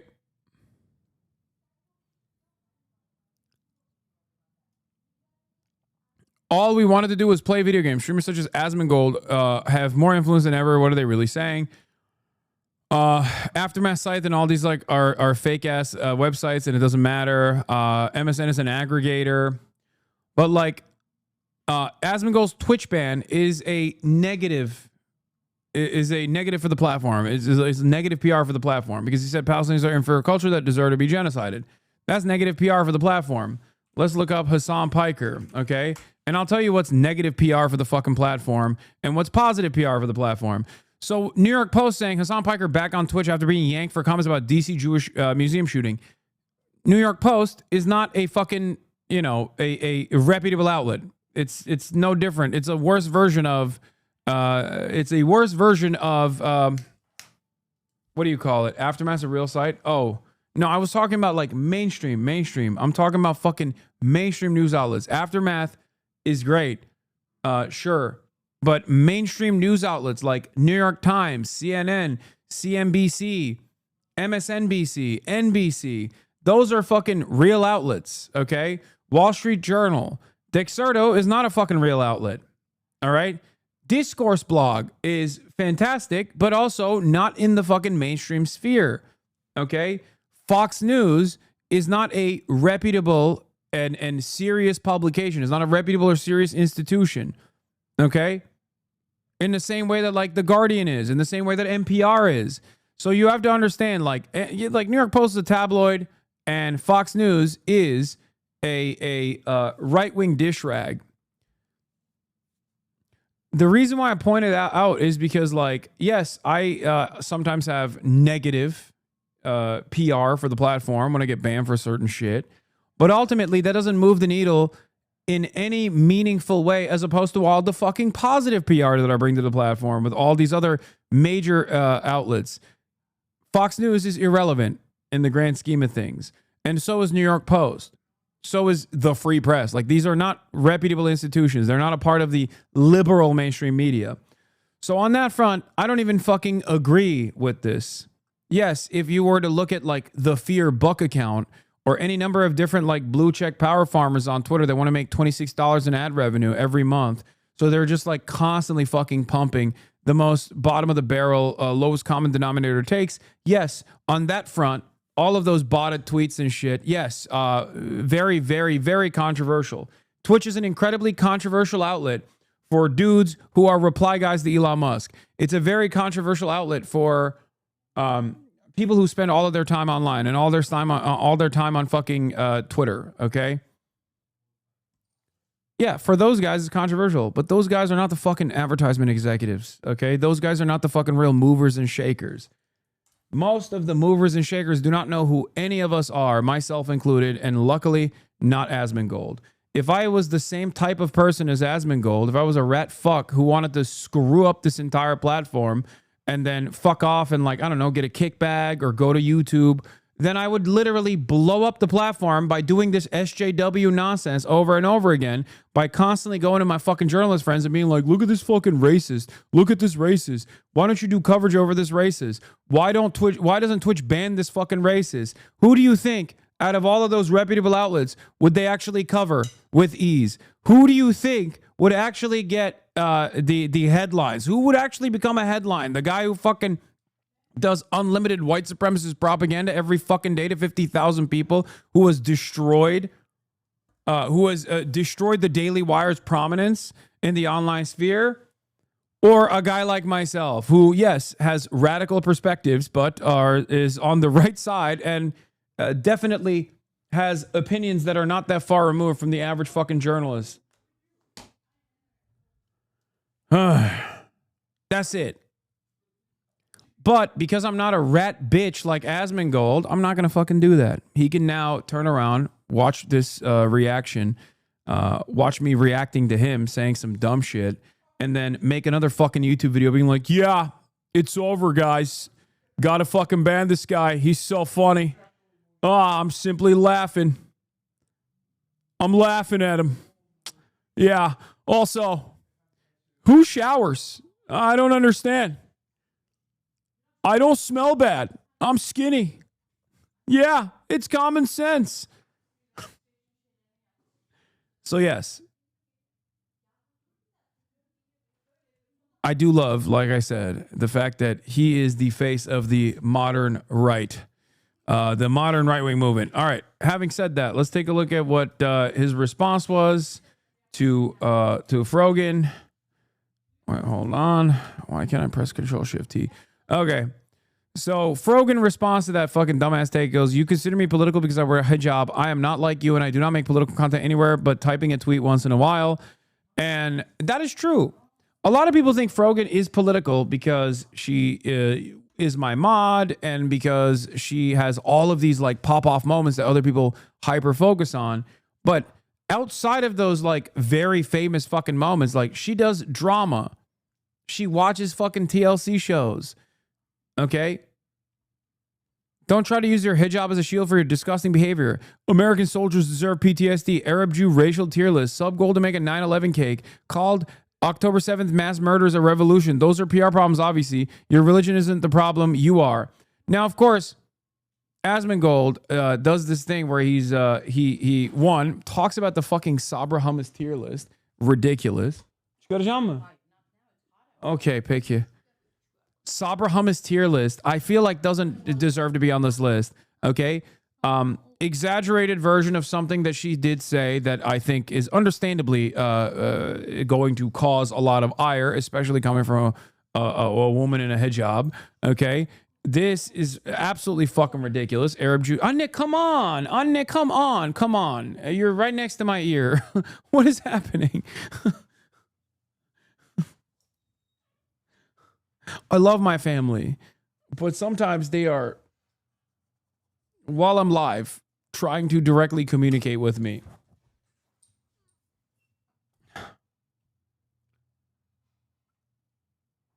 Oh. Oof.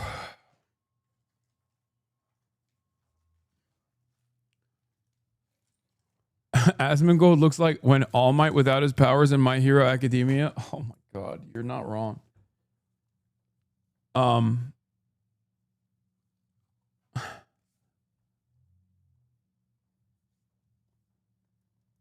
Yeah. Sub goal to make a 9/11 cake. Absolutely zero fucking people give a shit about 9/11 jokes, okay? So the reason why I took issue with this was specifically because of the 9/11 cake thing, okay? Like, you can have disagreements with Frogan, who gives a fuck, right? But the idea that, like, you're adding on the 9/11 cake on there is so fucking annoying. And the reason why it's annoying is because you say heinous shit on a regular fucking basis. And it's always the free speech, anti-cancel culture, edgy humor motherfuckers that lose their goddamn minds anytime your targets are not like trans people or Muslims or any other kind of like marginalized community. When you talk about the American government or the fucking Israeli government, all of these edgy humor motherfuckers lose their mind. They're like, whoa, whoa, whoa, whoa, whoa. Can he say that? Can he say that? Whoa, we should kill this guy.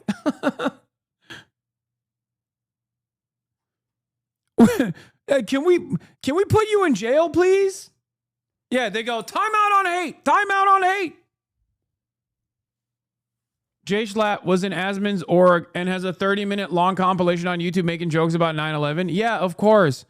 Asmongold himself has also made 9/11 jokes. Of course he has, bro. Are you fucking joking? He's also defended my ban on 9/11, on the 9/11 ban that I received. He was like, yeah, that's not a problem. I agree with you on that. If Call of Duty really wants to do something insane, they need to make the next Black Ops about stopping September 11th. And the end scene is that you actually stop the planes and you stop September 11th. They roll the credits. After the credits of the game are over, it goes back to the game. You look up at the towers and they still fall down. Okay, I'm not going to lie. That's actually unironically an awesome idea. I forgot. That is actually such a banger idea that it literally feels like I forgot that I was angry at him for being hypocritical. Okay? Because the entire point of this was he's supposed to be mad about someone making like a 9/11 joke or something. Okay? Like I can't even entertain being a hater here, okay? Low key, that's not bad. That's not a bad idea. That's actually kind of a good idea.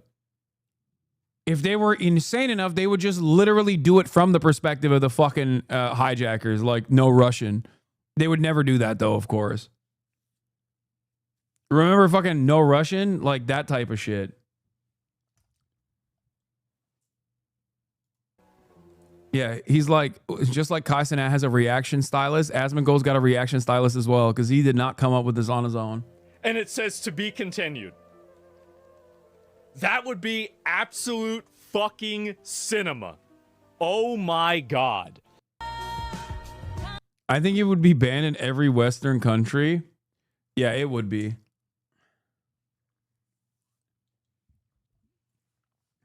No Russian 9/11 is fucking wild. No, I know. It's not going to happen.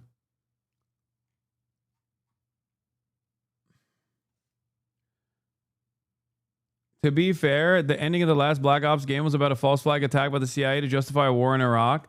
Yeah, they put stuff like that. Anyway, the point is, only Asmon gets to make 9/11 jokes, okay? What is this? I don't watch Hasan. I don't care about Frogan. I play World of Warcraft and take showers. Who is this person?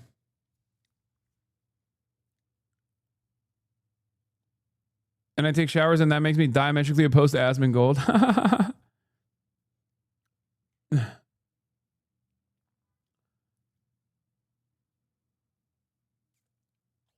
Yeah, Bovine, Barry, and her deranged sister are coming for our boy, by the way. Dane broke how. Yeah. We have officially arrived at a take too far. Too many takes.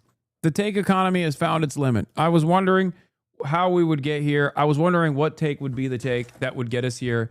And here it is. This is the take that gets us here. Now, remember, Bovine Barry got her sister this job at the Free Press. And also remember, the reason why she's doing this is because Anthony Bourdain fucking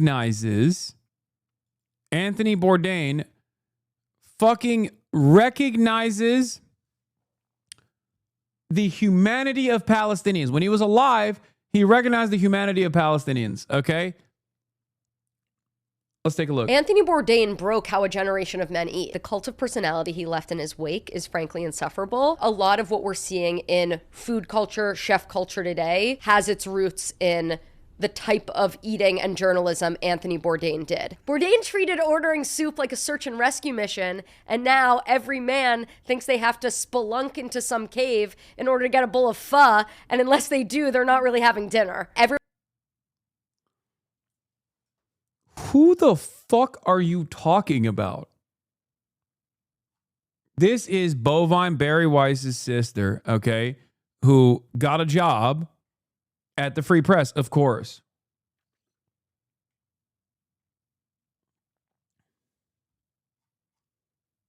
Fake podcast set. Everything about the Free Press is fake.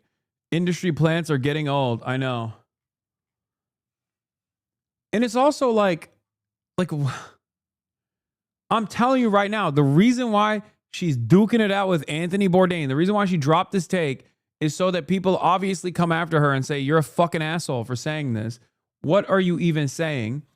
And of course, she's going to turn around and be like, oh, so many people are canceling me again. All the leftists got mad.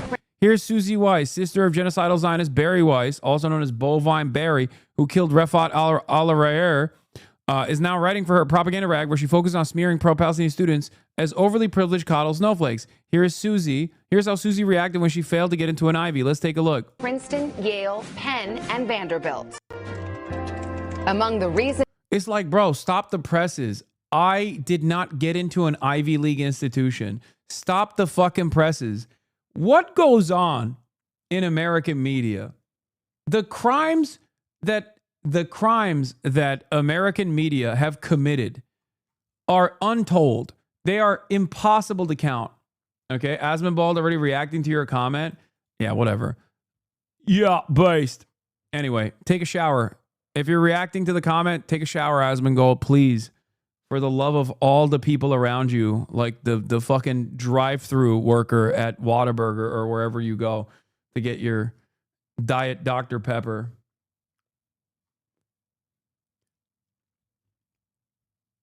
Did you see Free Press Qatar hippie saying they spent $95 billion on U.S. propaganda? Yeah.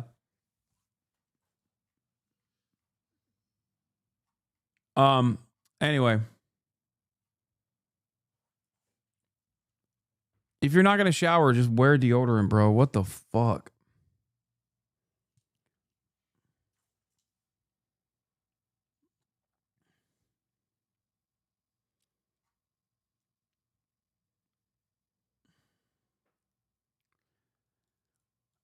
I've consumed a lot of right-wing media, often against my will, from reshares and from memes I've been exposed to. So much Daily Wire, Tucker, even like Epoch Times. I've never actually fucking seen Free Press shit. It's completely fake, no motion. Yes.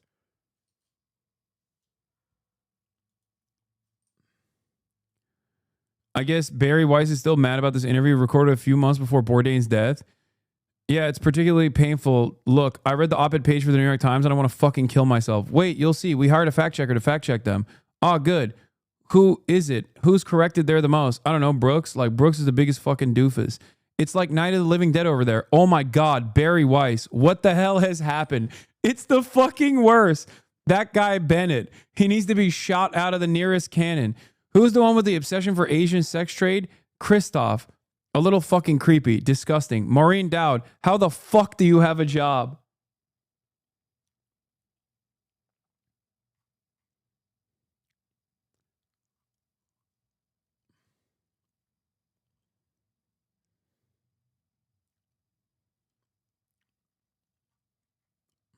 It's crazy. It's madness. I guess Barry never forgot. So glad Susie was eventually able to overcome all the obstacles put in front of her and take her rightful meritocratic place doing punditry for her sister's website. She was rejected by... Like, at least I started my career at my uncle's YouTube page. You know what I mean? And then made my own thing. Barry's sister, Barry herself, literally self-canceled from the New York Times because no one would fucking fire her, only to then try and make a career out of being self-canceled from the New York Times, and then went to the nearest billionaires to set up a propaganda dish rag called the Free Press and a fake unaccredited university, and then hired her little sister. Princeton, Yale, Penn, and Vanderbilt. Among the reasons Susie says she was rejected, quote, diversity. I offer about as much diversity as a saltine cracker. She writes, I also probably should have started a fake charity, collecting donations for the underprivileged chimpanzees of the Congo. She even blames her parents, writing, I noticed long ago that my parents gave up on parenting me. I've never sat down at a piano, never plucked a violin. Still, the competition is steep. Princeton accepted only 7% of its over 26,000 applicants this year. Stop the presses. A rich white woman was not allowed to get into Princeton. What are we doing, man? How is this news, bro?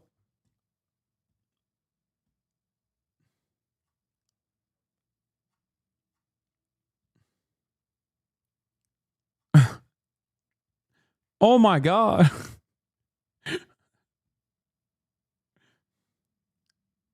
It's crazy. Like, this is some shit you tell your friends, okay? Not mainstream media. And then if your friends are kind enough, they gently tell you, you are an immensely privileged person and I think you will survive. You should perhaps never reveal this to another person ever again.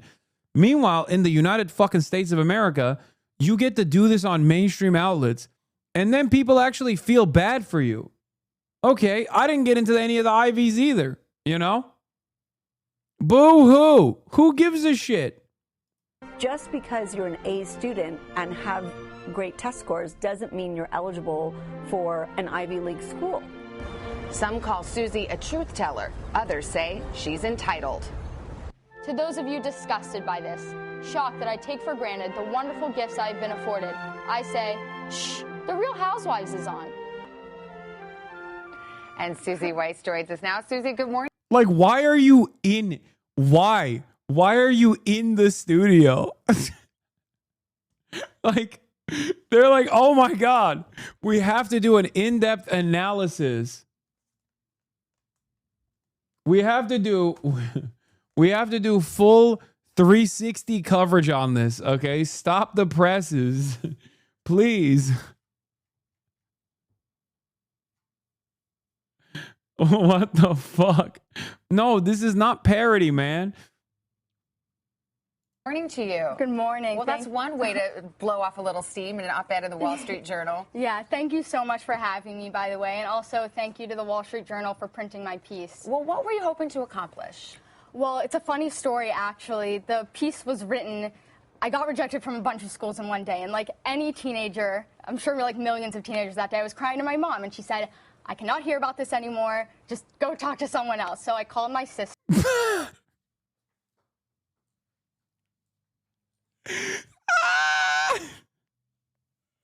Bro, she did do the thing that I said. Oh my God. Oh my God. Turns out she did try it. So I called my sister who works, I guess at the time, did she work at Wall Street Journal? And I was crying, but she was hysterically laughing, and she said, go write this down.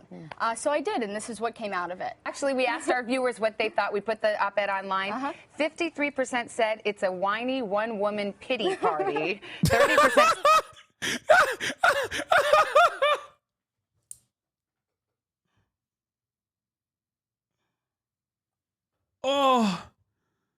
Oh my God. Even the today.com survey was like, come on, bro. Who gives a fuck? Oh, to her fucking face. You'll never guess where she worked before the Free Press. Read her bio. Wait, she follows me? Oh, New York Post. Of course. Huge in Japan. R.I.P. Peep. The Free Press. Hot goss.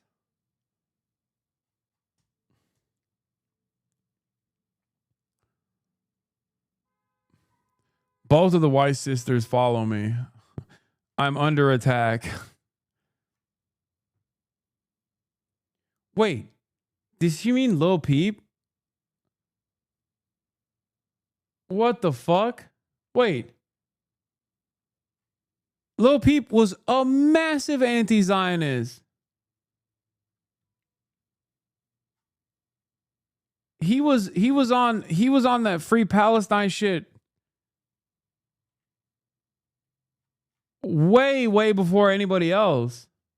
He's a communist, dude. He was a communist.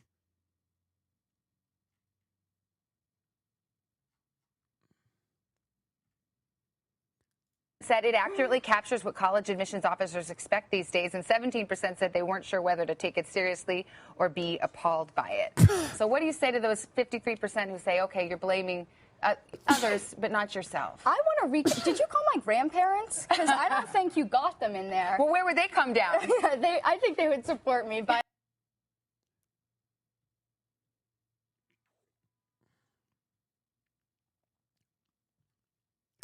Anyway, she's back now. Now she's doing takes. Really good takes. Anthony Bourdain broke how a generation of men eat. The cult of personality he left in his wake is frankly insufferable. A lot of what we're seeing in food culture, chef culture today has its roots in the type of eating and journalism Anthony Bourdain did. Bourdain treated ordering soup like a search and rescue mission, and now every man thinks they have to spelunk into some cave in order to get a bowl of pho, and unless they do, they're not really having dinner. Everyone just needs to calm down, take a step back, enjoy the slice of pizza or burger you're eating. It's not that deep.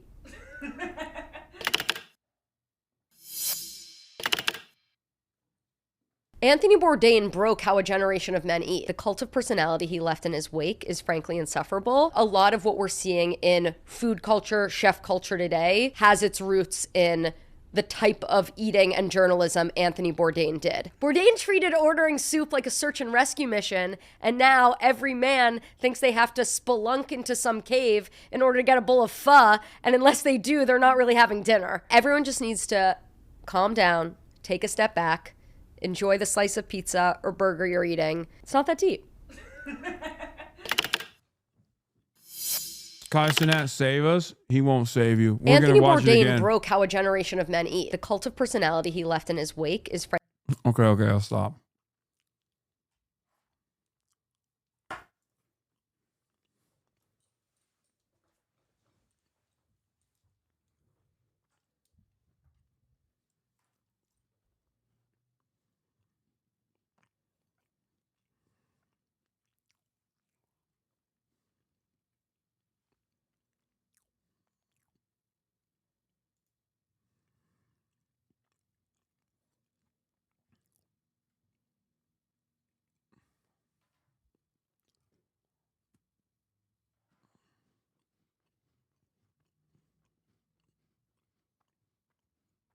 You only do this for the most brain dead takes?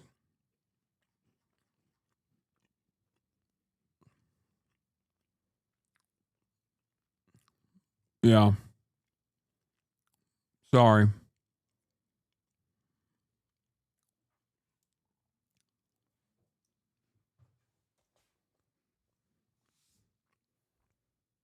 Lil Peep was a communist also because of his grandfather. Yeah. Who was one of AMLO's favorite authors, John Womack Jr., Harvard professor and Marxist. Yep.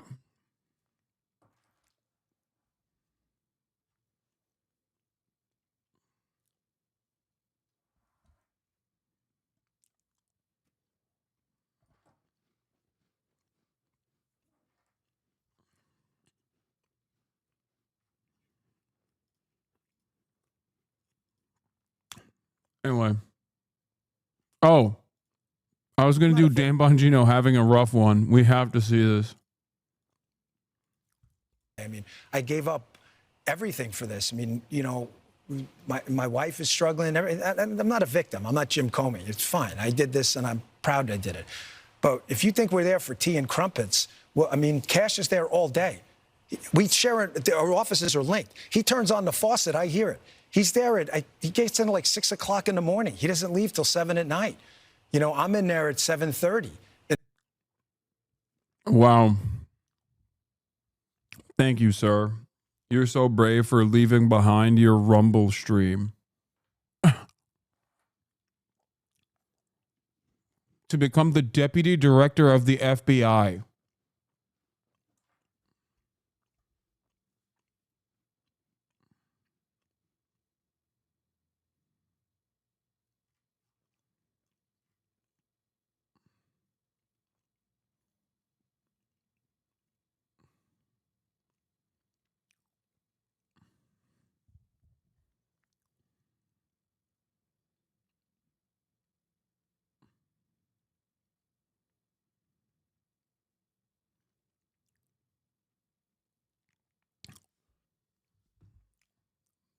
In the morning, you know, he uses the gym. I work out in my apartment, but I stare at these four walls all day in D.C.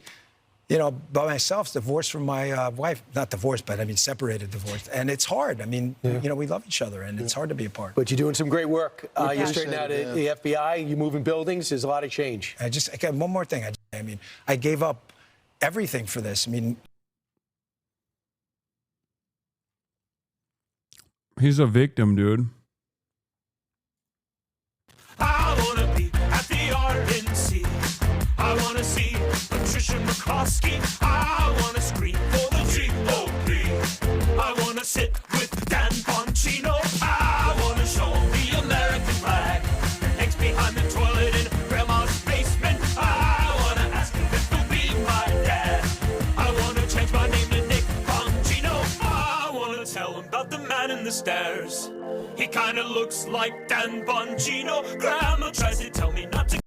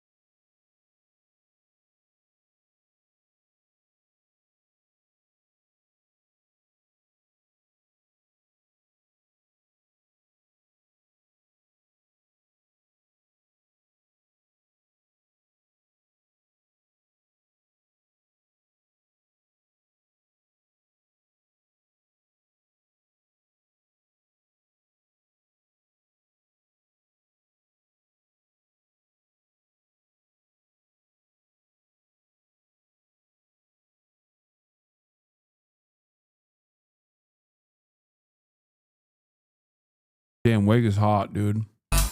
So is Will. Everybody looks good in this. Sheesh.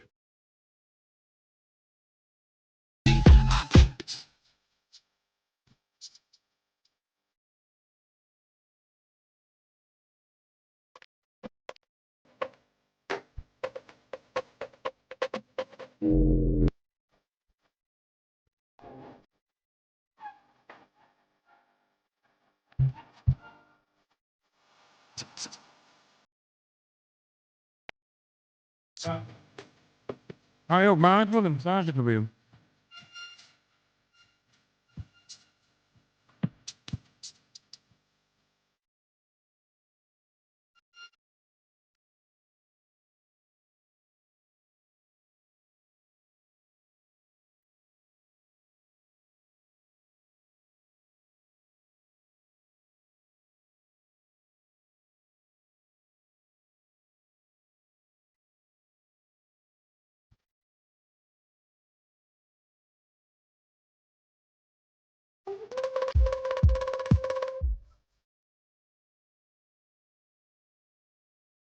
Where you were not invited?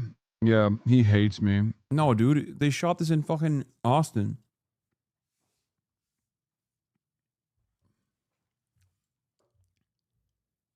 Yes, chatter. Um, he fucking censored Asmongold's face out of all of the frames that he's supposed to appear in, including ones where he's like directly the center.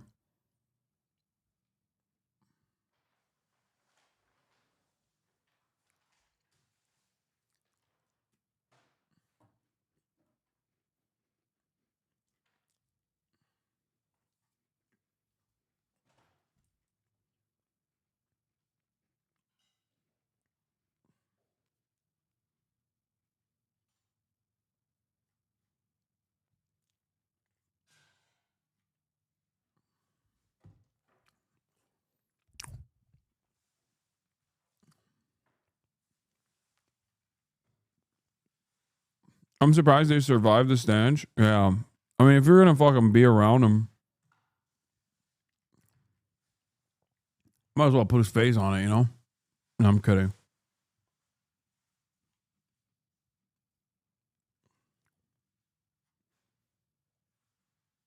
They censored him with the Murloc from World of Warcraft.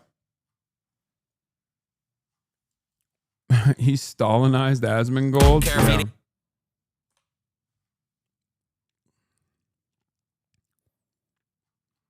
Spread love and positivity.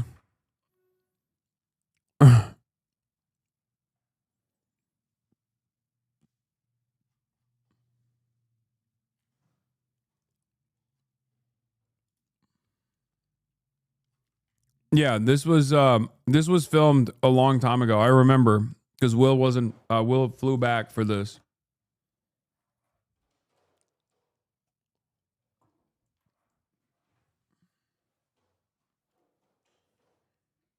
Five, four, three, two, one.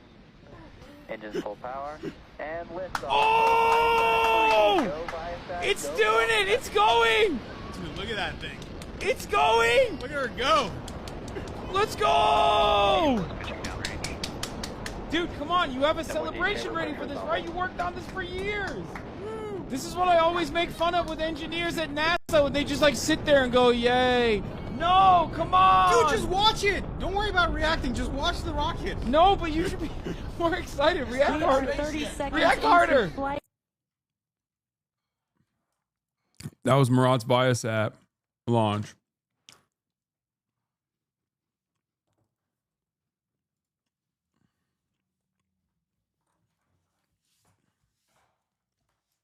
Before I became a divisive figure,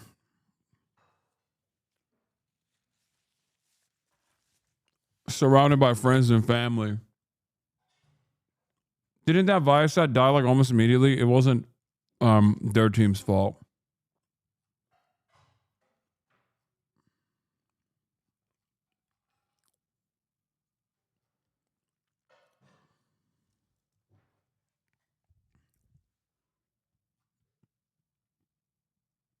I'm very proud of him.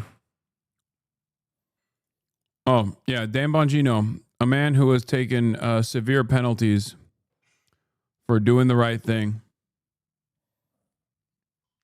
Anyway, I'm skipping the Harvard thing because I don't give a shit. But we should talk about the Trump administration aggressively revoking Chinese student visas. States will aggressively revoke visas of Chinese students. That is the message, the warning, and the threat, really, now coming from the Secretary of State, Marco Rubio, announcing that the Department of State will be targeting those, quote, with connections to the Chinese Communist Party or studying in critical fields. This is expected to further rock the already shaky 90-day truce with China on tariffs with the Trump administration, and also further rock this blanket of uncertainty hanging over colleges and universities across the country, first and foremost when it comes to Harvard. For 15 years, China was the top source of international students studying in the United States. That is until India took the lead just last year. So let's get this. It could have a huge impact. CNN's Jennifer Hansler has much more on this. She's tracking this announcement. And Jen, what are you learning about what the Secretary of State is saying here?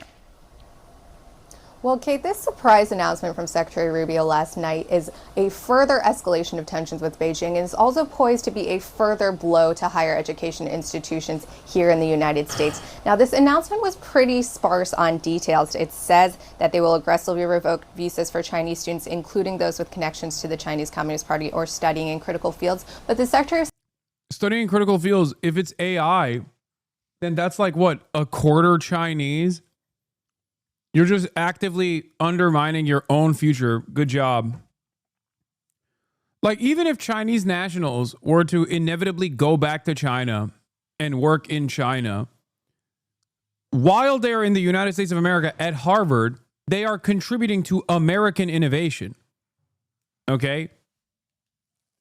They are quite literally contributing to our own country's innovative process. Now, of course, one might say, Hasan, obviously the real reason why you're frustrated is because you're Chinese. And the answer is yes, I am. I'm white Chinese. And so is my good friend, Brace Belden. And neither of us are going back to college anytime soon. So we are not worried about having our student visas revoked. Even though we are both white Chinese, both in our heart, in our soul, and also just in general.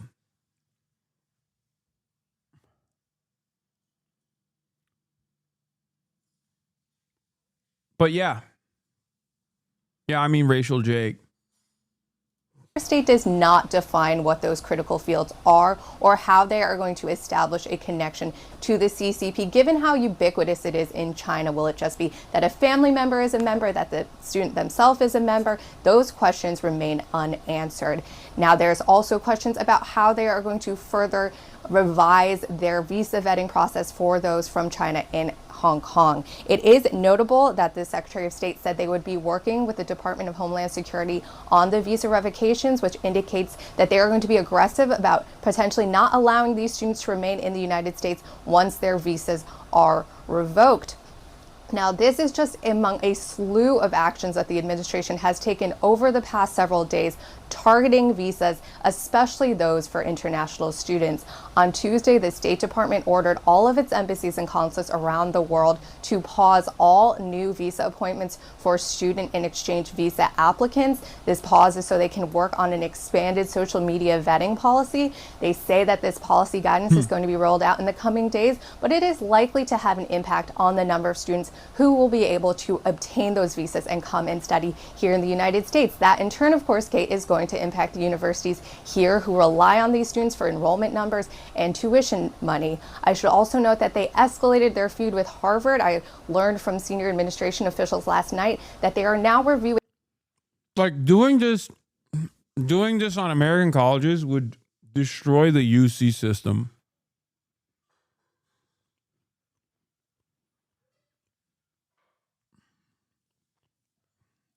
Like, University of California is done. Done. It's over.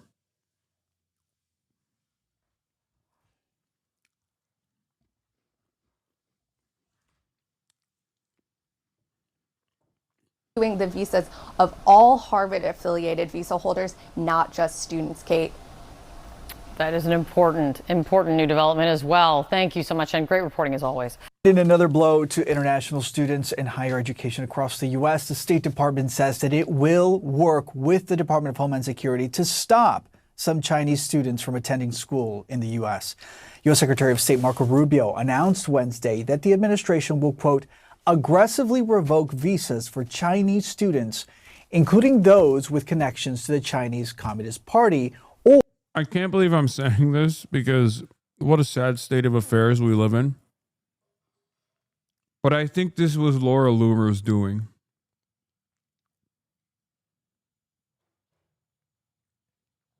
She kept pushing the Trump administration to do this because I guess Xi Jinping's like daughter goes to Harvard.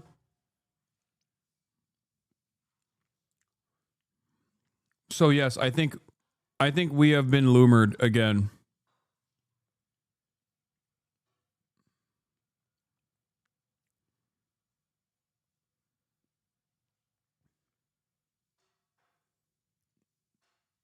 Ever since she stepped foot on that fucking Trump Force One. And then Trump turned around and said she is a free spirit.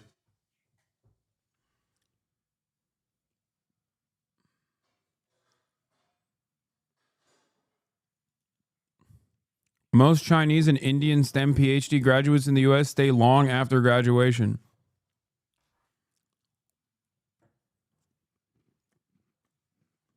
Or studying in critical fields.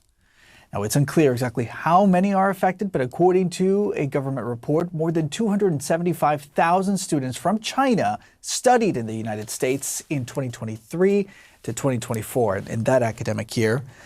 Meantime, there is a new escalation in President Trump's feud with Harvard. Senior State Department officials telling CNN the agency is now reviewing all visa holders affiliated with Harvard, not just students. The officials did not say why the review was being conducted, though. On Wednesday, Trump suggested that the Ivy League school should have a 15% cap on the percentage of foreign students that it accepts. We want to know where those students come. Are they troublemakers? What countries do they come? And we're not going to, if somebody is coming from a certain country and they're 100% fine, which I hope most of them are, but many of them won't be, you're going to see some very radical people. They're taking people from areas of the world that are very radicalized, and we don't want them making trouble in our country. On Thursday, a federal judge in Boston will be hearing arguments on whether Harvard's international students should be indefinitely protected following Trump's attempt to revoke the university's student visa program. We're being used like... Activist Laura Loomer is calling for Chinese President Xi Jinping's daughter to be deported in the wake of Trump administration's edict to revoke visas of some Chinese students, especially those linked to the Chinese Communist Party. President Xi's daughter, Xi Mingzhe, according to Financial Express, previously attended Harvard University, Loomer said. Deport Xi Jinping's daughter. She lives in Massachusetts and went to Harvard. Sources tell me PLA guards from the CCP provide her with private security on U.S. soil in Massachusetts.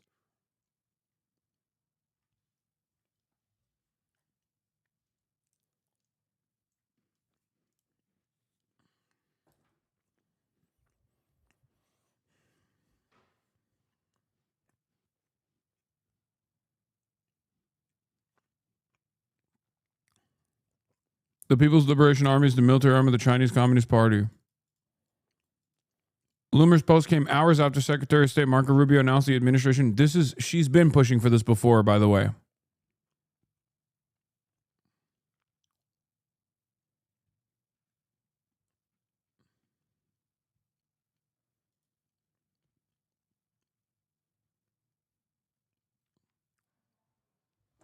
Imagine pulling Xi Jinping's daughter. That is insane. That is... Wow. Is she married? Okay, chatters. You're not... You know what? You deserve it, okay? You deserve this. You deserve what you're about to experience, okay? I'm sorry. You did this. Married in a year in the suburbs. with a kid on the way in 3. Convincing yourself you're living the American dream. And I'll be dancing out in California. Kid who got it all wrong. Convincing myself one day I'll write a love song. You'll be married in a year in the suburbs. You deserve this. You deserve this. You need to hear this. And this isn't even the OG video, because the OG video on TikTok shows his little feet. And by the way, you might have guessed it, but I'm going to say it anyway. He's not wearing any shoes. He's actually wearing socks, and he gets on his tippy toes.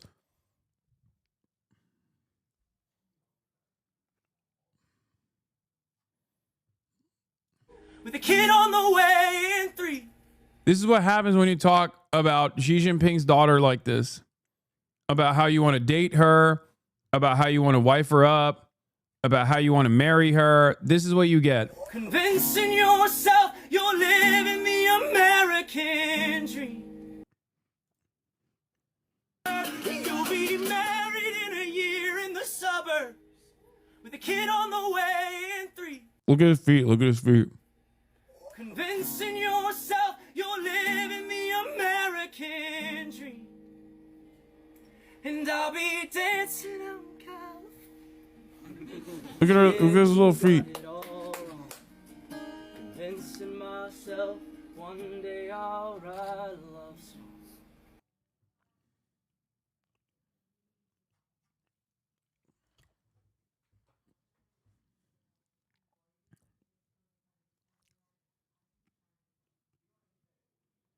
Who is this? Is the song of the summer, dude. Song of the fucking summer. Sometimes I like to show you stuff like this to basically prove, without saying anything, that maybe listening to music is bad. Okay? Look at him stomping his little feet. Oh my God. Oh my God. Look at how much air he gets, bro.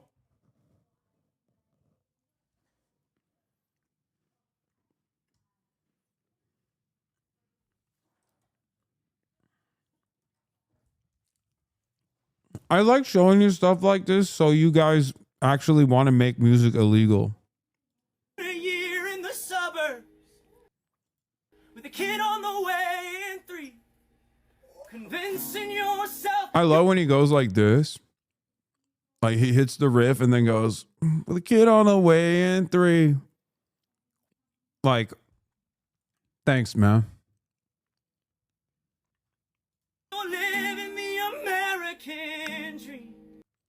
I think myself and everyone included on TikTok, when we first encountered this, we all collectively thought this is Kyle Gordon doing shenanigans again. For those of you who don't know, Kyle Gordon is an amazing and unironically very talented comedian who impersonates like different genres of music from different time periods. And he is incredible.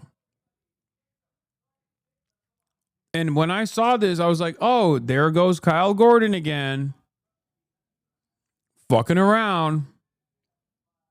And then I found out, no, this is like a person who's doing this deliberately. There's a lot of stuff on TikTok. There's a lot of stuff on TikTok that's like just really bad. There's just like really bad coworker music on TikTok. Like they have, Kyle Gordon is not one of them. Kyle Gordon actually makes bangers, but there's like that one guy who kind of looks like Keizo, but is a rapper. You know what I'm talking about? Like sometimes they'll do, no, not Jelly Roll. Is it Jelly Roll? No, I don't think it's Jelly Roll. The bubonic guy.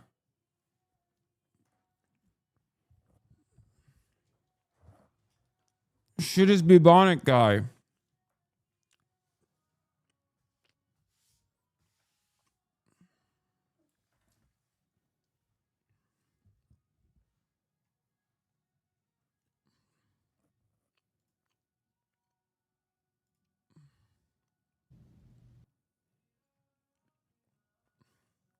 What's the name of the guy? Shit is bubonic. God damn it. Then there's the okay, everyone is sending me all this dumb shit. No, it's not Action Bronson. Shut up!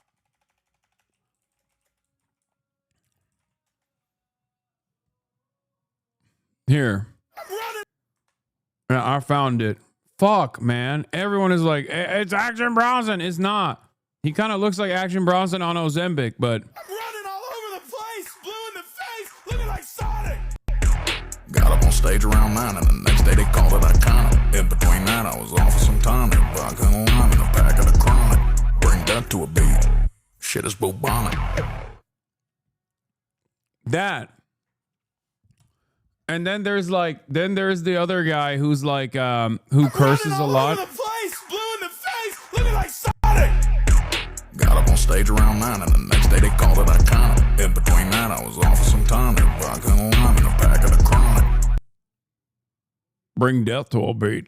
Bring that to a beat. Shit is bubonic. No, I'm not recommending this music. I'm just saying, like, there are a lot of like dog water ass songs that come out of TikTok that pop the fuck off. There's another one. There's the guy who like curses a lot.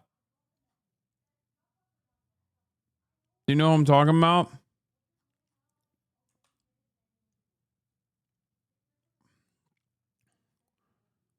You must know who I'm talking about. You are a bad person for trying to shame someone that is bearing their soul, by far your worst quality.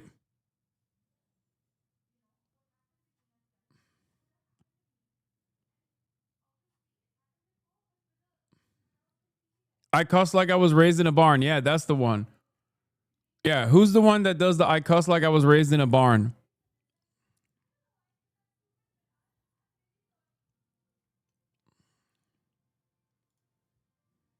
I like to cuss like I was raised in a barn. Fuck, shit, piss, cock, titties, and darn.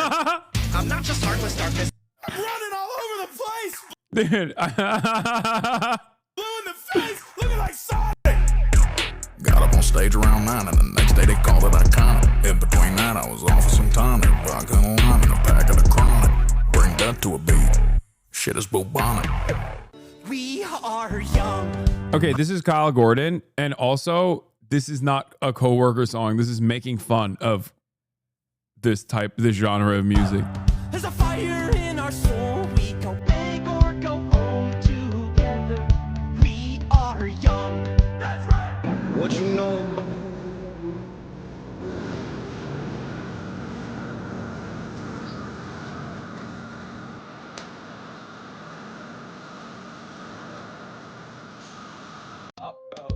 In the morning, you really want to know this kind of life never boring. She bought Dior with a man. She bring it to my table when the drinks start pouring.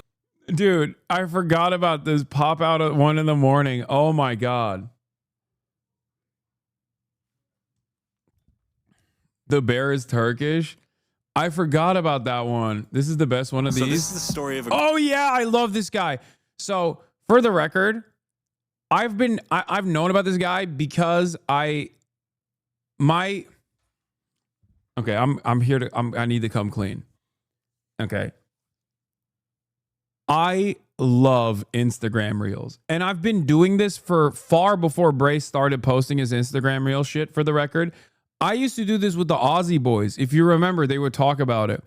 Where sometimes I will literally sit down and cast my phone onto the TV and just watch Instagram Reels. Because I think TikTok For You page is addictive, but Instagram Reels are so fucking cringe.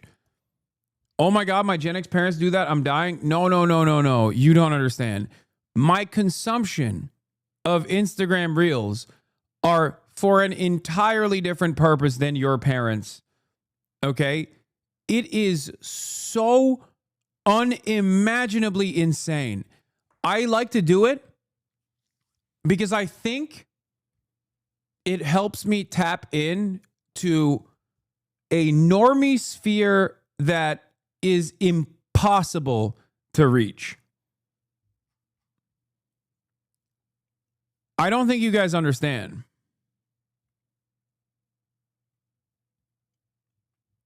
It's like people watching.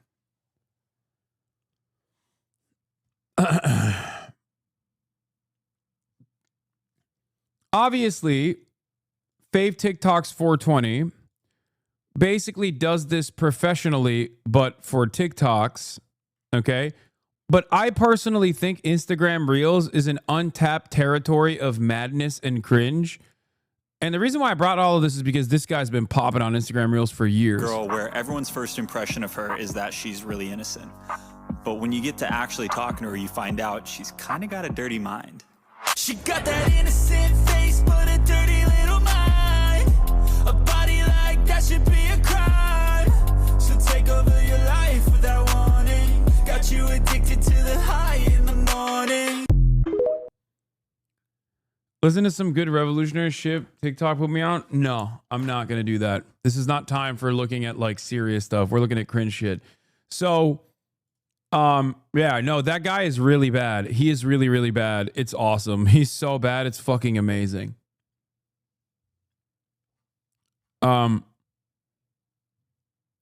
There is more, however. I really hate when I am on a wavelength and chat is just on a totally separate wavelength. Like, I'm trying to show you guys something, and there are motherfuckers who are like, bro, watch this hour-and-a-half philosophical YouTube video essay about the ethics of murdering people on the street. Like, ethics of vigilante justice. Can you please watch this instead? No, man, we're doing some dumb shit. Can you fucking get with the goddamn program? She's 5'5" with a little attitude. She likes guys, but she likes some girls too. Dark eyes and her hair matches her mood. She's my type, never will forget the view.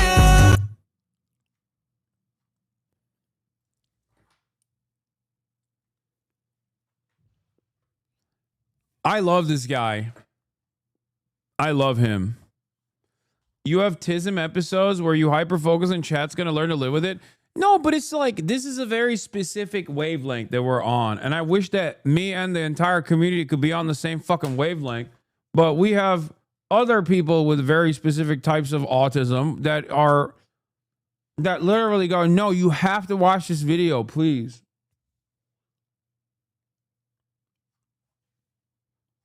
Are these actual songs, or are they designed to be a clip? No, they're actual songs. So this is the story of an artistic girl with a dark past. She's a dark little artist with ink in her veins. She's been through the hardest, but prospered from pain. She appears to be heartless, surrounded by flames. But through all the darkness, a lover is Women can be cringe too. Oh, this is another one of my favorite. This is another one of my favorite creatures, dude. Oh my god.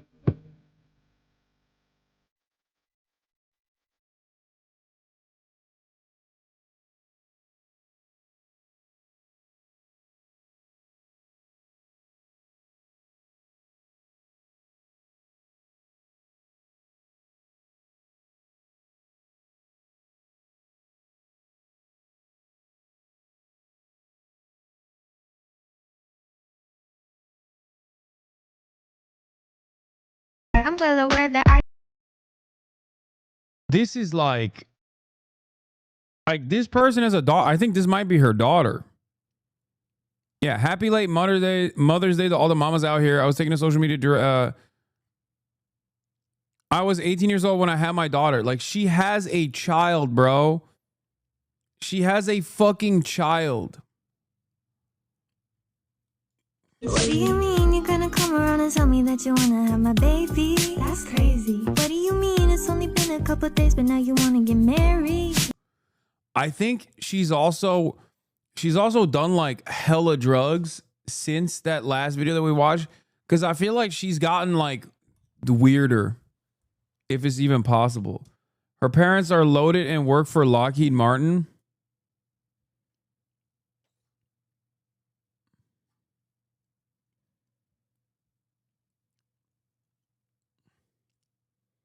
If you want to see the most cringe Disney adult former congressman, I'm giving up this secret. George DeValder. Wait, George DeValder?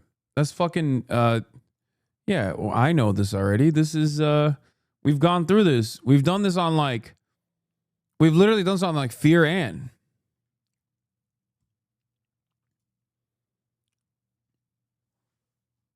That's the queen. Watch this all-time Instagram reel. Ban me if disappointed. POV, you find out your new crush is the first POC you ever had a crush on.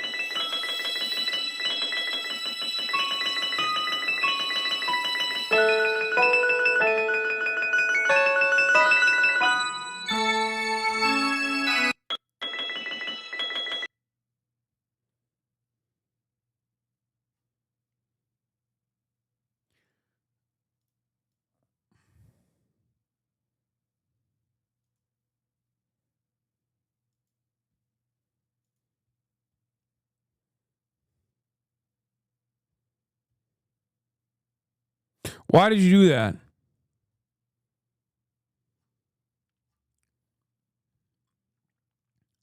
Bro, you need to see this one. Let's see. Ice cream, do math now. I can't wait till the next time I am near death. What a big vlog, sell ice cream, do math now. I can't wait till the next time I am near.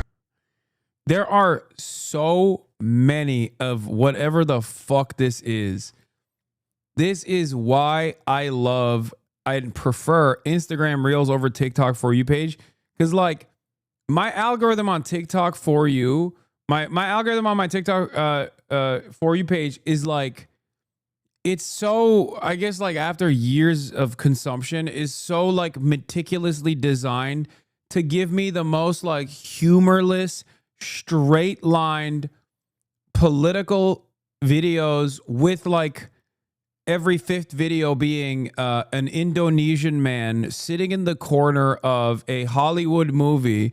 And there's like a weird line that's going across the Hollywood movie for some reason. Like, I don't know why there's always like a weird light bar in between the Hollywood movie. And then also, it's not even like a movie. It's not even a scene sometimes from a movie, but it's instead AI voice depicting what is going on in the movie. You know what I'm saying? Like, that's the type of shit I got on my TikTok For You page. Like, so that's why I like Instagram Reels, because Instagram Reels show you like random Let's learn shit. my new dance. Well, we learn about Marxist theory.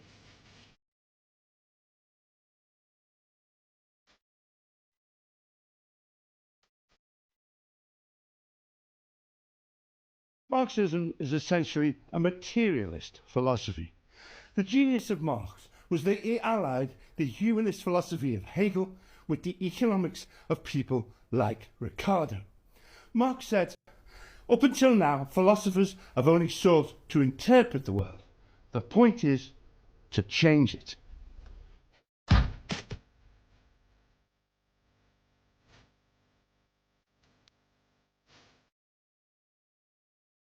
What the fuck?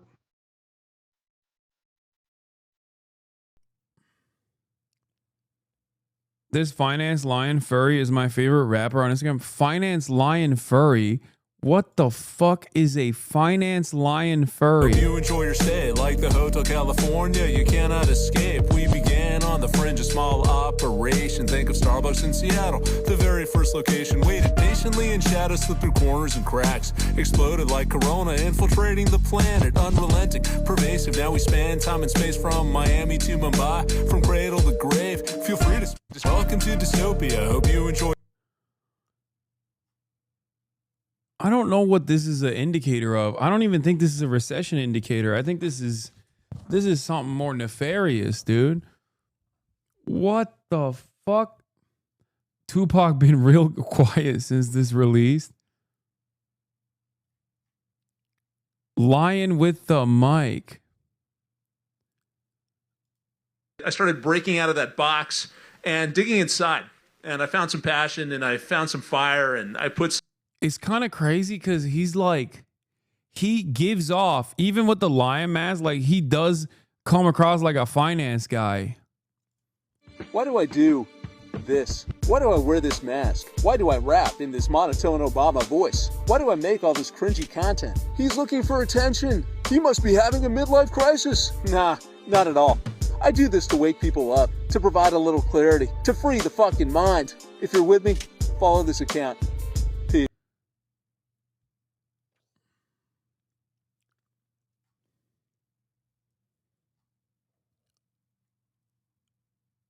What? People are hating on my new song? People are hating on my new song. Listen to these comments.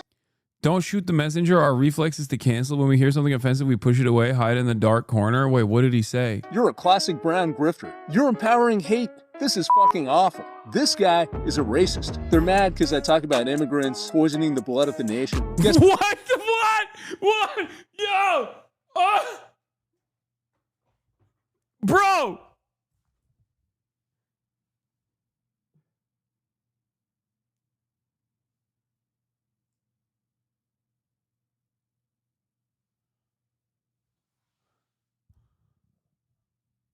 How the fuck do we get to the 14 words, dude?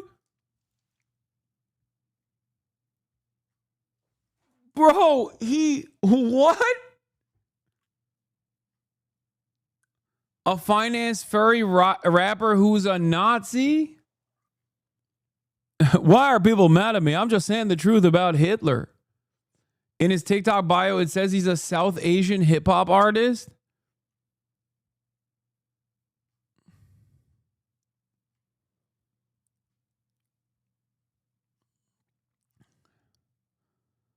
Wait, I need to see when he, like, what he said. I need to see what he fucking said. TikTok banned my video. Which one was it, I wonder, where he was like,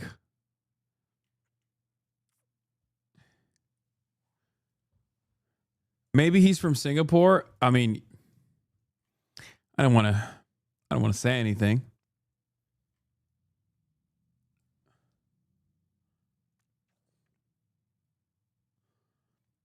Reactionary politics is so crazy because, like, it basically infiltrates every circle. I feel like VTubers initially were like people who, for one reason or another, wanted to like hide their faces, hide their identities. A lot of them come from like marginalized backgrounds, right? And now you got like fucking lolicon Nazi VTubers.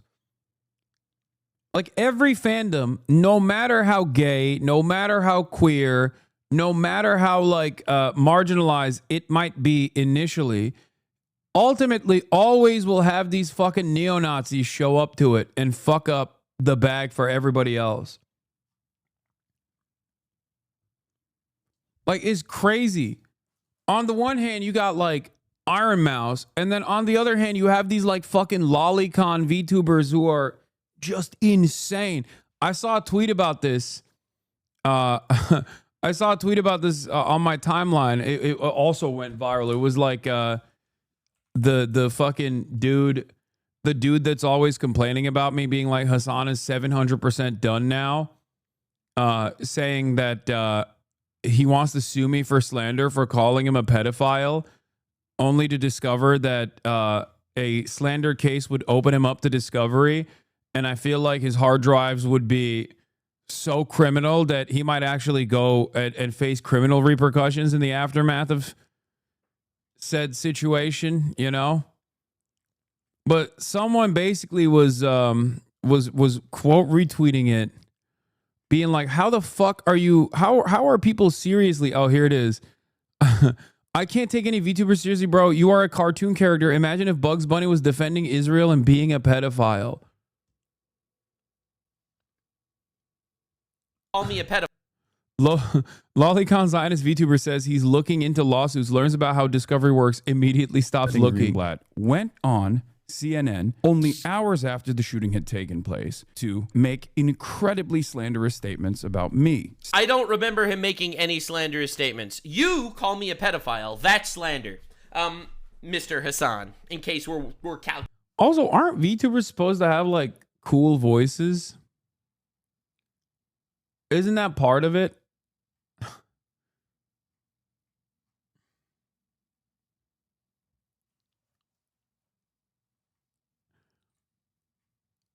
I just don't.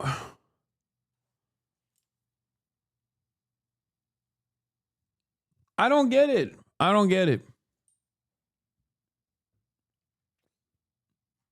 Like, how the fuck did this happen? Is there seriously no news to cover? Dude, let me fucking breathe, man. Take a day off.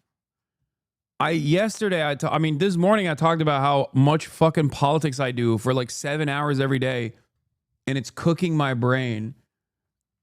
And god damn, immediately people are just like, bro, what the fuck? Get back to politics. News monkey.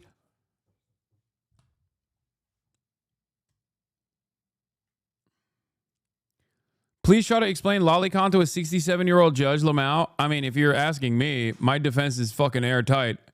Drawn child pornography. Good luck countering that in a fucking slander suit to a goddamn, like, to any fucking 67-year-old judge, okay? Excuse me, judge. This is actually a 1,000-year-old dragon that simply looks like they are drawn like a 5-year-old girl. I am not a pedophile, judge. This is a 1,000-year-old dragon. What's up, March? This is a 1,000-year-old dragon, sir. Like, you're going to jail. Like, you instantly are going to jail. The judge is going to ask the bailiff to put you in contempt of court. In a fucking civil trial, you know?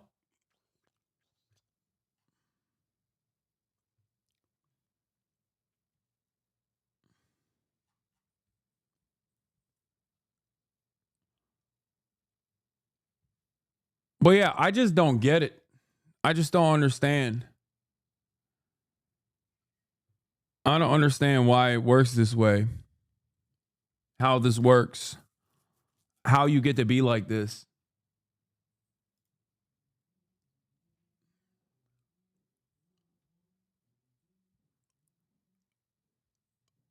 But I want to see what this guy rapped about. TikTok banned my video. They said it was hate speech. Check out this clip. An immigrant's home. They poison the blood of our nation. They're dirty. They're all criminals. Gangsters and Delphians, illiterate thugs. Where's Fluffy? They ate her for lunch. I mean, yeah, it's mean. I love this.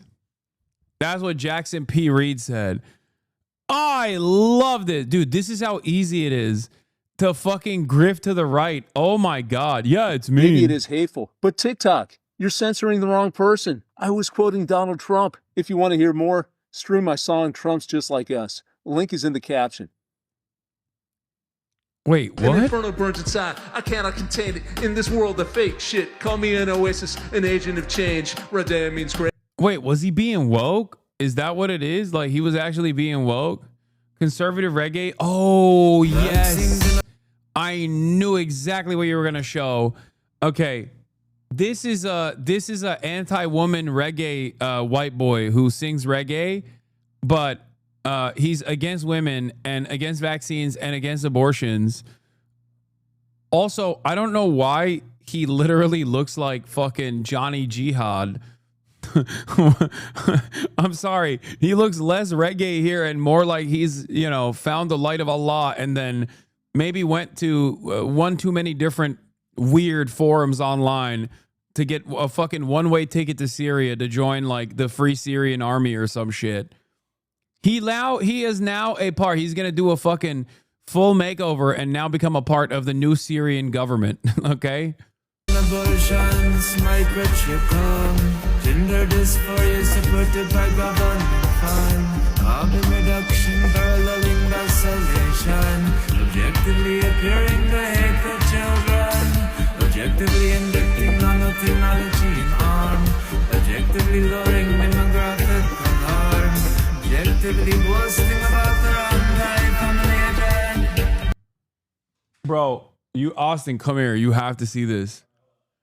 Yo, I know I don't listen to music. I know I say I don't listen to music, but you got to see some straight heat, dude.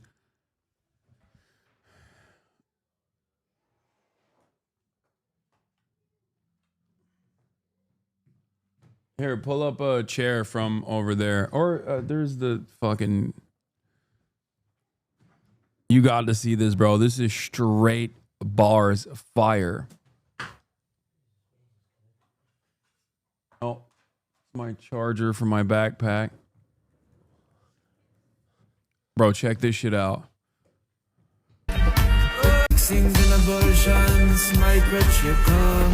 Gender dysphoria supported by government fund. Carbon reduction, paralleling vacillation. Objectively appearing to hate the children. Wait, what the Reggae fuck? artist warns the people that the government is trying to do vaccines. Okay. And also the government is pro-abortion to kill children. I mean, yeah. True. Based. Like he's so, I mean, just like so true. You know what I mean? Oh yeah. Bro, he's totally off time for the music. No. We need more of this. I need to see more of this motherfucker, bro. What is this? ChatGPT. Worldwide, what is the minority race? Globally, white people are a minority, making up about 10 to 15% of the world's population. Okay, so for the sake of diversity, make more white babies. Oh my God. I love this guy. One love, but not gay. Amen. Oh my God. Oh man. Dude.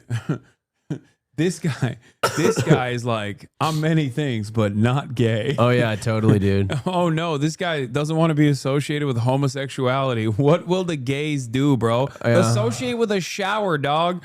Associate with a fucking shower. Yeah.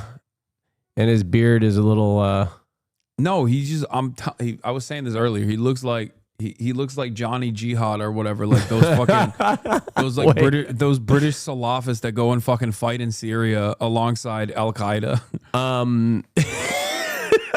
This guy looks like his children and his wife are still in a fucking Syrian ISIS prison, and the American government is trying to get them out because they're worried that the children are going to become radicalized once they fucking reach a certain age.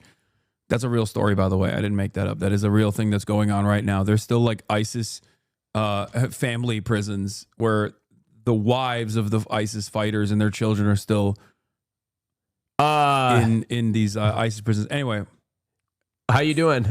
I got thrown into the fucking wasp nest here. Why would mom and dad let the stranger teach about sex to their innocent child? Living life but only in the right way. Heterosexual, not gay. Wait, is he like trying to convince people to not be gay, or he's not gay? yeah, it's awesome because no. Why is he in jungle camouflage? Dude, I'm telling you, because he's literally like, is he at war? Bro, he is. Who is he hiding from? He is a part of the fucking HTS movement. He is literally now a part of the Syrian government, dude. Okay. Like, what the fuck? Why is he? This looks guy like he's is ready the to go. This guy is the first ever Salafist reggae guy. Okay. Christian Salafist revert turned Syrian minister of music. What the fuck is going on? The CIA. He lives in Mexico. Oh my God. Oh my God. You hate to see a white boy moving different, shaking my head. Birds and the bees for the family to teach. Birds and the The fuck somebody said I look like Dom Toretto. Birds and the bees for the family to teach to the children. He does look like Bad Empanada, low key. That's not. You ain't wrong about that. Okay, Jolani, before he learned about institutions, yeah. Jolani, before he got hit with the Zelensky ray. When they're ready for that, mom and dad should know when to have that Are you attending Straight Pride this year? Yeah, that's why I'm going to the straightest place I can go to, bro. Yeah, he's escaping. I think it's just very strange that he's escaping Los Angeles in the gayest weekend of the year. Moment gay month hits, he's out of here. I am going to the straightest place you can go to mathematically in the continental United States, okay? Houston, Texas. Oh. Just the most what the fuck? Just the grayest Why are you going to Houston, Texas? That's where DreamCon is. You know, I was driving in Houston, Texas once, and I was driving around, and I was like, are we going in circles? And they're like, no. Yeah. It's just everything, every couple miles, there's a strip mall that looks the exact fucking same as the one that was a couple miles back. And then interspersed between mega churches. Yeah. And it's fucking hot as shit. Oh, yeah. It's going to be awesome. I mean, maybe all of Texas is like that. Riverwalk, no, that's San Antonio. Birds and the bees for the family to teach. Birds and the bees for the family to teach. Wait. I want to interview blacks, and I want to ask them if they had to choose, would they rather be white or would they rather be gay? And for sure, they're gonna laugh and they're gonna say white. Wow. A moral conundrum. Oh, yeah. He is killing it, dude. This man is. What is he trying to prove here? I could talk about buttholes all day and not be attracted to them because. Oh my God! This is awesome. He is gay as fuck. Wait, bro. this is awesome. Wait, crazy. Let him finish because I'm not gay. I'm not mentally ill like that. Oh my God! What? No, he's saying like. Wait, don't women have buttholes? Hold on. Is there something that I haven't heard yet? The truth is true, and buttholes are only for farting and pooping. No, this guy talks way too much about gay people not to have at least tasted one dick. You know what I mean? Oh, God. Protect the children. Reggae artist warns the people.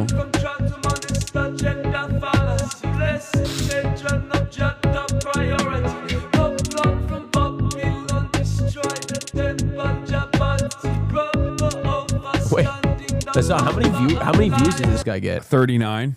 Well, no. Why are you giving... This guy, because he's the greatest artist of our generation. Sexualizing their mind.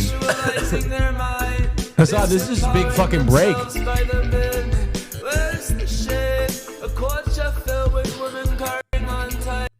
He just...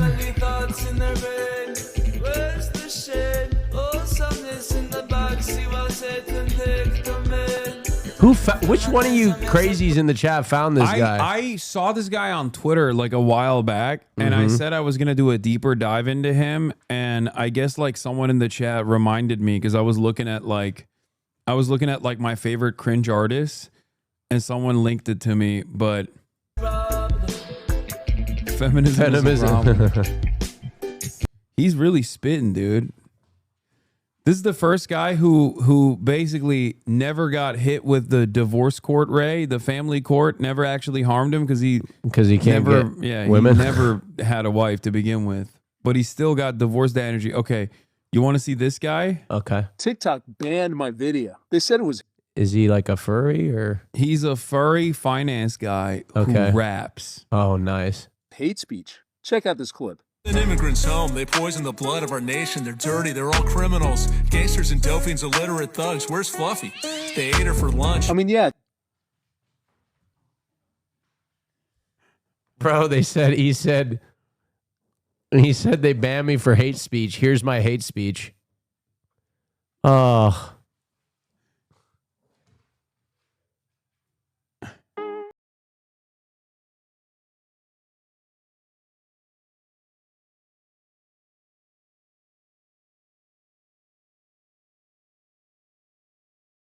I guess this was anti-racist. Like, no, he was like trying to be anti-racist by being racist.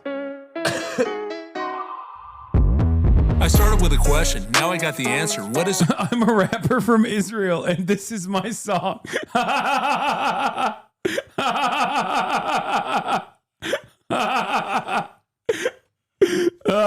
Hamas, baby terror. Terror babies, reading Mein Kampf. Terror babies, getting all blown up. It's America. Trump and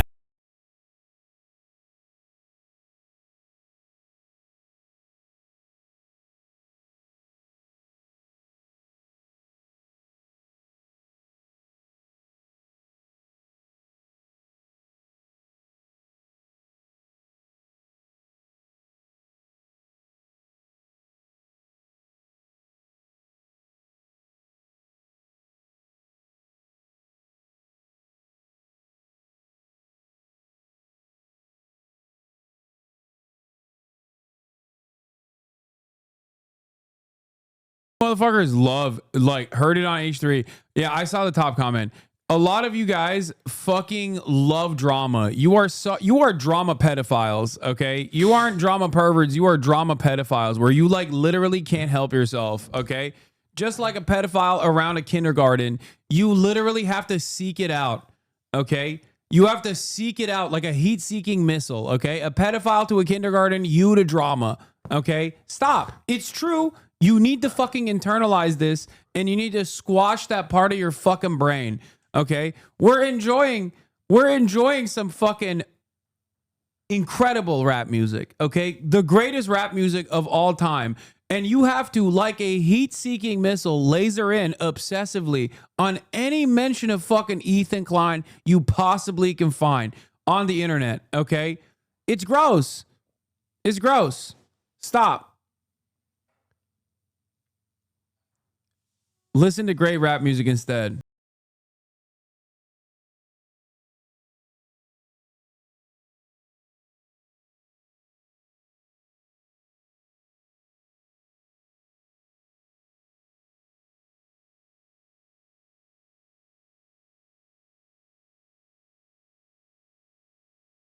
Trump, like he was saying, like, this is Trump. This is Trump's America.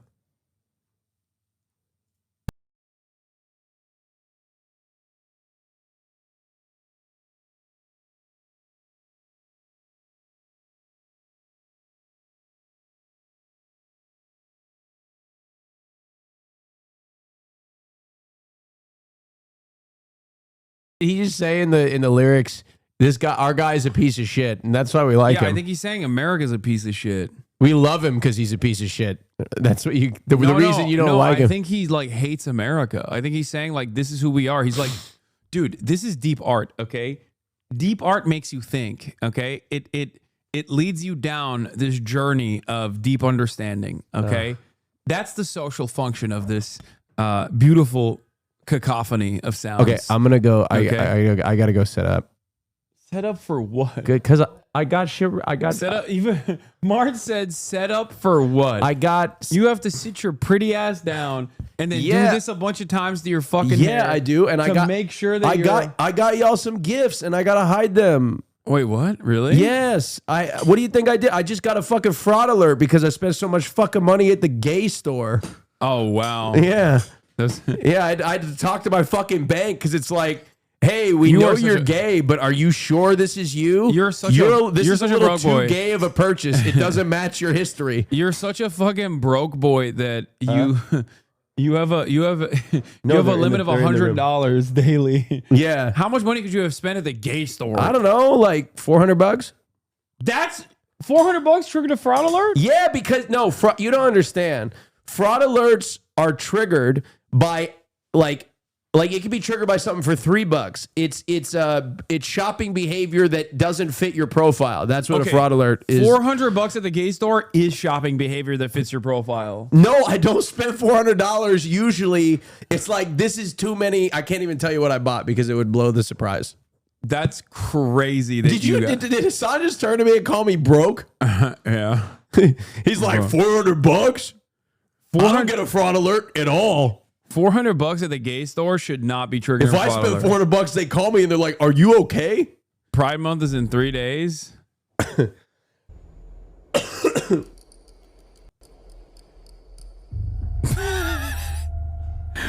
the fuck?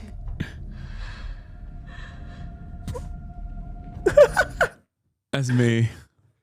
That's how I feel. That's how I feel about Pride Month coming up. It's a little I can't talk. I can't blow the content for the podcast. Someone spends $800 at the straight store. Yeah, baby. Yeah. Oh my God. He has a website and you can book him, Hasan, Lying with a Mic.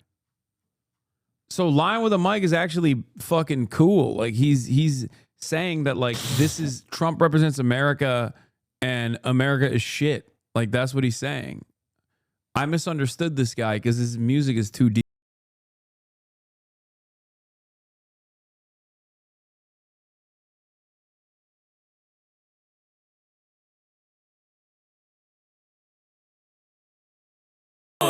Wait, he is actually really good on Palestine? Shut the fuck up. Khalil is f***ed.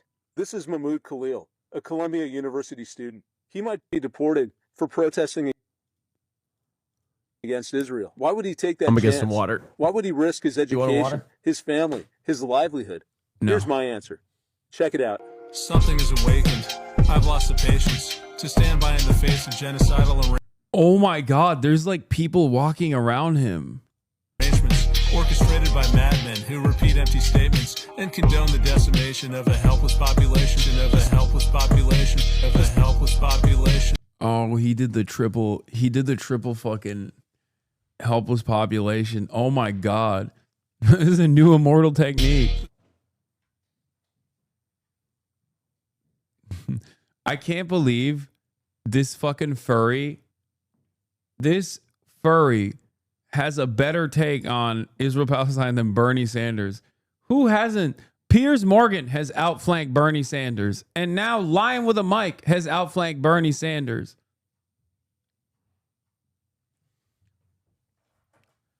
What the hell's going on, man? Bernie, what's happening? It's not discovering music.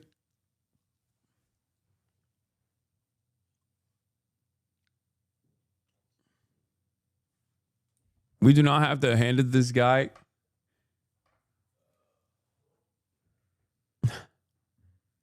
How is this guy pro-Trump and anti-genocide at the same time? He's not. He's not pro-Trump. He's saying Trump sucks and we suck for voting for him. That's what he's saying.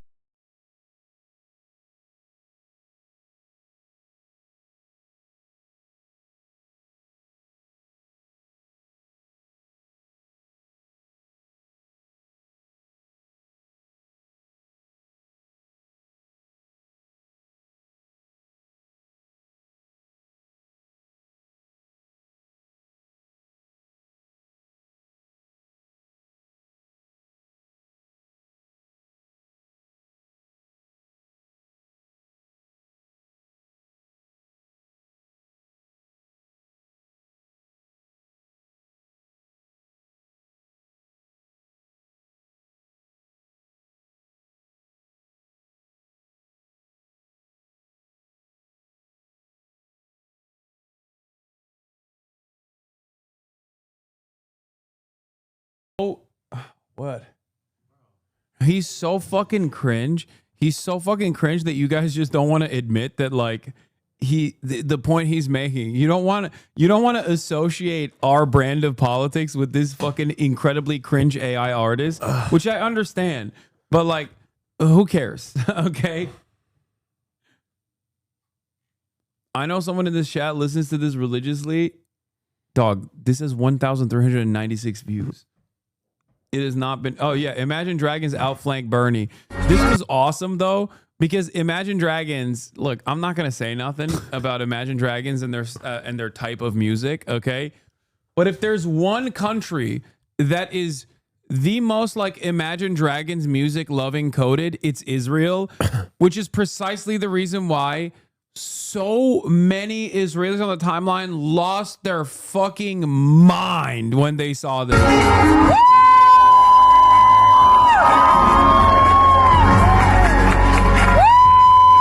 He's so fucking jacked. I know. I've always thought it was so funny how jacked he is for no reason.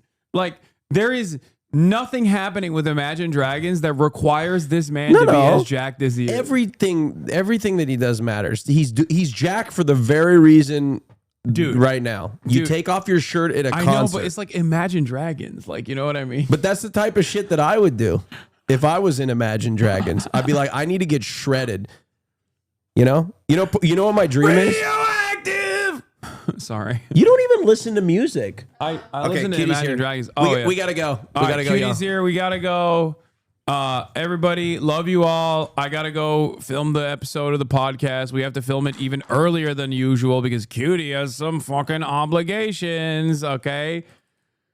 Unfortunately, somebody is a busy bee, okay, and that is QT Cinderella. So obviously, for Princess Diva Cutie Cinderella, we have to make sure that we film at a reasonable time.